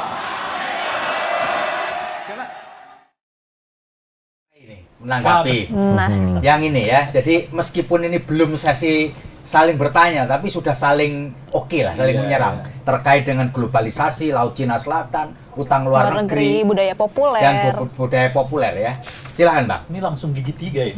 Gigi 3. Debat 3 soalnya. Iya. Karena pertama mungkin sejak dari awal kan udah ada debat pertama. Ya. Setiap orang udah mengerti karakter masing-masing, posisi masing-masing, sehingga mereka udah langsung tancap gas lah dalam hal ini kan. Nah yang kedua adalah sebetulnya yang paling penting itu adalah untuk melihat apakah posisi setiap orang tuh sama dengan yang sebelumnya. Setidaknya sejauh ini yang saya lihat mereka belum bergeser nih dari yang sebelum-sebelumnya kan. Anies tetap dalam kondisi yang memperlihatkan wajahnya berseberangan, khususnya kepada 02 gitu ya. Sementara Ganjar bersikap lebih moderat, gitu. Tapi dengan tambahan kritik sana kritik sini dan seterusnya itu. Sementara 02 Pak Prabowo ya sifatnya bertahan dalam kondisi yang seperti sekarang ini gitu. Apalagi temanya kan sebetulnya berhubungan dengan posisi beliau sebagai Menhan di situ. Dan kalau dihubungkan dengan debat pertama masih kelihatan korelasinya. Cuman sekarang bobot kritiknya kelihatan lebih meningkat sedikit, lebih banyak sedikit, khususnya yang disampaikan oleh Anies Baswedan ya. Saya kira dari yang pertama tadi ya sampai ke tema yang kelima ini itu di hampir semua tema itu Anies selalu melontarkan banyak kritik kepada khususnya kepada 02 gitu ya. Tetapi yang menarik sekarang ini adalah karena pernyataan klaim setuju dari Pak Prabowo kepada Ganjar setidaknya di 3 sesi ya. 3 sesi itu Pak Prabowo selalu mengatakan saya setuju dan saya setuju gitu ya. Ini perubahan yang cukup signifikan dari Pak Prabowo untuk menyatakan kesetujuannya meskipun bukan sesuatu yang baru dari Pak Prabowo. Betul. Harus kita ingat di Pilpres 2019 yang lalu dan 2014 yang lalu juga Pak Prabowo beberapa kali mengatakan setuju dengan pikiran lawan debatnya saat itu, dalam hal ini adalah Pak Jokowi gitu ya. Tetapi kali ini saya kira kalau dilihat dari kuantitas, intensitas, kali ini jauh lebih banyak dibandingkan apa yang pernah disampaikan oleh Pak Prabowo sebelumnya. Formulasi apa sebetulnya membuat kelihatan Pak Prabowo agak berbeda malam ini? Sikapnya tetap defensif gitu ya, tetapi mulai lebih terbuka mengatakan saya setuju dengan ini gitu. Nah, di sini ada perwakilan 02. Bang, langsung Bang. Sabar Bang. Bagaimana ini? Pak Prabowo tidak dalam 4 sesi selalu memberikan approval sama pendapatnya Pak Ganjar. Iya, itu karena penjelasan Pak Ganjar lebih terstruktur. Jadi selain penjelasannya terstruktur, kemudian penguasaan secara substansi dan materi berkait dengan baik secara pengalaman, ya beliau juga pernah jadi kepala daerah, pernah jadi DPR, jadi beliau paham betul. Maka dari bekal pengalaman tadi, ya beliau menjelaskan secara gamblang kualitas kepemimpinan dan leadership dari beliau. Nah itu yang membuat Pak Prabowo terkagum-kagum. Mau tidak mau, ya Pak Prabowo menjadi follower dari Pak Ganjar. Dan kalau kemarin kita runut, yang seperti kata Bung Ray tadi, kalau udah pada debat Pilpres sebelumnya, ya beliau setuju dengan Pak Jokowi, dan insya Allah nanti kayaknya ini beliau setuju Pak Ganjar menjadi presiden pengganti Pak Jokowi. Baik, ke Mas Astrio ini. Tadi kan menarik juga ya. Betul. Seperti Bang Ray sebutkan bahwa lebih banyak memberikan satu pendekatan baru lah. Ada pendekatan baru dibanding gitu ya. defensif. Gimana ini? Saya pikir begini, pertama untuk merespon bahwa beberapa kali Pak Prabowo setuju dengan poin Pak Ganjar, itu menunjukkan jiwa besar seorang Pak Prabowo, dan Pak Prabowo adalah seorang gentleman, orangnya fair. Jadi ketika memang ada program-program baik, kenapa harus tidak disetujuin? Tapi kita berbicara di 3 topik yang tadi dibahas, justru Pak Prabowo mengemukakan beberapa poin penting. Yang pertama di poin hutang luar negeri. Pak Prabowo berkata bahwa hutang kita yang ada di angka 37,38% dibandingkan dengan PDB itu termasuk rendah. Dan bahkan kalau kita naik sampai ke 50 itu masih relatif lebih aman. Itu mempunyai standarisasinya sendiri. Apa? Satu contoh misalnya, Tiongkok hari ini rasio hutang terhadap PDB-nya itu di angka 70-80%. Gitu ya. Amerika Serikat rasio hutang terhadap PDB-nya ada di atas 120%.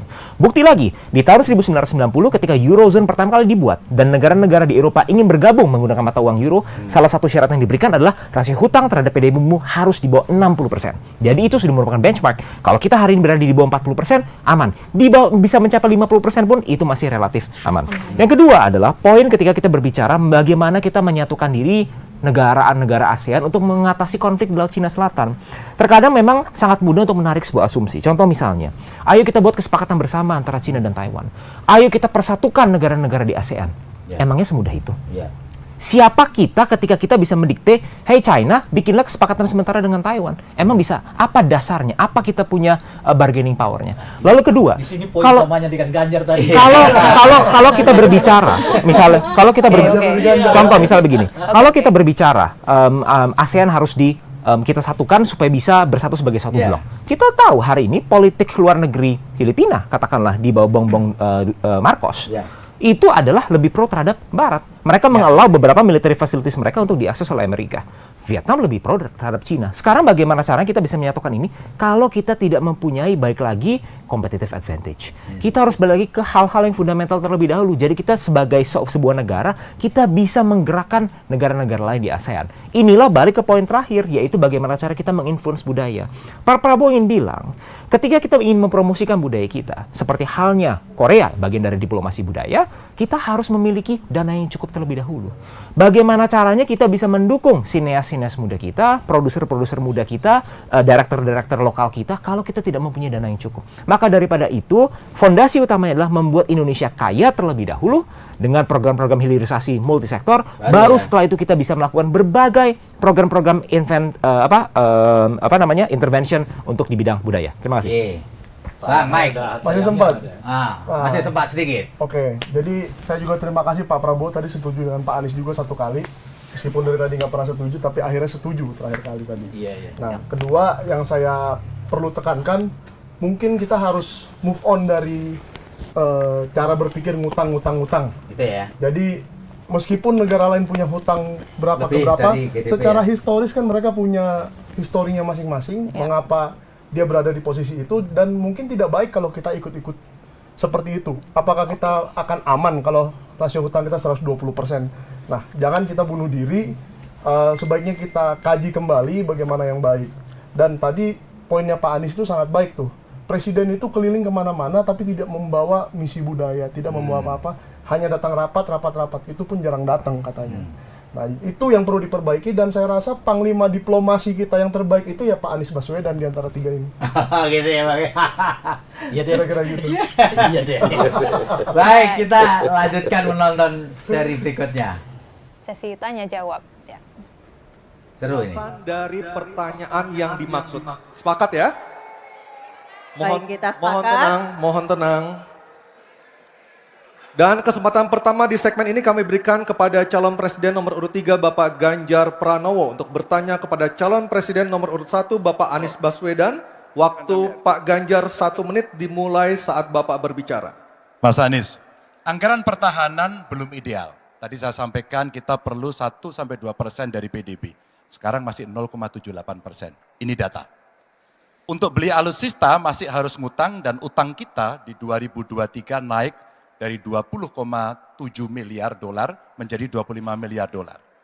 Padahal target Renstra kita, perlu saya panjangkan, rencana strategis ya. Minimum essential force di 2024 tidak tercapai kira-kira. Karena sekarang hanya 65,49% dari target. Kira-kira menjadi pertanyaan saya nih Mas Anies. Apa solusi ekonomi pertahanannya untuk kita bisa mengejar ketertinggalan dan kemudian menyelesaikan persoalan-persoalan itu agar pertahanan kita menjadi strong? Baik, masih ada Bapak sedikit lagi? Cukup. Baik, terima kasih Pak Ganjar. Mohon untuk tenang. Kami persilakan Bapak Anies Baswedan untuk menjawab. Waktu Bapak 2 menit. Silakan. Terima kasih Pak Ganjar. Jadi terkait dengan anggaran pertahanan, seperti tadi disampaikan kita masih di bawah. Kalau tadi disebutkan 0,78, kami memandang memang perlu sampai dengan 1-1,5% yang kita butuhkan. Dan untuk itu, maka kita harus memperbesar GDP kita, memperbesar APBN kita. Karena itulah pertumbuhan ekonomi menjadi penting. Dengan pertumbuhan ekonomi yang merata dan berkualitas, harapannya maka kita memiliki masukan negara yang cukup. Kemudian yang kedua, tadi terkait dengan hutang.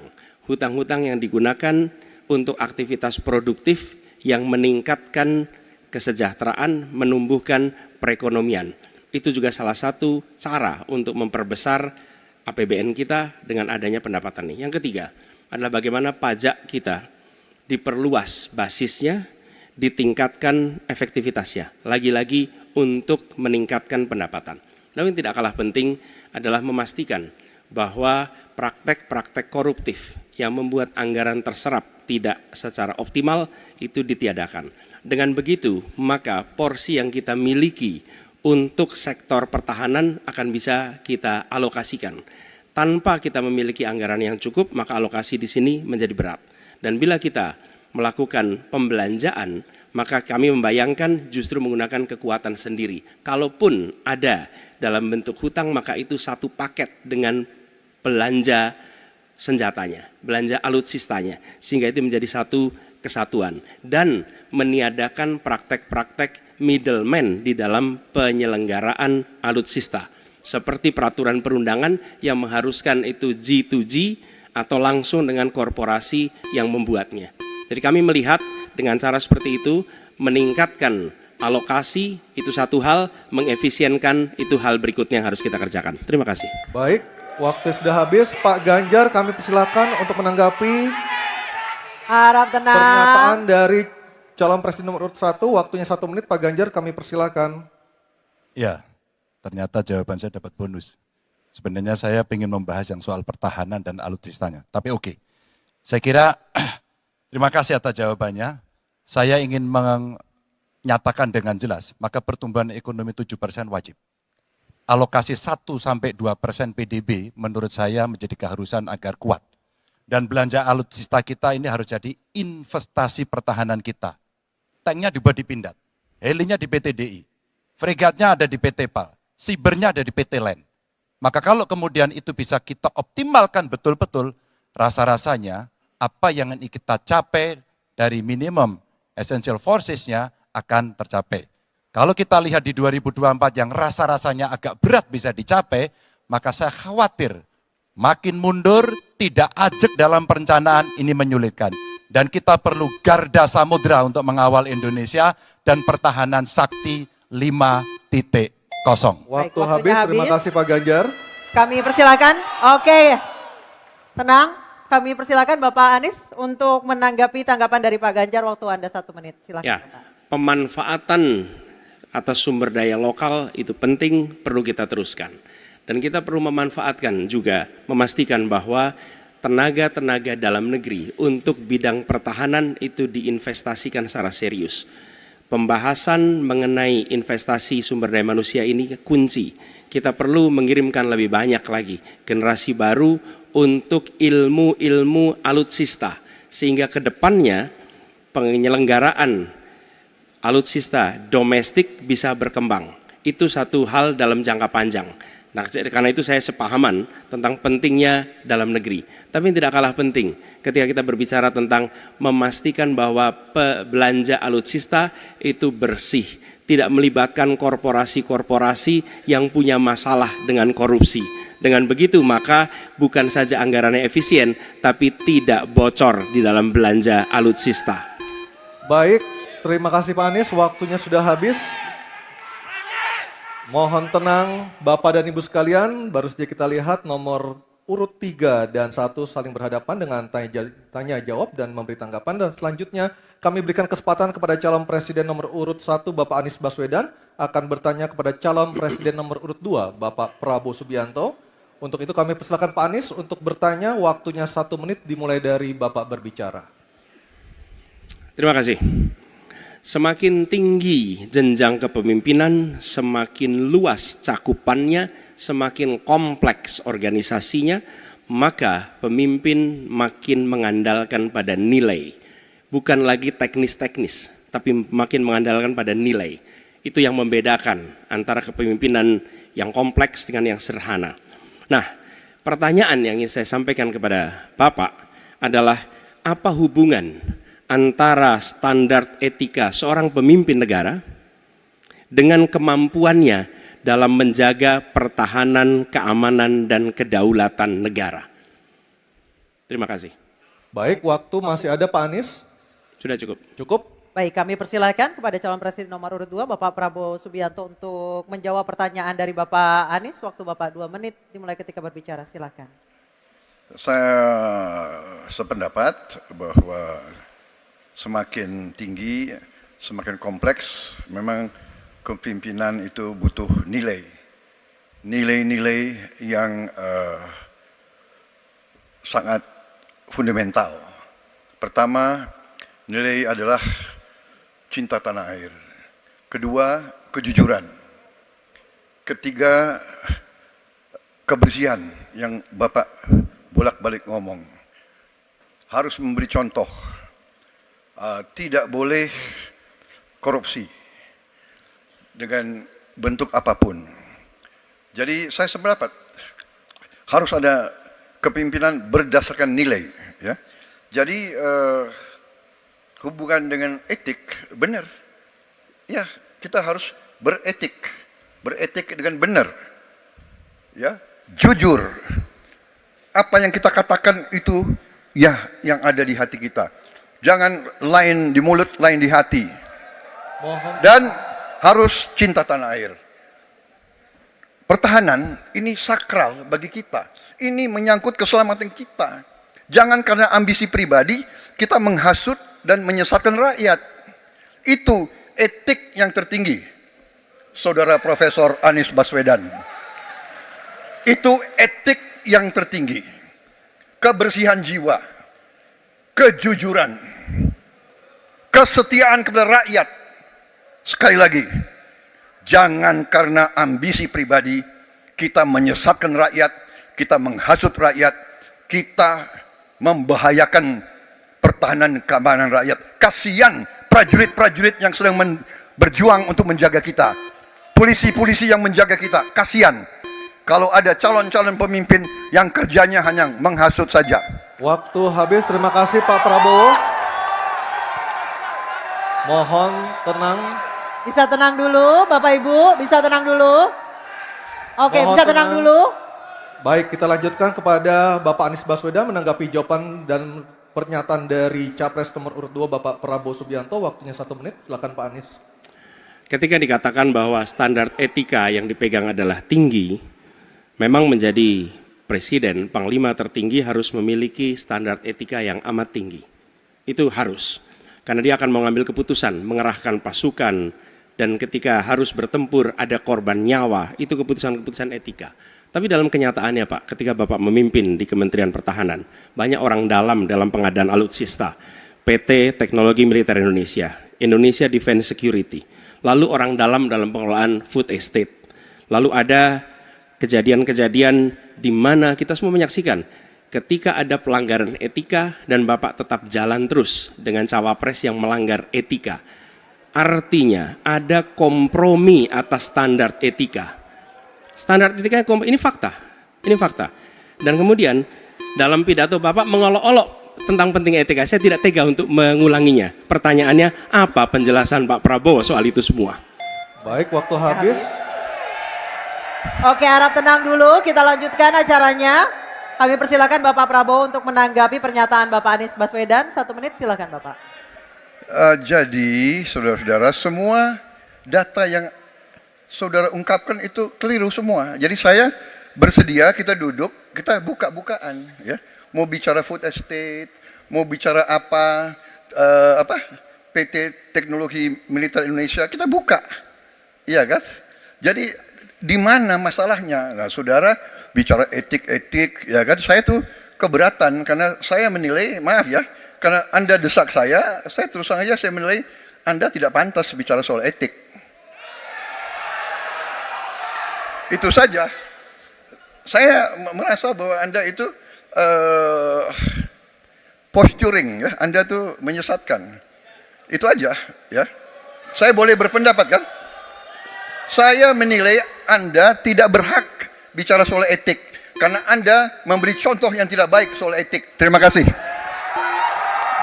Mohon tenang. Oke. Harap tenang, kita sudah sepakat Bapak Ibu yang ada di ruangan. Baik, sekarang saatnya kita akan melihat calon presiden nomor urut 2 dan 3 saling bertanya dan menanggapi. Diawali dengan calon presiden nomor urut 2 Bapak Prabowo Subianto bertanya kepada calon presiden nomor urut 3 Bapak Ganjar Pranowo. Kami persilakan Pak Prabowo, waktunya 1 menit. Baik, Pak Ganjar. Pak Ganjar mengatakan bahwa anggaran pertahanan kita sebaiknya naik 1-2%. Dan bahwa kita harus membangun industri pertahanan dalam negeri yang kita utamakan.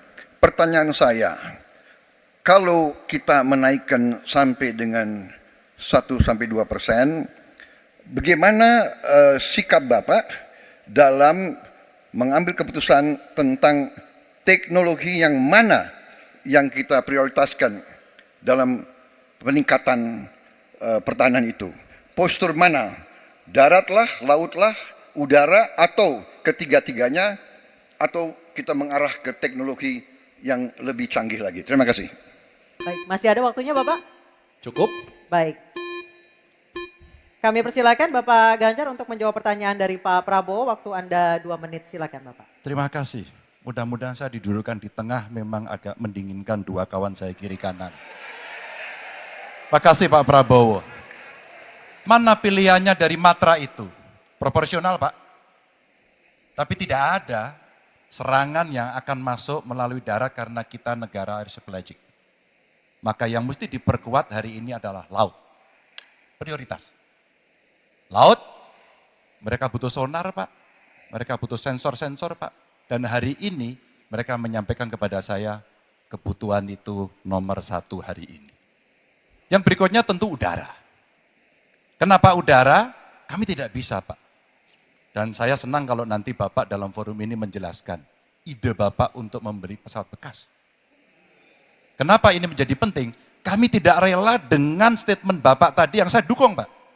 Kasihan prajurit. Pak, kalau pilotnya itu mesti dilatih 3 tahun, pesawatnya bekas Pak. Dan dia harus datang lagi, pelatihan lagi Pak. Dengan resiko yang sangat tinggi, tentu itu sangat berbahaya. Maka peningkatan itu Pak di awal saya sampaikan, kenapa pertumbuhan harus tinggi? Kenapa industri dalam negeri menjadi prioritas? Bahkan saya sebut tadi, tank dibuat di mana, heli, fregat, cyber dibuat di mana, agar kita bisa konsisten dalam perencanaan pembangunan, termasuk ketika kita membuat kapal selam yang sudah dimulai dari PT PAL.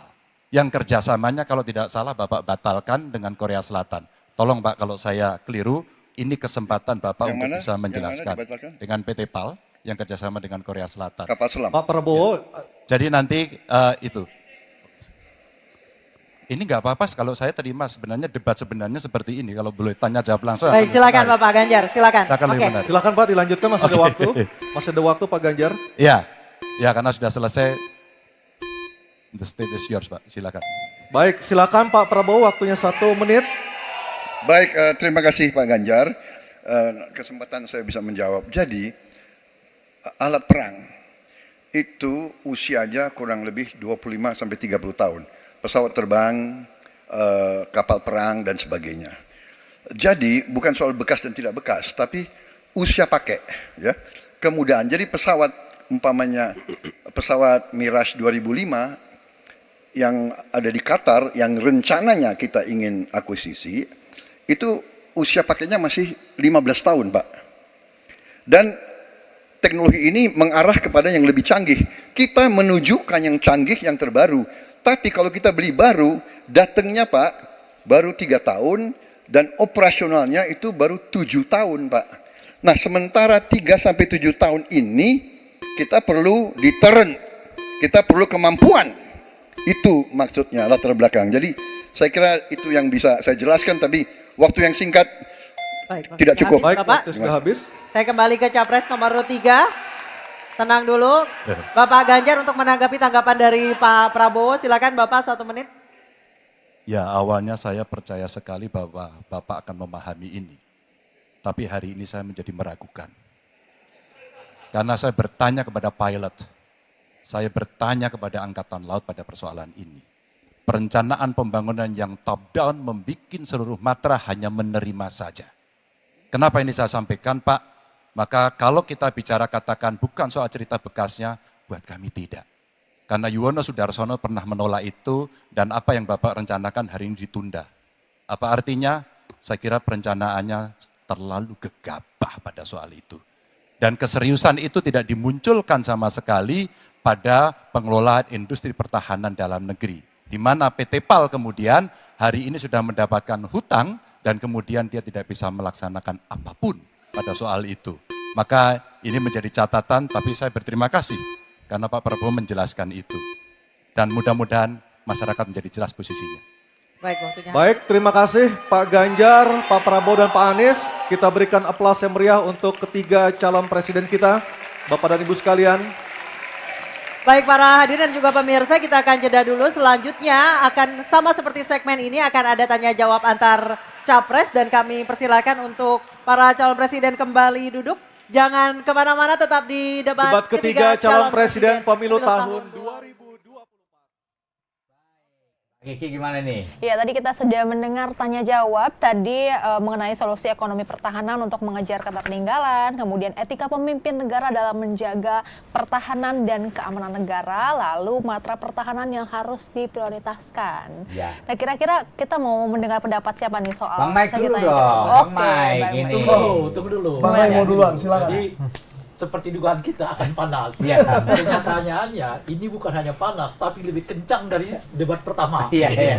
Kalau debat pertama itu masih malu-malu ya Iya, kan. iya. Khususnya datang dari Bung Anies ya. Iya. Bung Anies langsung menyorot pada hal-hal yang sebetulnya dicoba dikaitkan, misalnya etik dalam kepemimpinan berhubungan dengan pertahanan Iya. dan sebagainya yang kemudian kita antara menduga dan tidak menduga akan berujung di situ gitu, dan kenyataannya Iya, berujung betul. di situ di satu istilah yang cukup populer dahulu diungkapkan oleh Pak Prabowo Iya. gitu ya.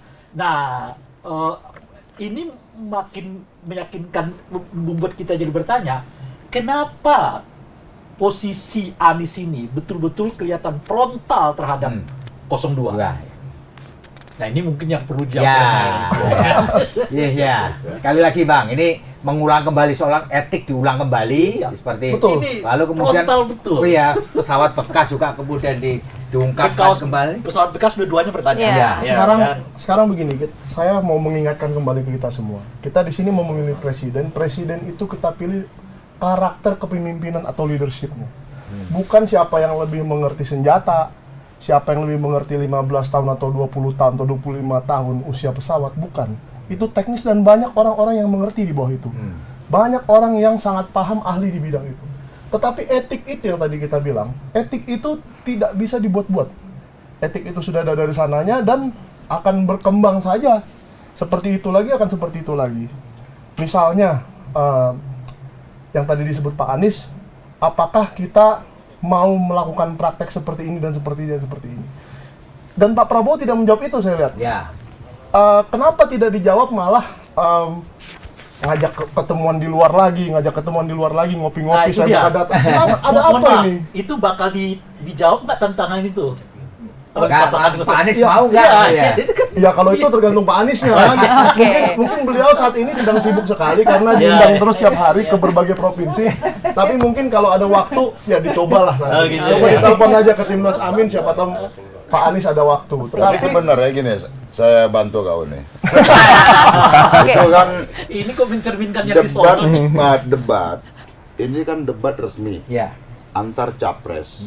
Ketika ada yang menanyakan tentang data perusahaan tadi ya di Kemenhan apa semuanya, nggak boleh dijawab. Nanti ya udah, nanti saya ajak deh, saya paparkan.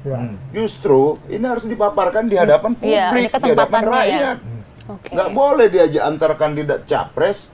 Kemudian Umpama tadi Pak Prabowo ngajak Pak Anies, saya jelasin nih. Ntar kita ketemu di mana? Dia nggak boleh itu. Padahal pentingnya sudah disebutkan ya Bang ya. Sampaikan ke publik, karena ini perdebatan bukan perdebatan antar pribadi-pribadi, tapi perdebatan antar calon presiden. Nah, aku membayangkannya begini, ditanyakan dia harus berdua. Jadi mungkin akan ada forum baru yang seperti debat ini juga, yang dikelola oleh orang-orang di luar KPU begitu, untuk mempersoalkan itu. Sangat mungkin kan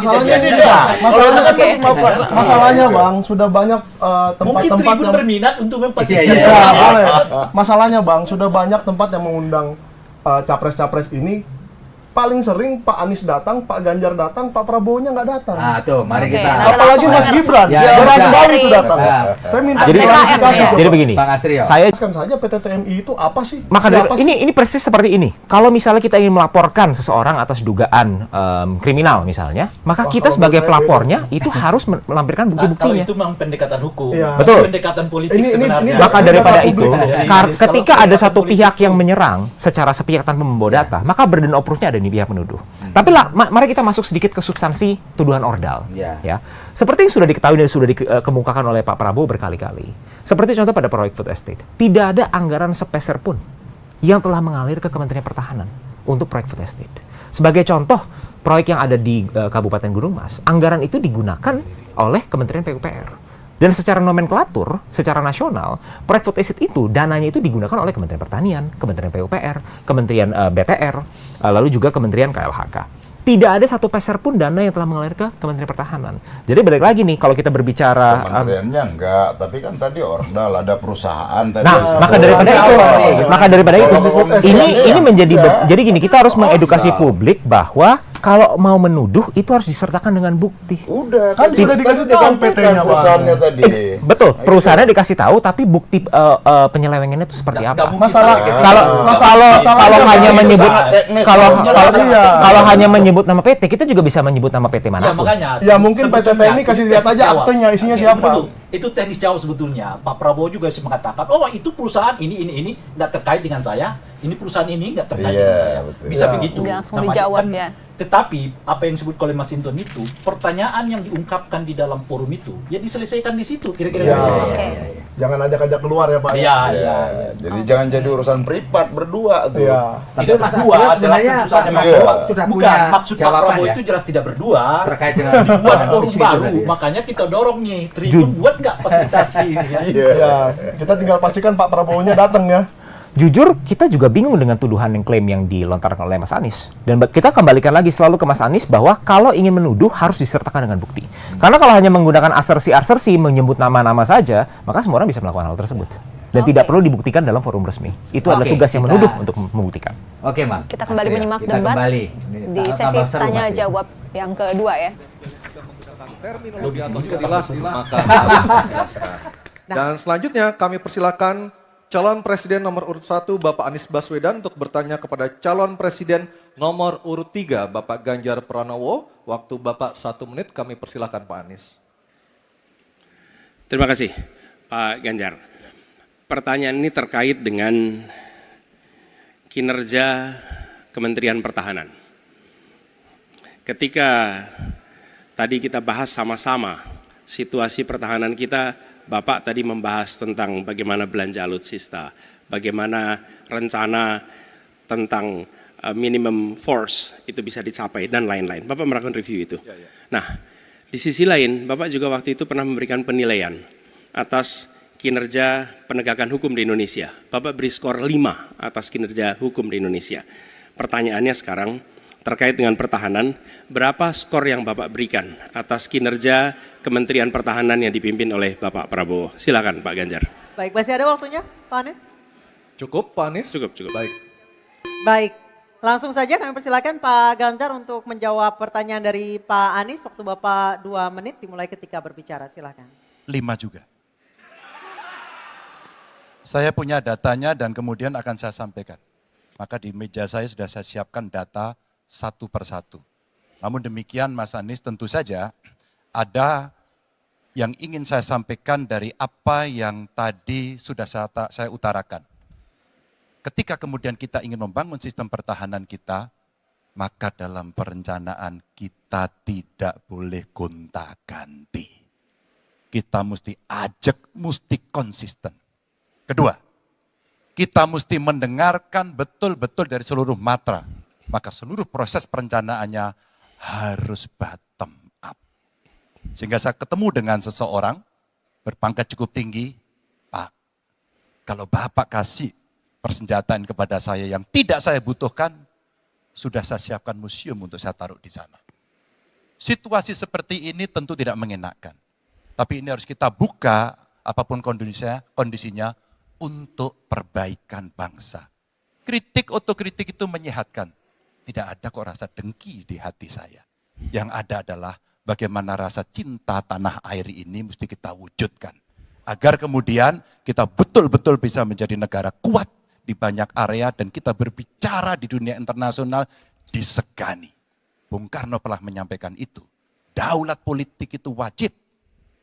Berdikari dalam bidang ekonomi mesti dituju. Dan kita punya kepribadian dalam kebudayaan. Sekarang daulat ekonomi pertahanan kita mesti kita tunjukkan. Maka ketika banyak perusahaan-perusahaan waktu itu yang sangat strategis dibikin, itu mimpi sejak dari lama pendiri bangsa agar kita menjadi negara kuat. Dan itulah yang sebenarnya kita-kita yang harus meneruskan itu. Begitu, Mas Anies. Ya, makasih Pak Ganjar. Cukup Pak Ganjar, baik Pak Anies. Silakan menanggapi jawaban dari Pak Ganjar, waktu 1 menit Pak Anies, silakan. Jadi TNI, tentara kita, polisi kita, semua bekerja luar biasa di lapangan. Kita harus berikan rasa hormat dan terima kasih.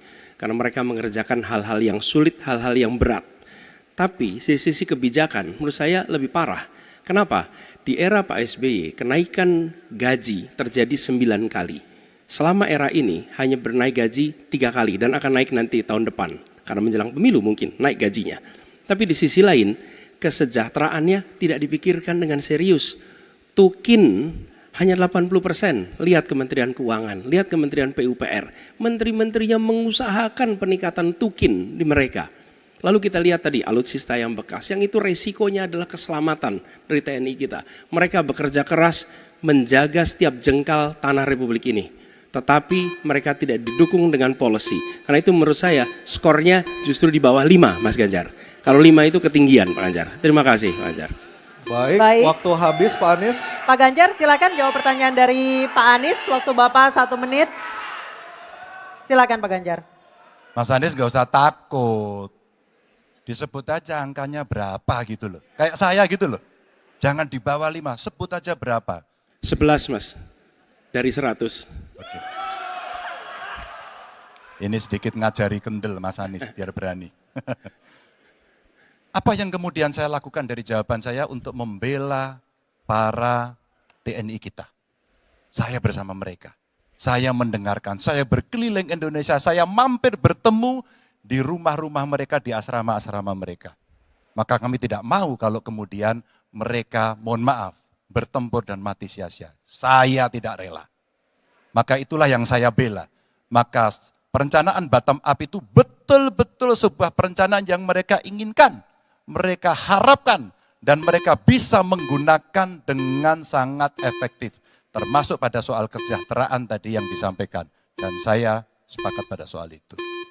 Baik, terima kasih Pak Ganjar.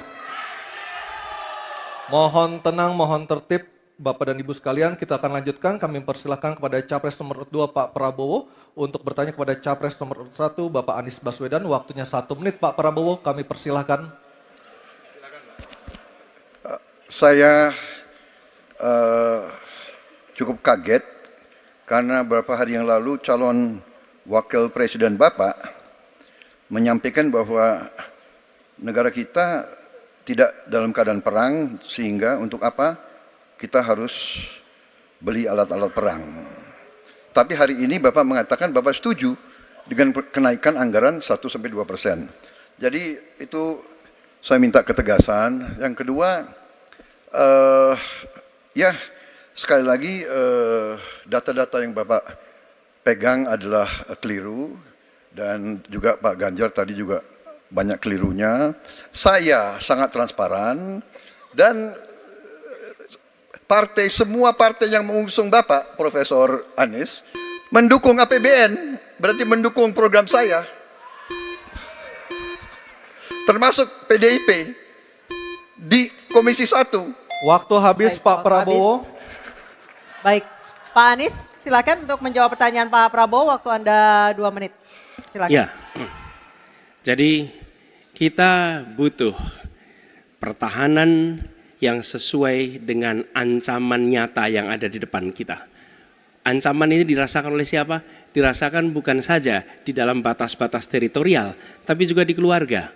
Bagaimana ancaman atas penipuan online, bagaimana ancaman atas peretasan, bagaimana ancaman atas judi online, bagaimana ancaman-ancaman terorisme, itu semua membutuhkan perhatian.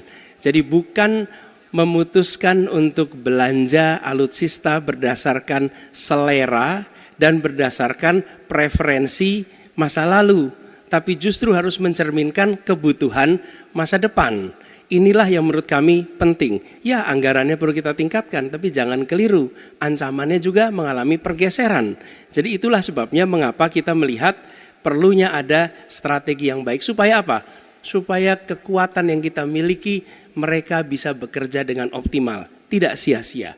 Lalu Pak Prabowo yang saya hormati, ini bukan soal pribadi, ini soal negara, ini soal policy. Penjelasannya ya di tempat ini, bukan di ruang-ruang tertutup yang tidak diketahui oleh publik.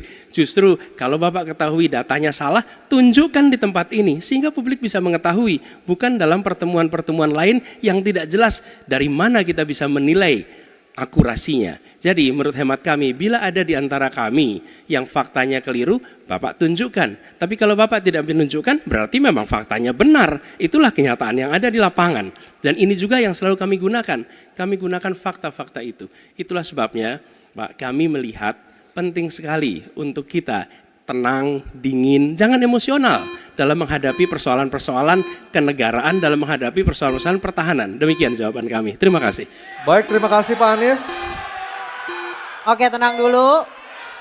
Tenang dulu. Mohon tenang Bapak dan Ibu, mohon tenang supaya kita bisa mendapatkan intisari dari jawaban maupun pertanyaan dari ketiga capres kita ini. Dan kami persilakan Pak Prabowo untuk menanggapi Pak Anies dalam waktu 1 menit Pak. Kami persilakan Pak Prabowo. Pak Anies. Saya tidak bicara tertutup, saya bicara di Dewan Perwakilan Rakyat Komisi 1. Di mana semua partai yang mengusung Bapak hadir dan menyetujui yang saya ajukan. Jadi dan juga sekarang waktunya nggak ada. Jadi saya mengundang kita bicara terbuka. Terbuka, silakan. Tapi saya ingatkan, Bapak cinta atau tidak dengan negara ini? Masa kita mau buka semua kekurangan kita, semua masalah kita buka di depan umum? Apakah itu pantas? Di negara yang baik, di negara maju, masalah rahasia ada, Profesor. Jadi bohong, saya tidak minta tertutup. Saya terbuka, Komisi DPR terbuka. Baik, waktunya habis. Waktu habis Pak Prabowo, waktu habis. Kami persilakan Pak. Mohon tenang. Tenang dulu, kita lanjutkan. Supaya pemirsa di rumah juga bisa mendapatkan intisari dari acara kita malam hari ini. Mohon tenang. Silakan Pak Anies untuk memberikan tanggapan atas pernyataan Pak Prabowo. Waktu Bapak 1 menit. Tidak ada yang perlu dirahasiakan. Bapak Presiden menyampaikan, Bapak punya lahan lebih dari 340.000 hektar, sementara TNI kita, prajurit kita, selebih dari separuh tidak punya rumah dinas. Itu fakta, tidak perlu dibicarakan secara tertutup. Itu kekurangan yang harus kita perbaiki. Dan ketika tadi Bapak mengatakan, Bapak akan meningkatkan kesejahteraan. Pak, Bapak ini sudah Menhan selama 4 tahun, hampir 5 tahun. Bukan calon Menhan. Jadi harusnya menunjukkan inilah yang sudah saya kerjakan. Bukan mengatakan apa yang akan dilakukan. Nah saya menyampaikan, bila saya ditugasi maka kenaikan gaji dilakukan tiap tahun. Maka perumahan prajurit TNI dipastikan dibangun. Sehingga mereka tidak perlu ngekos, tidak perlu mereka sewa. Dan mereka bisa tenang. Mereka diminta mempertahankan setiap jengkal, tapi kita tidak memberikan tempat tinggal bagi mereka berdinas. Itu tidak benar, itu harus dikoreksi. Baik, waktu habis. Terima kasih Pak Anies. Mohon tenang Bapak dan Ibu, mohon tenang. Tenang dulu yuk supaya kita bisa lanjutkan acaranya. Mohon tenang dulu. Mohon tenang menjaga ketertiban, kita berikan hak yang sama kepada 3 capres kita, mohon tenang. Dan kita akan memasuki sesi tanya jawab yang terakhir, yakni calon presiden nomor urut 3 Pak Ganjar Pranowo dan calon presiden nomor urut 2 Bapak Prabowo Subianto untuk saling tanya jawab dan menanggapi. Dan kami silakan Pak Ganjar untuk bertanya kepada Pak Prabowo, waktu Anda 1 menit, silakan Pak Ganjar. Terima kasih.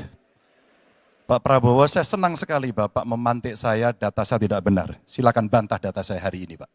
Dan saya izinkan kalau ada staf mau bantu silakan berdiri di sebelahnya. Izinkan. Pak, Global Peace Index kita menurut sumber Institute for Economic and Peace kita turun, Pak. Kalau mau di-close up boleh. Silakan. Saya bawakan ini dari rumah. Mari kita bicara data yang benar. Global Militarization Index kita sumbernya Bonn International Center for Conflict Studies turun. Semua skornya ada. Kapabilitas militer kita, ini dari Law Institute Asia Power Index, turun. Proporsi anggaran pertahanan kita sumbernya IISS Military Balance Plus turun. Pak Prabowo, saya mau bertanya kepada Bapak, termasuk kemudian capaian MEF kita hanya 65,49% dari target 79%. Mengapa terjadi penurunan dan apa solusinya? Waktu habis. Pak Prabowo silakan untuk menjawab pertanyaan dari Pak Ganjar, waktu Bapak 2 menit silakan. Jadi Pak Ganjar, saya sudah buat rencana, tetapi yang menentukan termasuk Menteri Keuangan. Dan masalah yang kita hadapi, tolong ya, saya memang sudah jadi Menteri Pertahanan 4 tahun, tetapi kita diganggu oleh COVID 2 tahun, di mana terjadi refocusing. Jadi banyak yang kita ajukan tidak disetujui oleh Menteri Keuangan. Jadi sebagai seorang menteri, sebagai seorang team player, saya harus loyal. Jadi ya saya tidak banyak bicara di depan umum. Ya. Tapi data-data yang Bapak ungkapkan masalah pesawat bekas, ya. Saya ingatkan Bung Karno waktu menghadapi Irian Barat, seluruh alatnya bekas. Pak Ganjar, Bung Karno, seluruh pesawat terbang, kapal selam, cruiser, destroyer, semuanya bekas. Ya. Jadi kita juga masih pakai banyak sampai sekarang pesawat bekas. Jadi banyak data Bapak, mungkin niat Bapak baik, tapi mungkin tim Bapak, staf Bapak itu keliru memberi masukan. Ya. Jadi dalam alat perang, saya katakan, bukan baru dan bekas, tapi usianya. Usianya, kalau pesawat flying hours. Ya. Dan tentunya kita pasti mau yang terbaik untuk prajurit kita. Ya. Tapi kita harus loyal kepada yang lebih besar. COVID, ada krisis Ukraina, pangan naik, BBM naik. Waktu habis Pak Prabowo, terima kasih. Kami persilakan Pak Ganjar untuk menanggapi jawaban dari Pak Prabowo. Waktu Anda 1 menit, mohon tenang. Maaf, kali ini Bapak tidak menjawab sama sekali pertanyaan saya, Pak. Saya pengen data yang Bapak katakan salah, data pertahanan Anda ini, Anda pertahanan saya, silahkan Anda bantah di sini. Bapak tidak mampu membantah dan Bapak menjelaskan pesawat bekas. Saya tidak pernah berbicara pesawat bekas dalam pertanyaan saya. Minimal saya bertanya, tadi kalau Bapak, maaf, mendengarkan terakhir, capaian MEF kita hanya 65,49% dari target 79%, dan ini mengkhawatirkan karena akhir tahun ini sudah harus selesai. Bapak juga tidak menjawab. Jadi artinya sebenarnya apa yang Bapak jawab dari seluruh pengelolaan pertahanan yang ada di Indonesia ini? Sungguh-sungguh saya meragukan itu karena data ini kemudian Bapak tidak mampu membantah di sini. Bahkan saya sudah memberikan ruang terbuka, kalau ada staf yang bisa membantu silakan berdiri di sini. Staf saya, oh Anda mau bilang angkanya silakan naik ke sini. Akan saya tunjukkan kalau Anda mau membantu. Terima kasih. Baik, terima kasih Pak Ganjar. Oke, tenang dulu. Kami persilakan Pak Prabowo untuk tanggapan dari pernyataan Pak Ganjar, waktu Bapak 1 menit silakan. Ya, jadi begini, yang Bapak ungkapkan itu saya bisa bantah, waktunya tidak cukup. Saya siap berjumpa dengan Bapak, mari kita bahas satu persatu akan saya buktikan. Saya butuh hari ini, Pak. Nggak bisa, saya tidak dikasih waktu. Jadi Anda tidak fair. Anda minta saya kasih penjelasan yang begitu rumit, tapi waktu saya terbatas. Jadi saya transparan, saudara. Dan yang saya katakan, kalau kita bicara MEF itu mulai dari berapa periode yang lalu. Ya, kalau kita mau buka-bukaan, Menteri Pertahanan sebelum saya, apakah tidak juga berpengaruh? Juga Menteri Keuangan yang banyak tidak menyetujui disbursement. Jadi mari kita diskusi dengan baik sebagai negarawan dan tidak mencari-cari hal-hal yang keliru. Waktu habis Pak Prabowo, terima kasih. Kita berikan apresiasi untuk ketiga calon presiden kita. Baik hadirin dan pemirsa, kita akan jeda terlebih dahulu dan tentunya akan kembali dengan segmen para calon presiden ini akan menyampaikan pernyataan penutup dari debat ketiga calon presiden tahun 2024. Tetap bersama kami di debat ketiga calon presiden tahun Pemilu tahun 2024. Ya, silakan Bang. Ya, jadi saya rasa memang ada perbedaan ya. Kalau dari Mas Anies, tadi yang dilakukan adalah tuduhan-tuduhan. Sehingga itu tadi yang saya katakan bahwa burden of proof-nya berada di pihak yang menuduh. Dalam hal ini, Pak Ganjar meminta untuk agar data-data yang disampaikan oleh Pak Ganjar itu dibantahkan dalam forum ini. Pak Prabowo simply menyatakan bahwa memang tidak ada cukup waktu kalau harus memberikan semua data-data tersebut.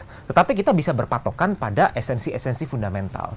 Yaitu kita berbicara apa sih? Poin utama dari Pak Ganjar adalah kenapa sih minimum essential force ini tidak tercapai? Kan intinya itu kan ya? Itu yang harus kita jawab. Jadi begini, memang kalau kita sadar ketika COVID menyerang di tahun 2020, Kementerian Pertahanan merupakan salah satu kementerian vaksin dan sebagainya. Sehingga memang target minimum essential force ini terpaksa harus terderail dari course sebelumnya.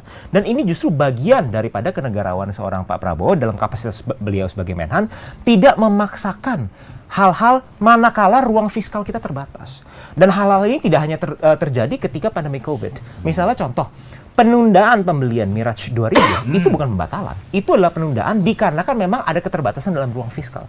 Dan Pak Prabowo sebagai Menhan mengerti hal tersebut. Lalu kita ingat ada proyek kolaborasi antara Indonesia dengan Korean Aerospace Industry, yaitu untuk KF21, di mana kita bertanggung jawab untuk membayar 20% dari total investasinya. Itu adalah yang kita sudah sepakatin.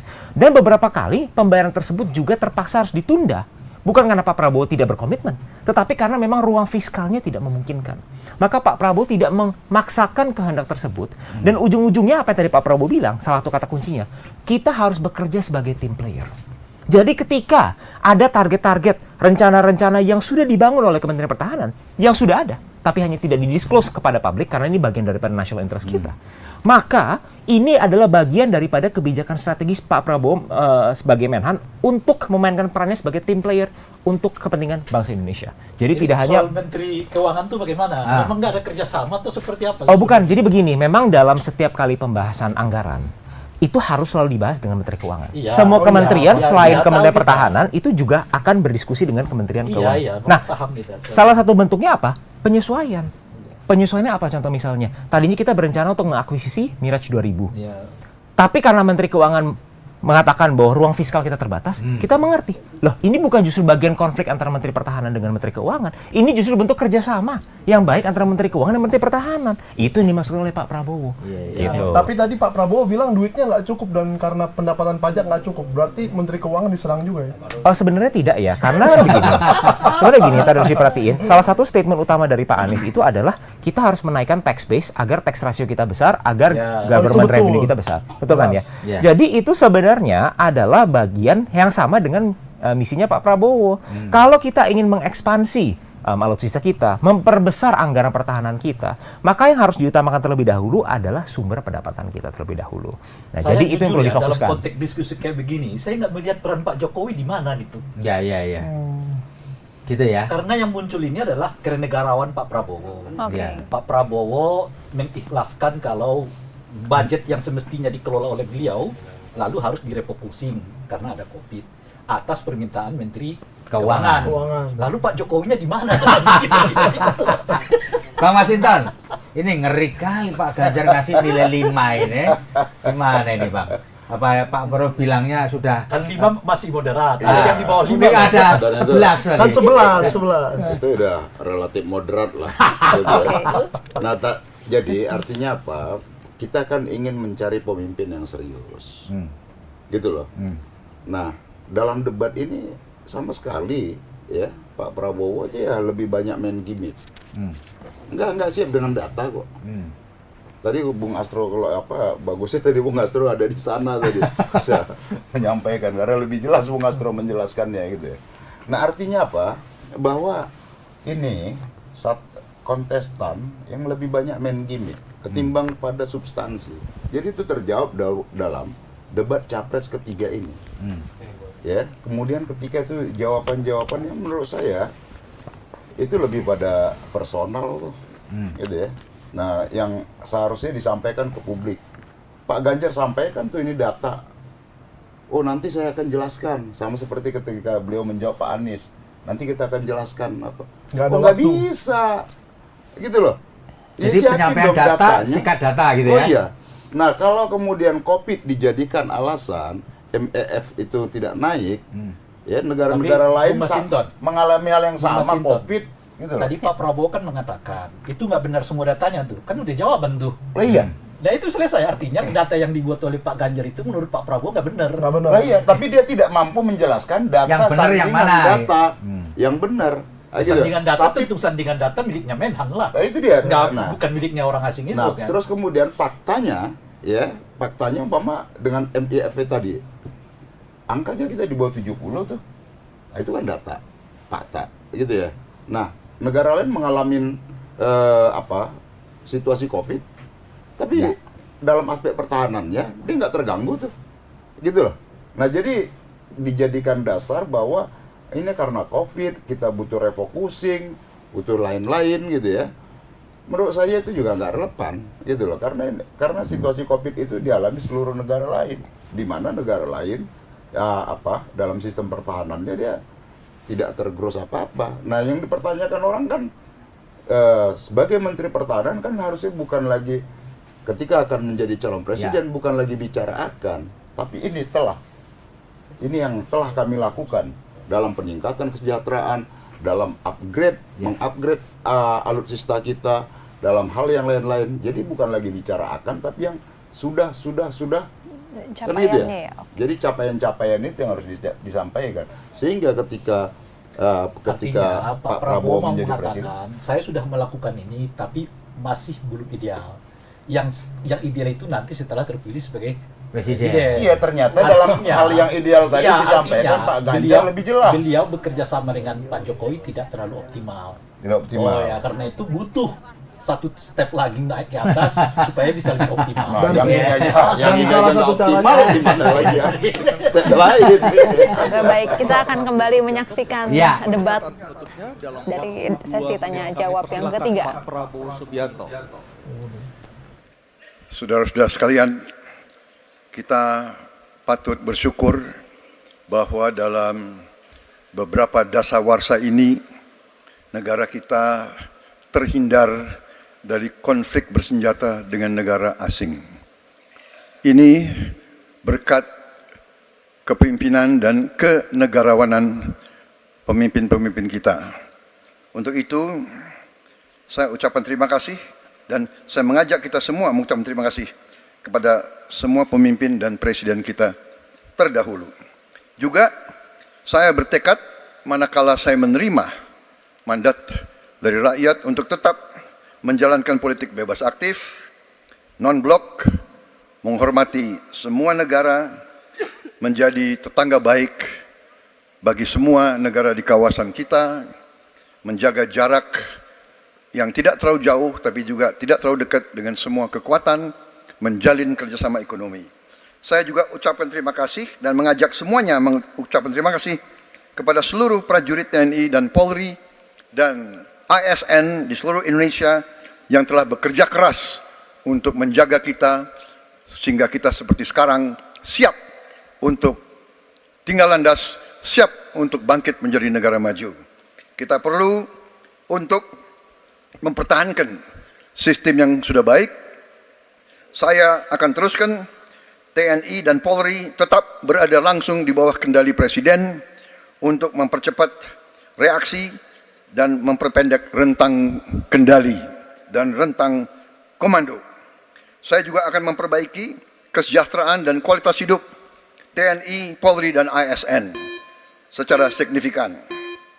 Saya mengajak semua bangsa bersatu, rukun, dengan kerukunan, dengan persatuan, kita akan jadi kuat. Waktu habis. Terima kasih. Bapak Prabowo Subianto, terima kasih. Baik, selanjutnya kami berikan kesempatan.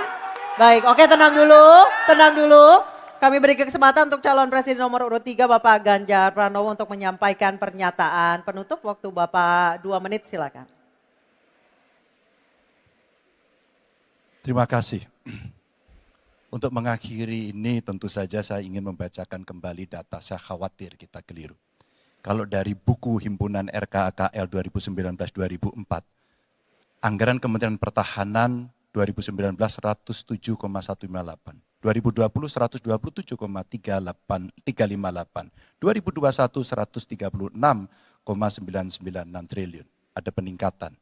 Maksud saya agar kita tidak keliru pada soal data. Dan capaian IMF kita dari data lakibnya Kemenko Polhukam yang dipublish secara terbuka, karena kami tidak bisa mendapatkan data dari Kemenhan secara terbuka, maka minimum essential force kita memang kemungkinan akan berat untuk bisa terpenuhi.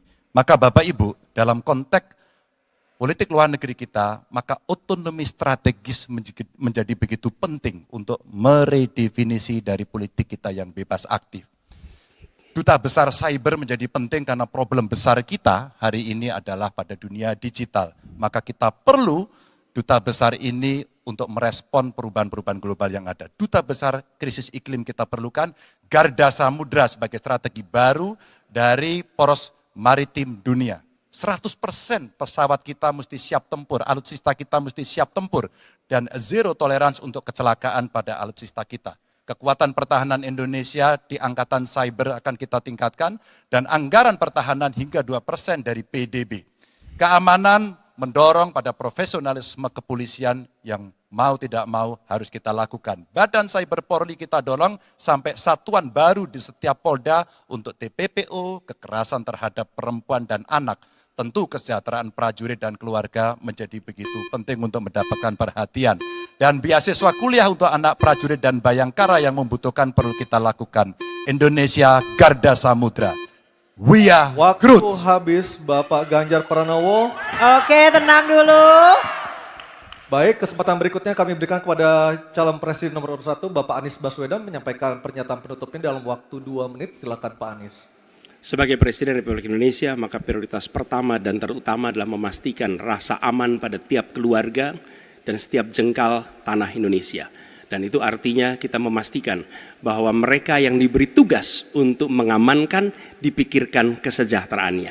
Memastikan bahwa kenaikan gaji tiap tahun, memastikan mereka punya rumah dinas, memastikan kesejahteraannya aman. Sehingga mereka bisa konsentrasi. Siapa itu? TNI, Polri, termasuk ASN di bidang pertahanan. Itu kunci nomor 1. Yang kedua, ketika kita berbicara tentang menjaga keamanan, maka kita juga berbicara tentang bagaimana pelibatan kita di dalam kancah internasional. Presiden akan menjadi panglima diplomasi dunia Indonesia di tingkat dunia. Hadir, mewarnai, membawa nilai-nilai Indonesia. Dan seperti juga di debat ini, tidak banyak ruang diberikan untuk berbicara di forum global. 2 menit, 3 menit itulah waktunya. Tapi di situ seninya, bagaimana kompleks gagasan, kompleks ide disampaikan secara lugas. Dan ketika Indonesia menyampaikan posisinya tegas, maka kita tidak akan ragu. Kita memperjuangkan penghapusan penjajahan di muka dunia. Maka Indonesia tidak sungkan untuk mengatakan pada negara manapun, hentikan penjajahan di tanah Palestina. Dan usahakan itu lewat diplomasi ke seluruh tempat. Bukan cuma sekedar statement dari Menteri Luar Negeri, tapi serius menjajaki seluruh kekuatan. Kita menginginkan Indonesia kembali menjadi kekuatan yang disegani. Dan mulainya dari mana? Dari pemimpin yang menjunjung tinggi etika, pemimpin yang menjunjung tinggi ilmu pengetahuan, pemimpin yang terbuka atas gagasan mempertahankan Indonesia atas ancaman-ancaman baru. Dan itu artinya kita hadir di berbagai wilayah di dalam pertemuan-pertemuan global membawa aspirasi Indonesia. Kita kirim pesan, we will no longer absence. Indonesia will be presence and Indonesia will color the world. Indonesia absence no more, respected forever. Habis Pak Anies. Terima kasih Pak Prabowo, Pak Ganjar dan Pak Anies sudah memberikan closing statement atau pernyataan penutupnya untuk malam hari ini. Dan kita berikan apresiasi kepada para calon presiden 2024 yang telah merampungkan seluruh rangkaian debat pada malam hari ini. Hadirin kami persilakan untuk tepuk tangan. Dan masih tersisa 2 debat lagi yang akan diselenggarakan oleh KPU.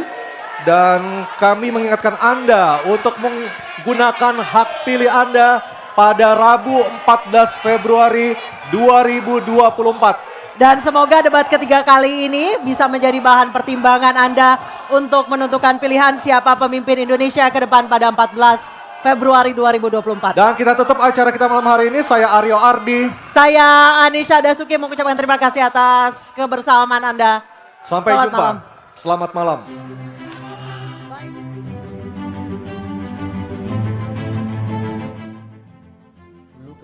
Simpulannya dari Bang Masinton mengenai penampilan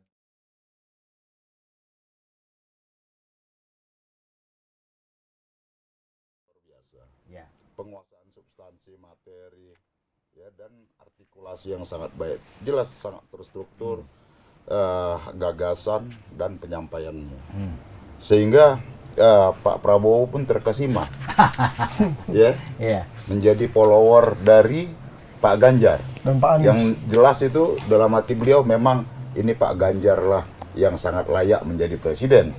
Ya, jelas kalau saya coba meraba dalam hati beliau ya, karena berkali-kali itu sepakat terus, karena begitu terkesimanya beliau Bung Masinton, dengan Pak Ganjar Bung tadi. Masinton idenya sepakat, tapi posisinya enggak.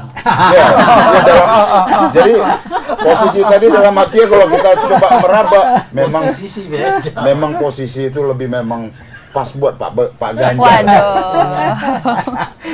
Gitu ya Bang ya? Iya, jadi dari penerawangan saya begitu. Ya. Sampai beliau terkesima kan gitu ya.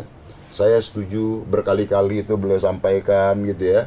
Dan dari penyampaian tadi itu benar-benar bahwa performan dari Pak Ganjar itu memang beliau siap sebagai presiden untuk meneruskan kepemimpinan dari Pak Jokowi untuk di periode 2024-2029 ini. Bahkan Pak Prabowo pun mengakui bahkan akan mengikuti Pak Ganjar jika menjadi presiden. Oke, kita lanjut ke Mas Astrio. Ya, saya pikir terus saya. Ya, saya pikir justru hari ini menunjukkan bahwa Pak Prabowo ini berfokus pada hal-hal yang bersifat fondasi atau fundamental. Karena kita tidak bisa berbicara ekspansi terlalu tinggi ketika kita melupakan hal-hal yang fundamental. Apa sih hal-hal yang fundamental ini? Kita berbicara penerimaan negara terlebih dahulu. Bahwa untuk melakukan program-program apapun, diperlukan penerimaan negara yang meningkat. Dalam bentuk penaikan tax base, dalam bentuk penaikan tax ratio. Ini sudah diungkapkan berkali-kali di dalam visi misi Pak Prabowo, juga di debat sebelum ini, di debat Cawapres. Begitu. Yang kedua adalah, hari ini Pak Prabowo menunjukkan jati diri beliau sebagai seorang team player. Beliau beberapa kali mengungkapkan bahwa tidak tercapainya target minimum essential force, ditundanya pembelian pesawat Mirage 5000, ditundanya pembayaran untuk pengembangan KF21, itu bukan karena kita tidak berkomitmen, tetapi karena memang ada keterbatasan ruang fiskal, dan Pak Prabowo memainkan peran beliau sebagai Menteri Pertahanan, sebagai seorang team player, untuk menempatkan kepentingan bangsa ini di atas kepentingan manapun. Itu yang kedua. Lalu yang ketiga adalah Pak Prabowo berhasil membuktikan bahwa beliaulah adalah satu-satunya paslon yang paling pragmatis dalam berbagai isu yang diserang. Misalnya contoh, kalau kita balik ke isu fundamental, hal pragmatis apa sih yang sudah dilakukan oleh Pak Prabowo dalam kapasitas beliau sebagai seorang Menhan? Sebagai contoh, telah diciptakan 4 fakultas baru dan 10 program studi baru di Universitas Pertahanan. Ini dalam rangka untuk meningkatkan kualitas sumber daya manusia kita. Lalu dalam konteks Palestina, Mas Anies selalu berbicara, kita harus konkret katanya.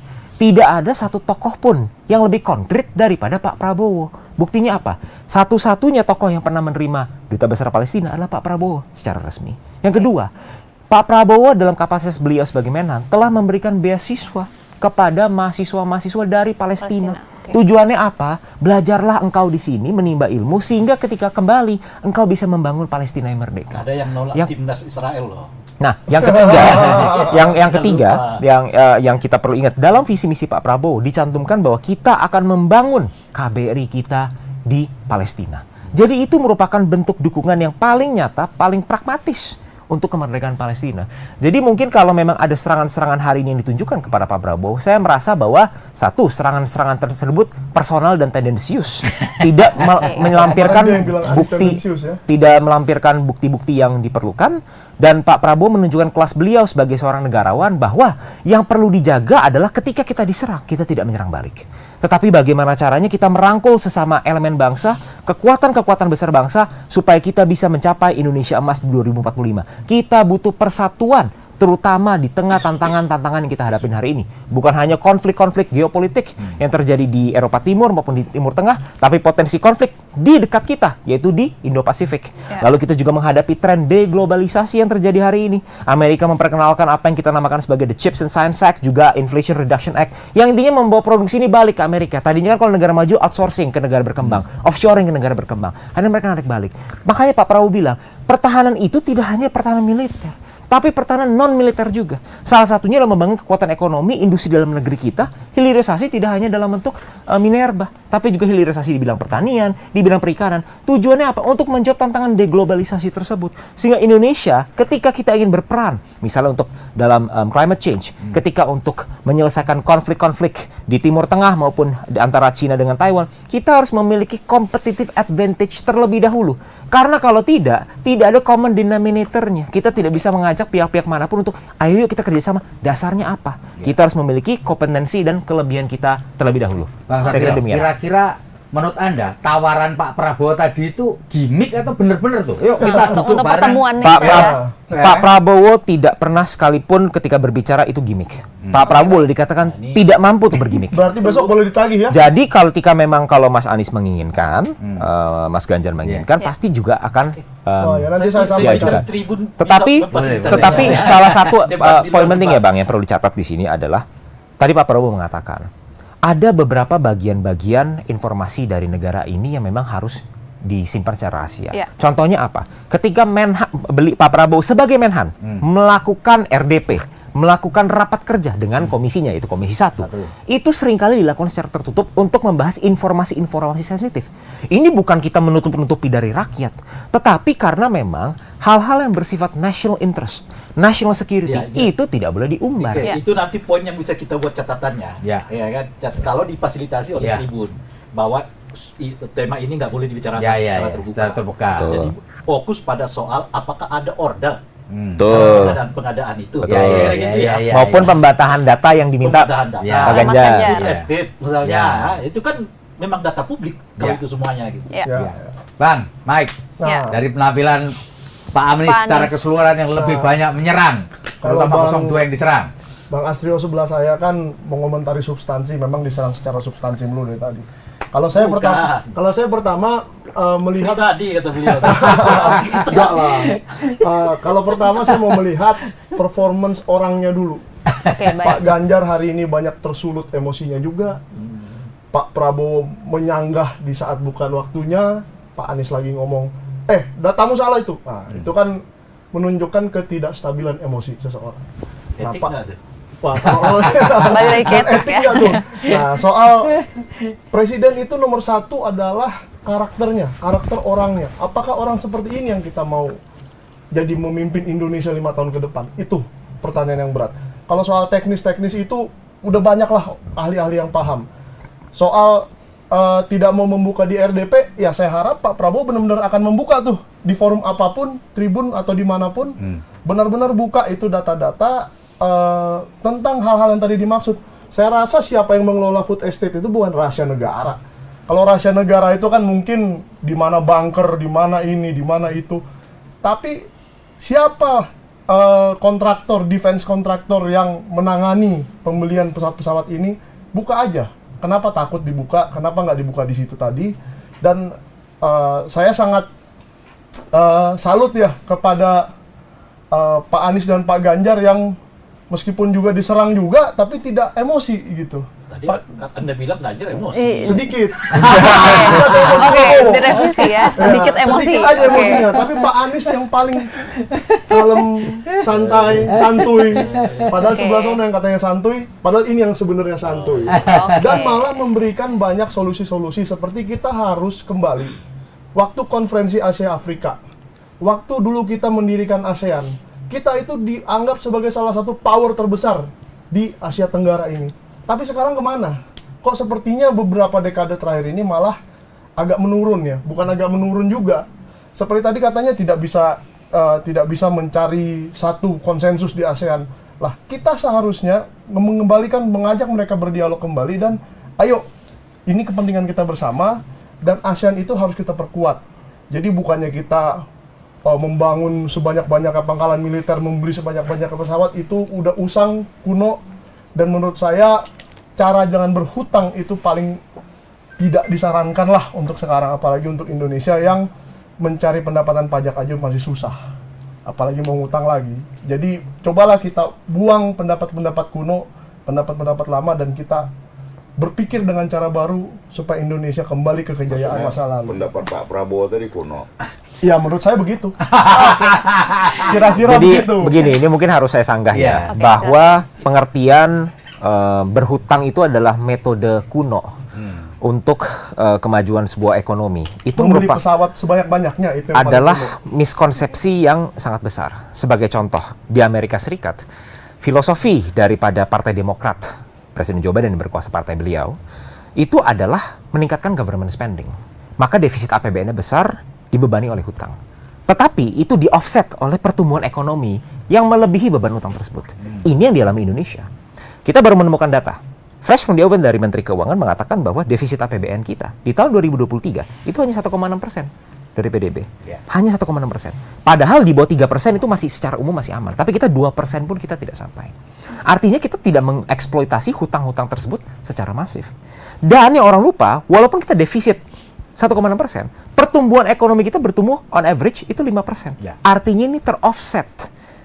Orang itu selalu terbuai dengan kata-kata hutang Indonesia lebih dari 8.000, menembus 8.000 triliun. Wah, makin lama makin besar. Yang orang lupa adalah rasio hutang kita terhadap PDB justru mengecil, walaupun nominal hutangnya membesar. Nah, ini kan elemen yang paling penting. Seperti tadi yang saya jelasin, Eropa saja ketika European Union mau dibentuk, Eurozone mau dibentuk, salah satu syarat yang diberikan adalah negara-negara yang mengajukan diri itu harus memiliki rasio hutang terhadap PDB di bawah 60%. Artinya itulah standarisasinya. Dan hari ini kita melihat negara-negara besar itu di atas 70-80%, Amerika di atas 100%. Mungkin boleh saya kasih sedikit pandangan soal itu ya. Kenapa dibilang 60%? Mungkin karena negara-negara seperti Greece, Turki, dan segala macam yang memang hari itu menerima sedang mengalami resiko ekonomi, sedang mengalami resesi ekonomi, jangan dikasih masuk.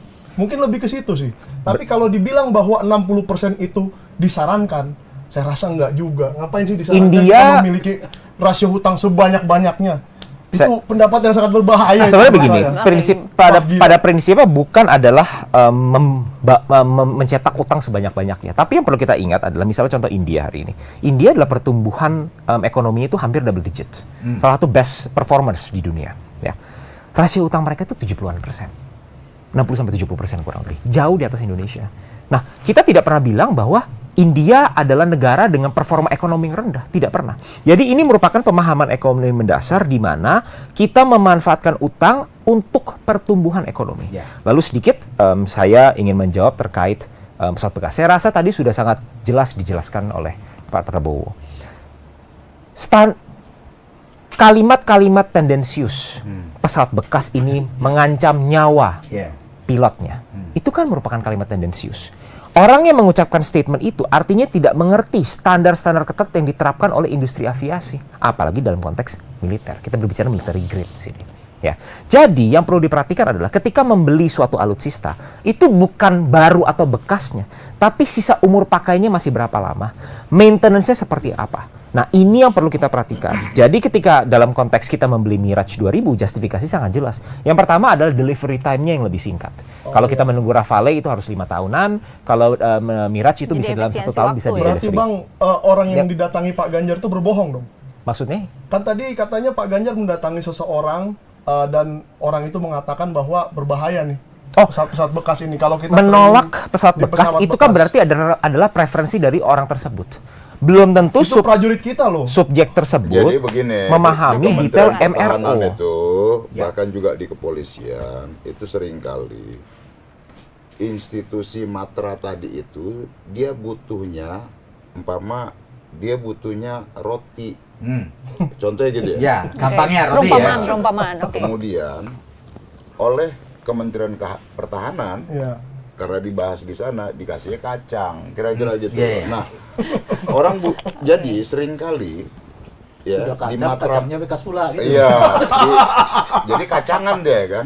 Nah jadi ya seringkali ya institusi-institusi seperti di bawah Kementerian Pertahanan tadi, mereka merasa ini pengadaannya top down, bukan yang berdasar dari keinginan mereka. Apa contohnya Bang? Yang roti ketukar kacang ini, contohnya ada gak Bang? Iya ya. Itu sangat banyak itu. Contohnya mungkin Contohnya satu dua aja yang harusnya roti ketukar jadi kacang. Iya. Contohnya ya, mereka nggak butuh tuh standar yang senjata begini, atau mereka tidak butuh standar katakan tuh seragam yang model begini. Nanti diadakan dari pengadaannya itu beda lagi, Pak. Ada kayak gitu-gitu loh. Nah jadi ya itu yang disampaikan oleh Pak Ganjar tadi ya, bahwa pola penganggaran harus berbasis pada kebutuhan matra asal. Ya itu yang kemudian juga disampaikan kenapa kita harus membeli alat-alat bekas yang itu beresiko, gitu ya. Nah kan kita lihat tuh korban prajurit kita bukan korban di medan perang, Pak. Perangnya itu bukan di perang dengan alutsista, iya kan? Alat angkut, umpama pilot, tahu-tahu perawatan nggak jelas, pesawatnya jatuh. Betul. Jadi dia berperangnya itu bukan gugur di medan perang, dia berperang dengan alatnya sendiri. Alat yang ada sama kita, kategorinya memang kategori yang udah tidak layak, gitu loh. Nah jadi dengan itu ya Pak Ganjar ya, kalau dia jadi presiden dia akan memodernisasi seluruh alutsista tadi. Gitu ya. Sehingga tidak ada korban-korban yang seperti pilot dan lain-lain. Ya dia khawatir untuk terbang. Tapi mungkin agak menarik juga tuh Bang Masinton. Mungkin roti ketukar kacang itulah kenapa Pak Prabowo tidak mau membuka di rapat Komisi 1 ya. Menurut Bang Masinton gimana? Makanya perlu dibuat debat lagi. Itu harus diluruskan. Di Komisi 1 dibuka, cuman rapat dengan Komisi 1-nya dilakukan secara tertutup dari publik. Oh pernah Jadi Bang, beda. itu di 2019 pernah ada berita saya baca. Komisi 1 minta nih, tolong dibuka dong di sini katanya. Wah biasanya yang lalu-lalu tertutup. Saya juga minta tertutup dong, seperti itu beritanya. Itu merupakan hak ya, bahwa komisi itu bisa melakukan rapat baik secara terbuka maupun tertutup. Jadi saya rasa memang sudah ada undang-undang yang mengatur hal tersebut. Nah, kita balik lagi ke poinnya Bung Masinton. Saya rasa ada dua hal berbeda tadi yang ditunjukkan. Yang pertama adalah tuduhan bahwa ada roti ketukar kacang. Ada kebutuhan senjata dari matra-matra tertentu yang ternyata diadakan tidak sesuai dengan kebutuhan. Nah ini balik lagi nih, yang menuduh harus membuktikan. Makanya tadi saya tanya ke Pak Masinton, apa contohnya? Tapi tadi Pak Masinton mungkin hanya menjawab secara normatif, bahwa bajunya mungkin speknya tidak sesuai. Mungkin bisa didetailkan ini Bung Masinton, tidak sesuainya di mana. Lalu kedua adalah, kita berbicara tentang standar, lagi-lagi alutsista bekas. Sorry ya. Jadi saya nih pernah di Komisi 3. Ya. Itu di kalangan polisi aja begitu, Pak. Kami ini mengajukannya pengennya nggak ini, Pak, tapi kok dikasih pengadaannya komputer, software ini. Jadi ada padahal mereka ada kebutuhannya lain. Nah, gitu loh. Nah, itu juga terjadi di matra yang dibawahkan Kementerian Pertahanan. Di bawah Kementerian Pertahanan, karena induk dari penganggarannya itu adalah di Kemenhan. Gitu loh. Pembahasan anggaran itu bukan matra TNI AD, TNI AU yang ke DPR, tapi kan Kemenhan yang membahas. Dipusatkan di Menhan. Menhan yang mengalokasikan itu tadi gitu. Tapi apakah yang dibawa proposal yang dibawa oleh Menhan ini merupakan hasil dari rekaman jejak di bawah itu? Iya, berdasarkan basis kebutuhan mereka dari bawah. Karena tiba-tiba di DPR itu yang ada yang ini gitu loh. Tapi yang ini berdasarkan jajak pendapat nggak di kalangan bawah ini bahwa memang betul kebutuhan mereka ini ada, atau itu hanya di elitnya saja di Kemenhan ini membuat gitu. Oke, sekarang kita gongnya pada Bang Ray Rangkuti ini. Udah ada lagi gongnya yang tadi. Gongnya yang tadi. Iya. Saya pernah mengatakan begini, debat pertama yang kemarin itu, sepanjang yang saya saksikan dan nikmati dalam sejarah debat Pilpres di Indonesia adalah yang terbaik, saya bilang. Dan malam ini lebih terbaik lagi. Meningkat ya? Iya, kenapa gitu? Dynamic ya? Iya, karena bayangan saya ini mendekati apa yang kita maksud dengan debat sebetulnya. Yang malam ini ada menyanggah, Pak Ganjar malam nantang, kalau ada staf yang bantu silakan saya izinkan. Tapi tentu bukan Pak Ganjar yang menentukan izin nggak izin, yang menentukan itu adalah moderator dan sebagainya gitu ya. Jadi mulai mendekati ke arah apa yang kita inginkan dengan debat gitu. Ketika di tengah jalan Pak Anies mengatakan begini-begini, disanggah oleh Pak Prabowo tanpa minta izin dulu dengan langsung kan itu sebetulnya debat yang kita bayangkan. Kecuali misalnya sanggahan itu di luar konteks, misalnya gitu ya, bisa moderator mengatakan itu sanggahan nggak tepat dan seterusnya gitu. Jadi lagi-lagi ya, seperti saya pernah juga sebutkan, yang mendinamisasi debat ini bukanlah desain KPU-nya, tetapi mereka sendiri aktor-aktor ketiga ini gitu ya.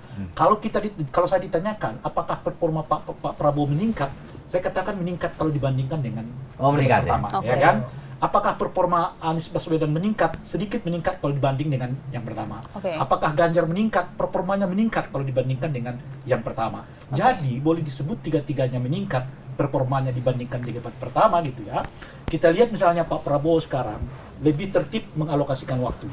Yang kedua adalah lagi-lagi beliau tanda kutip jadi serangan kedua paslon meskipun intensitasnya lebih banyak di Anies Baswedan, tapi beliau mulai lebih bisa menjelaskan dibandingkan kalau kita lihat misalnya di debat pertama, maka keluar istilah-istilah yang menjadi ramai di media sosial dan seterusnya. Nah, istilah-istilah itu relatif ditekan oleh Pak Prabowo sekarang, mulai berbicara tentang apa yang didebatkan gitu ya, dengan sedikit menahan pernyataan-pernyataan yang di luar konteks gitu ya. Malam ini masih banyak sih Bang, omon-omon katanya. Iya. Masih ada beberapa istilah ya. Misalnya kalau kita tanyakan, kalau di debat pertama, kita tanya seperti apa yang dilakukan oleh Anies ini lebih keras loh dibanding yang pertama. Tapi kan Pak Prabowo kemudian Anies.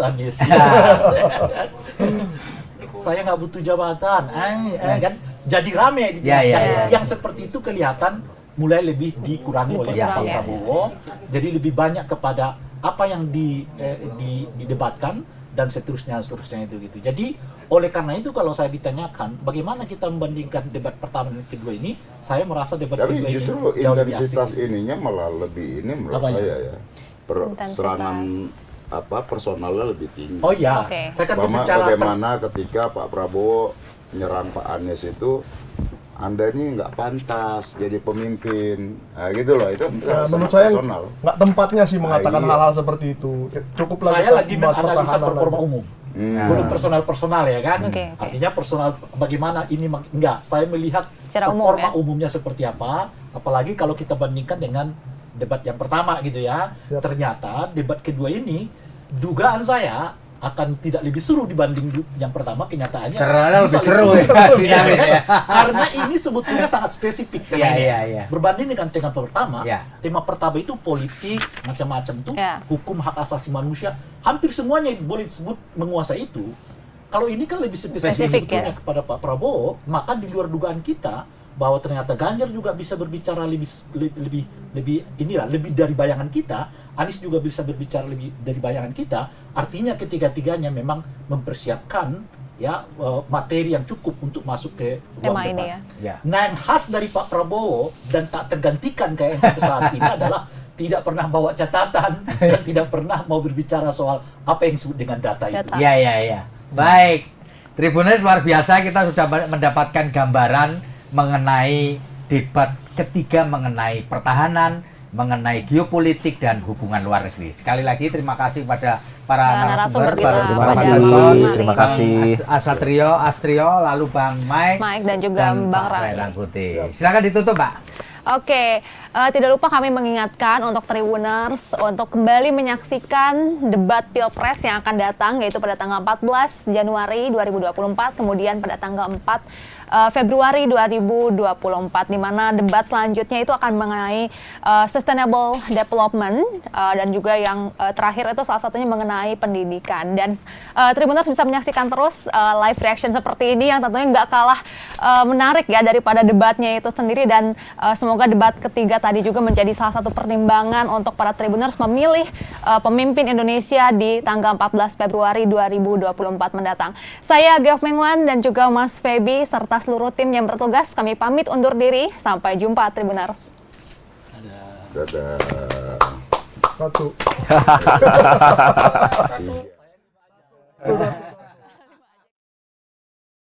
Download Tribun X sekarang. Menghadirkan lokal menjadi Indonesia.